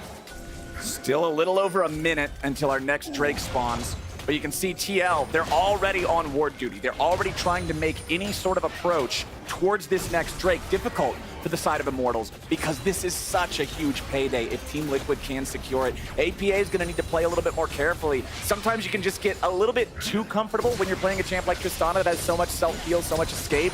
But Armeo with the point and click, you know that you're not getting away from that one. So nicely done from him up there in that top side. We'll see if they can do it again Mask, so strong on the Azir at this point, like we were talking about with that burst. If this guy can have some firing time on the Tristana or the Aphelios, he's going to insta-give them, but he really needs to complete that Blighting Jewel into some sort of full Magic Pen item to deal damage to the Udyr, to the Malcolm. Yeah, either Crypt Bloom or Void Staff. Might even want the extra 10% magic penetration of the Void Staff, considering the tankiness of the duo Kanik Rookern tanks that he's facing. But of course, going to be looking to assassinate the backline. CoreJJ, look at the mini-map. CoreJJ's coming around for the flank, but he's kind of far away, and he's going to have to come through Immortal's vision. Castle, this is not the spot he wants. Nice Bard ulti there on a 3. Castle trying to hit the Q3, but he mistimes and it goes right through a bunch of golden statues. Core still looking for the angle here off the side as Immortals regroup and look to defend themselves against the quickness. Castle charging the W, finds the knock on the 2, goes all out. CoreJJ is going to be the target. He wants to try to isolate him as Upsy's going to be locked down here by Armeo. Kill the jungler, stop the dragon immediately. Impact already down to 1/3. CoreJJ singing the same song. Immortal still chasing after him, but it's Team Liquid and APA onto the Drake. This is Mountain Soul if they get it. Impact's taking a lot of damage. The shield trying to protect him, but it will not work. Tactical gets the kill. The Drake goes over to Team Liquid, but what about the fight after? Upsy's in the middle of everybody. Moonlight Vigil looked all right, but it doesn't do enough damage. Double kill back over to Tactical. They lost the Mountain Soul, but they got 2 kills. One's the jungler, one's the other frontliner. Baron's going to be the call for IMT. Yeah, they've got everybody alive. They got to go Baron and try and make something out of this. That Mountain Soul is going to be really, really annoying to deal with. So much tankiness, but Immortals, they chase him down. They got some really nice health leads in the fight by kiting through their own jungle there. And then CoreJJ and then Umti isolated a bit, and Immortals use those health leads to chase through, even as Team Liquid rush down the dragon and get themselves the Dragon Soul. Now it's going to be about what can Immortals do with this Baron buff, with this injection of gold, because Team Liquid will be quite happy still at least getting the soul for themselves. Here's a look at the beginning of it, where Team Liquid whittling down Castle and CoreJJ trying to keep them there, threatening with his flank. But it's about the extra chase after this barred tunnel for Immortals, and they go through the jungle. Then Team Liquid, Umti is able to take it through as well, and Castle kind of isolates them. Frontline then gets a little bit pelted here. They're isolated. With that Vi ultimate trying to get a little bit of damage done too, and Tactical is just constantly this barrage of the buffed up on 14.2 Ezreal, doing so much damage, and in the end, Immortals able to pick up enough kills from the people trapped inside the Dragon Pit to at least get themselves Baron. Now, I really want to get back to live to see how much gold they can get out of this. Yeah, that's the big thing. That's what I'm looking at. Mountain Soul lasts forever. Baron lasts for another minute and 54 seconds. If Immortals don't get enough value out of this, the game is so difficult still. Even though the gold lead's not that huge, you already said it, man. Mountain Soul just creates such an issue. Armeo Vault Breaker over the wall. Immortals still looking for an angle somewhere. I love how Tactical with the Lord Doms here. It is so much threat on this buffed up Ezreal, really trying to showcase it here on the patch. Mask, meanwhile, going to get the rotation from Armeo down to the bottom side to make sure they get 2 turrets for themselves. The Crypt Bloom fully completed. Mask is very scary no matter who he's hitting now. I would assume it's probably going to be Death Cap as the next item if the game goes until that point. Immortals finally with a gold lead after the tier 2 falls down here in the bottom lane. They've got the buffed up minions. They've still got 70 seconds to work with on the Baron. I think you really got to try to break into the base with this, right? Yeah, I mean, they at least need to get some more of this standing gold, these outer towers and secondary towers that are much easier for them to get. So they're leaving behind some vision and just trying to get as much gold, as much firepower here for their carries to try and build up an inventory to be able to win some of these team fights despite fighting into a Mountain Soul.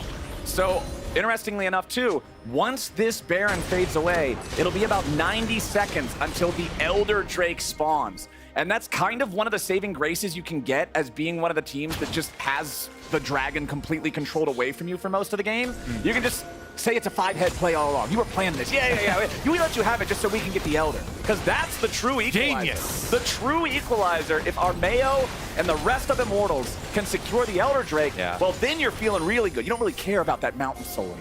Yeah, honestly.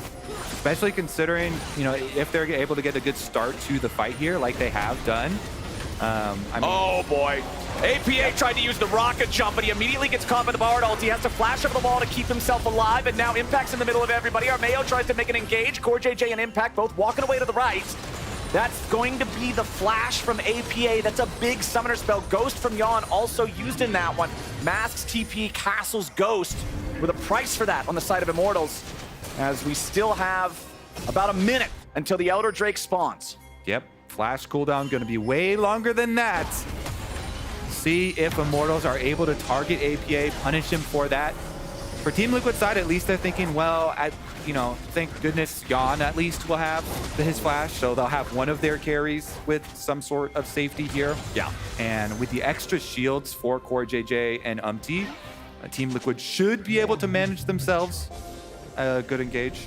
And one thing that's becoming increasingly problematic for TL as the game goes on, while the Team Liquid tanks have to build both types of resistances, Castle is fine just piling on armor, and guess what? Some more armor. His magic resistance is the Mercury Treads. Everything else, he knows he's up against 280 carries. He's got Randuins. He's got the Iceborne Gauntlet. He's got Sunfire Cape. He's so durable against the actual threats of Team Liquid. And the Randuins are such good purchases. The crit reduction is amazing. As Umti taking a little bit of damage here at the start. APA again going to be found by the Bard. Ole has his number time and again. They're throwing in the damage and APA's barely being kept alive. He gets away for now. And a beautiful shutdown coming out from Yawn. Ole's about to fall next, but APA dives the mask. Armeo into the back looking for Core JJ as Impact barely gets away. A shutdown all over the place. A rampage for Tactical. But now Team Liquid are the ones who still have more bodies alive. Okay, let's see. They've got their smite with them. Even though Armeo is still alive and sneaking around, they're going to go towards the Elder, and Armeo is positioning himself for a steal. He's got the Honey Fruit to heal back up. I don't see any vision inside for him, though, and Sapling's going to start checking around. All right, I misspoke. It's a 3v3. There's no man advantage for TL. Armeo goes to the wall. He wants to try to go for him, but Yawn's going to kill him. It's Elder Drake over to Team Liquid. Oh, man, that got exciting. Yawn trying to be the hero here. Armeo goes for it. Blast cones in. Not able to take it away, though. Team Liquid, Umti, now with the Elder Dragon on top of it. This is the extra combat power, Flowers, that should secure them the Baron. There's no smite for Immortals. They have no possibility of smite steal, so it would have to be some crazy miracle. And I seriously doubt Immortals would even want to try and risk getting anyone caught, getting any sort of fight here with the Elder Dragon buff. But Yawn, the true carry here, with that extra burst damage, blows him up. Nice ultimate from him, had the Infernum. And even though APA on the jump back in went down, Yawn and Umti is all they needed.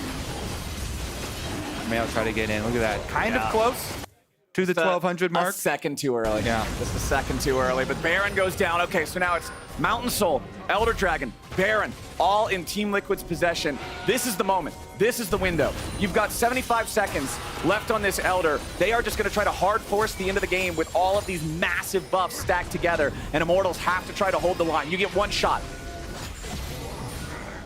All right, that Ezreal ultimate putting a dent in the mountain shields. that will refresh. Not a whole lot. Not a whole lot. Tier 3 turret about to drop. I feel like Immortals probably just yield the inhib, but we'll see if they can find some sort of an angle. They've really been trying to focus on APA. The Bard ultis again and again and again are always targeted on this Tristana. You really don't want to fight during the Elder buff, so they've got another 40 seconds here to try and wait out. Unfortunately, of course, all the Void grubs that Team Liquid took early on in the game. Yes, sir. And making it very difficult for them to wait out. Might have to give up 30 seconds. That means one more minion wave worth of Elder Dragon left. The tower is instantly deleted. The inhibitor soon to follow. Double AD carry with 6 grubs is going to just turn those turrets into butter. 15 seconds on the Elder. Immortals trying to avoid fighting while that is still active, but the Maokai ulti flies out. Locks down 3, but they're still beneath both the Nexus turrets, so they can't force the fight just yet. First Nexus turret is about to die. Tactical under pressure, but Castle's the only one soaking the damage for now. Ole firing off the ulti, and again, he's found APA. Castle goes in. Armeo's taken low. He's got to try to survive here. Castle's into the back line, but Team Liquid is still all right. Core JJ gets ulted by the Vi, but it's still only the support taken out in exchange for Castle. Armeo Mayo into the back. Yawn has fallen, but Mask is dead too. APA is free, firing, and Team Liquid's winning a fight. The Azir turret was summoned up before Mask died, but it ain't gonna matter. They still got APA. The triple kill to the Tristana. They tried to focus him down all game, but it ain't gonna work. He jumps on Tactical's head. Immortals put up a valiant effort, but Team Liquid's the better team today. A quadra kill for APA, and TL takes the dub. TL with some coordinated early game play. Really the highlight of this game. The early attempt of Immortals to go for the gank onto APA, which teams have been repeating as their strategy, attack APA constantly against Team Liquid. People are trying to gank him early. They've really put a target onto him. But TL responded quite nicely this time around. They started it out, Umti and Impact going for the invades on red side. Impact even joined down towards the mid lane when they went for the gank onto APA, and him starting out with the double buffs on the Tristana. So nice. A much smoother early start here for TL, controlling so many of the dragons, all of the grubs, and they are able to execute 37.5 minutes the game time here. And TL, congratulations. It was a bit of a bloodbath, really. Like, it looked so TL favored for so long in the early game, but Immortals did bounce back there in the mid game. When they got the Baron, it was looking like they might have a shot, but TL, their team fighting, their coordination that we were praising throughout the early game ends up being the clutch factor. When APA gets caught, the rest of the team rallies around him. Core JJ buys enough time for him to be able to escape. They've still got Yawn as the other carry. If you tie up their right arm, they can't punch you with it, boom, they got the left right there with a knuckle sandwich, and Team Liquid ends up grabbing their second win of the split here. It's going to put them at 2-2 at the end of week 2. All right, nicely done from them. Immortals, of course, at least they did get one win this weekend. So getting a boost to their morale as well. All right, with Team Liquid's win, we're going to join Jack and Impact on stage for an interview. Thanks, guys. I'm here with Impact. You were just saying you thought the game should have been a bit more easy. I would say your early game was very dominant on Udyr, but talk to me about that game. It stretched out. I mean, our game plan was like just make that hard for buy to play game. So what we did, just try check the enemy camp, and we keep just going enemy jungle and biting that. I mean, what we did is pretty good early game, but I think our mid game and late game kind of have lacked something like, example, like third Drake especially. We should bite that more like aggressive, but I think we lost that angle to opportunity bite. We don't know how, we forgot that like we cannot go deep to enemy side. That's how we lost some bite, but still, it's not bad game. Yeah, and also 2 weeks done now, 2-2, some positive, some negative. What's your reflection on the first 2 weeks here with Team Liquid? It's okay. It's not, I think we are not doing well like Scream, because when we play Scream, like I feel like we are connect each other, like team play, we're doing together. But in stage, I don't know, some people are nervous or scared something, so something bad happened. I mean, today is, I think, to me, it's me, I think. I play bad, my opinion. Like, in example, like lane page, I know I'm losing some EXP from roaming bot side, and I should respect the enemy to like, you cannot win, I cannot win 1v1. But like, oh, I'm moody, maybe I can win. And like, oh, never mind, I got shit on, so. Awesome. And you've been on quite a journey in the LCS the last couple of years. You've been EG, FlyQuest, but now back on Team Liquid, where you won 4 championships in a row. How's that been, being back with Team Liquid and with Core? Oh, it's nice. Like, it's always happy with playing with all teammates. Especially I respect Core a lot. So that's why I'm enjoying the now playing League, because that means I don't have to care other lane that much. I can care my lane more. I mean, that's all. It's a good thing. But also, it's fun to play with rookies too. You know, like kind of. Sometimes I'm kind of upset from like, why are you guys doing this something bad play? But they're rookie, you know. So it's fun. Great. And what are your expectations for the rest of the split for Team Liquid? Where do you think you'll finish? Honestly, I don't care about regular season that much. Like, because even you're doing well the regular season, I think if you not build up your improve like your teammate team doing together, you know, like team play or I forgot the word. Sorry. Anyway, like we need to build up our team play and like team building together. But if play for win, for regular season, I think not gonna help the playoff. So I don't care that much regular season, but I hope we're going to top 3. Awesome. Thank you very much for the interview. Congratulations on the win to end the weekend. We're going to send it back to the lounge. Our producer just said some crazy stuff. Think fast. All right, let's check out the bingo recap, actually, because we were doing bingo the entire week. So it's good to see if anyone actually won. So first of all, I guess a fan had a bingo sheet as well. So I know someone in the stands had their own bingo sheet. They were close. I think where we all told ourselves was... What the hell is a Mord Brazil pick? Honestly, a C9. Wait, you've never heard the Mordekaiser Brazil? Yeah, I've heard that, but I mean, we've already signed a Brazil. I think that's a cross. I think they won for sure. Anyway, this was mine. If we'd had the first Lucian win or a Rift Herald driving mishap or misfortune, she's good in certain circumstances. I'm telling you guys, I would have gotten bingo, but I didn't. Let's see yours, Rez. Yeah, so sad. I'm happy that you didn't win only because I didn't win either.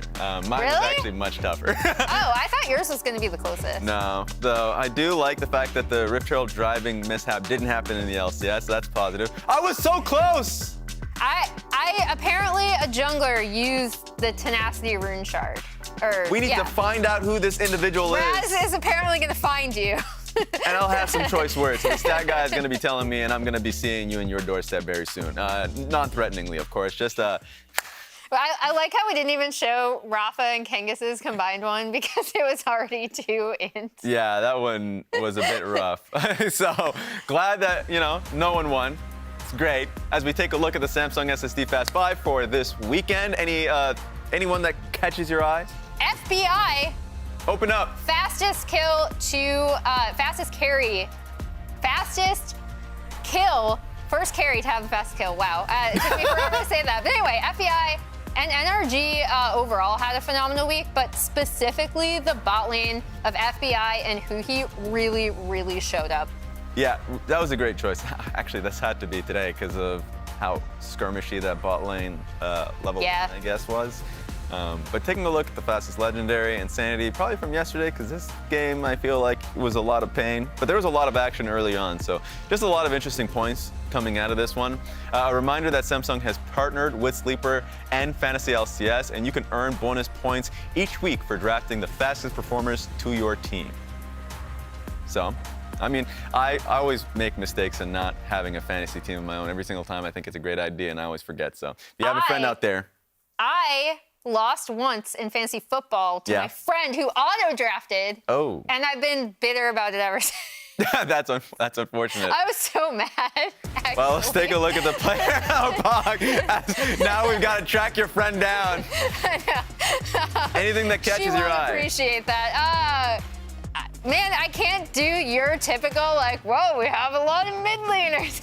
A lot of diversity here. I think the big thing I do want to point out, obviously, bot lane for NRG, I already touched upon, but B-Boy coming out and having, we kind of talked about how he was not, the reason, certainly not the reason why Shopify lost in their first game, but it was great to see him come out and have a really good game with Shopify Rebellion upsetting C9 today. Yeah. And then Yon. Obviously, I think I've talked about this TL team a lot in terms of why I think they should kind of focus around this bot lane and really help, especially today they locked in the Aphelios. Yeah. Previously, if they're going to have those kind of pushing bot lanes, maybe, pad down there, try to take over the bot side. But Yon is a huge part of that. When he came into the LCS initially, he was known for being a good laner, so it's cool to see him show up on one of his favorite picks of the Aphelios. Nice for him to at least find that success here today. But now we got a question, who's finding success this week with a MasterCard Player of the Week, and it goes to... Huhi! Bang! I do not remember the last time a support player ended up winning Player of the Week. I actually don't either. But he came in clutch. Today, he had an incredible rel performance. Everybody knows that. The Ashe game just yesterday felt like he was a huge playmaker for his team.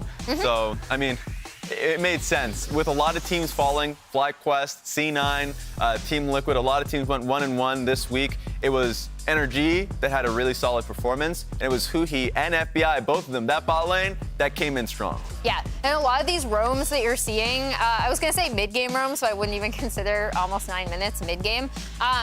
From today's game came from the fact that they just were absolutely able to get that 2v2 set in the bot lane. They were able to revisit that over and over again from Contracts. And Contracts did joke where he was like, yeah, all I have to do is show up because they already have it covered down there in terms of Huhi joining this NRG championship roster core. So that's really cool to hear. He was on some today.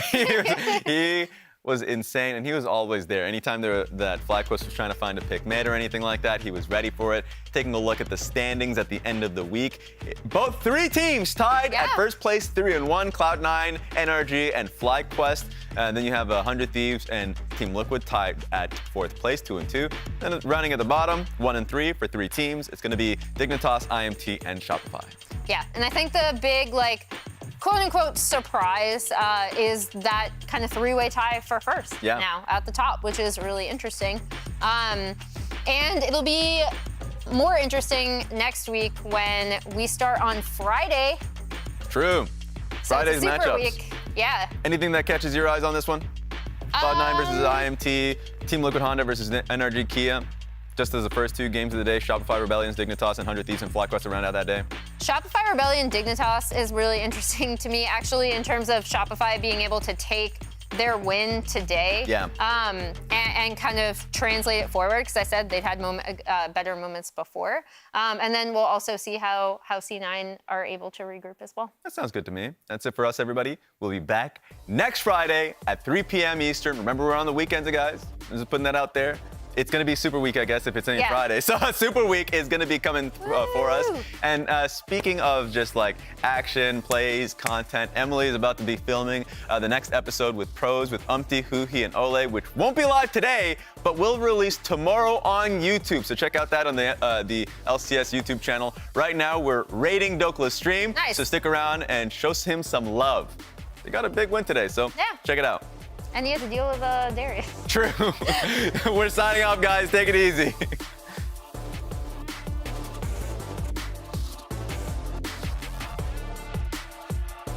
Kali, look at Kali. Look. Slow. Yeah. Kali? Go Kali. I can also Kali. I got Kali. Kali's done. 100 Thieves might just be able to finish this game. I'll cool down. This is the tower, guys. Nice quid. Good job. Nice. Wait, kill this guy. Kill him. Kill. Let's go. Nice, guys. Let's go. Decimating Smash Flash from Insanity catches a member from Cloud9, and once again, Vulcan goes down, Jojo's down. Shopify Rebellion are turning this fight around. Nice job, guys. Let's end. Just watch slowly. Do it slowly. I can't go. It's fine. Okay, that's it. Let's just end, guys. They're so I see it. Go! Guys, we can still win! Woo! Jensen in the back, Jensen in the dirt, and Energy absolutely rolling a power gets dunked. Nice shot over the wall coming in from Masu to help Whippo get it done. But now Whippo's got to be careful. Huhi chasing after Masu as FBI can just kite Whippo straight to hell. Right side. Maybe if you can flash, I can shield you. If I have TP, if it's good. I'm TPing behind. Yeah. I can send my Daisy. Yeah, right here. I'm going for Sejani after. I'm going to. You guys good? Hey, look, Corky.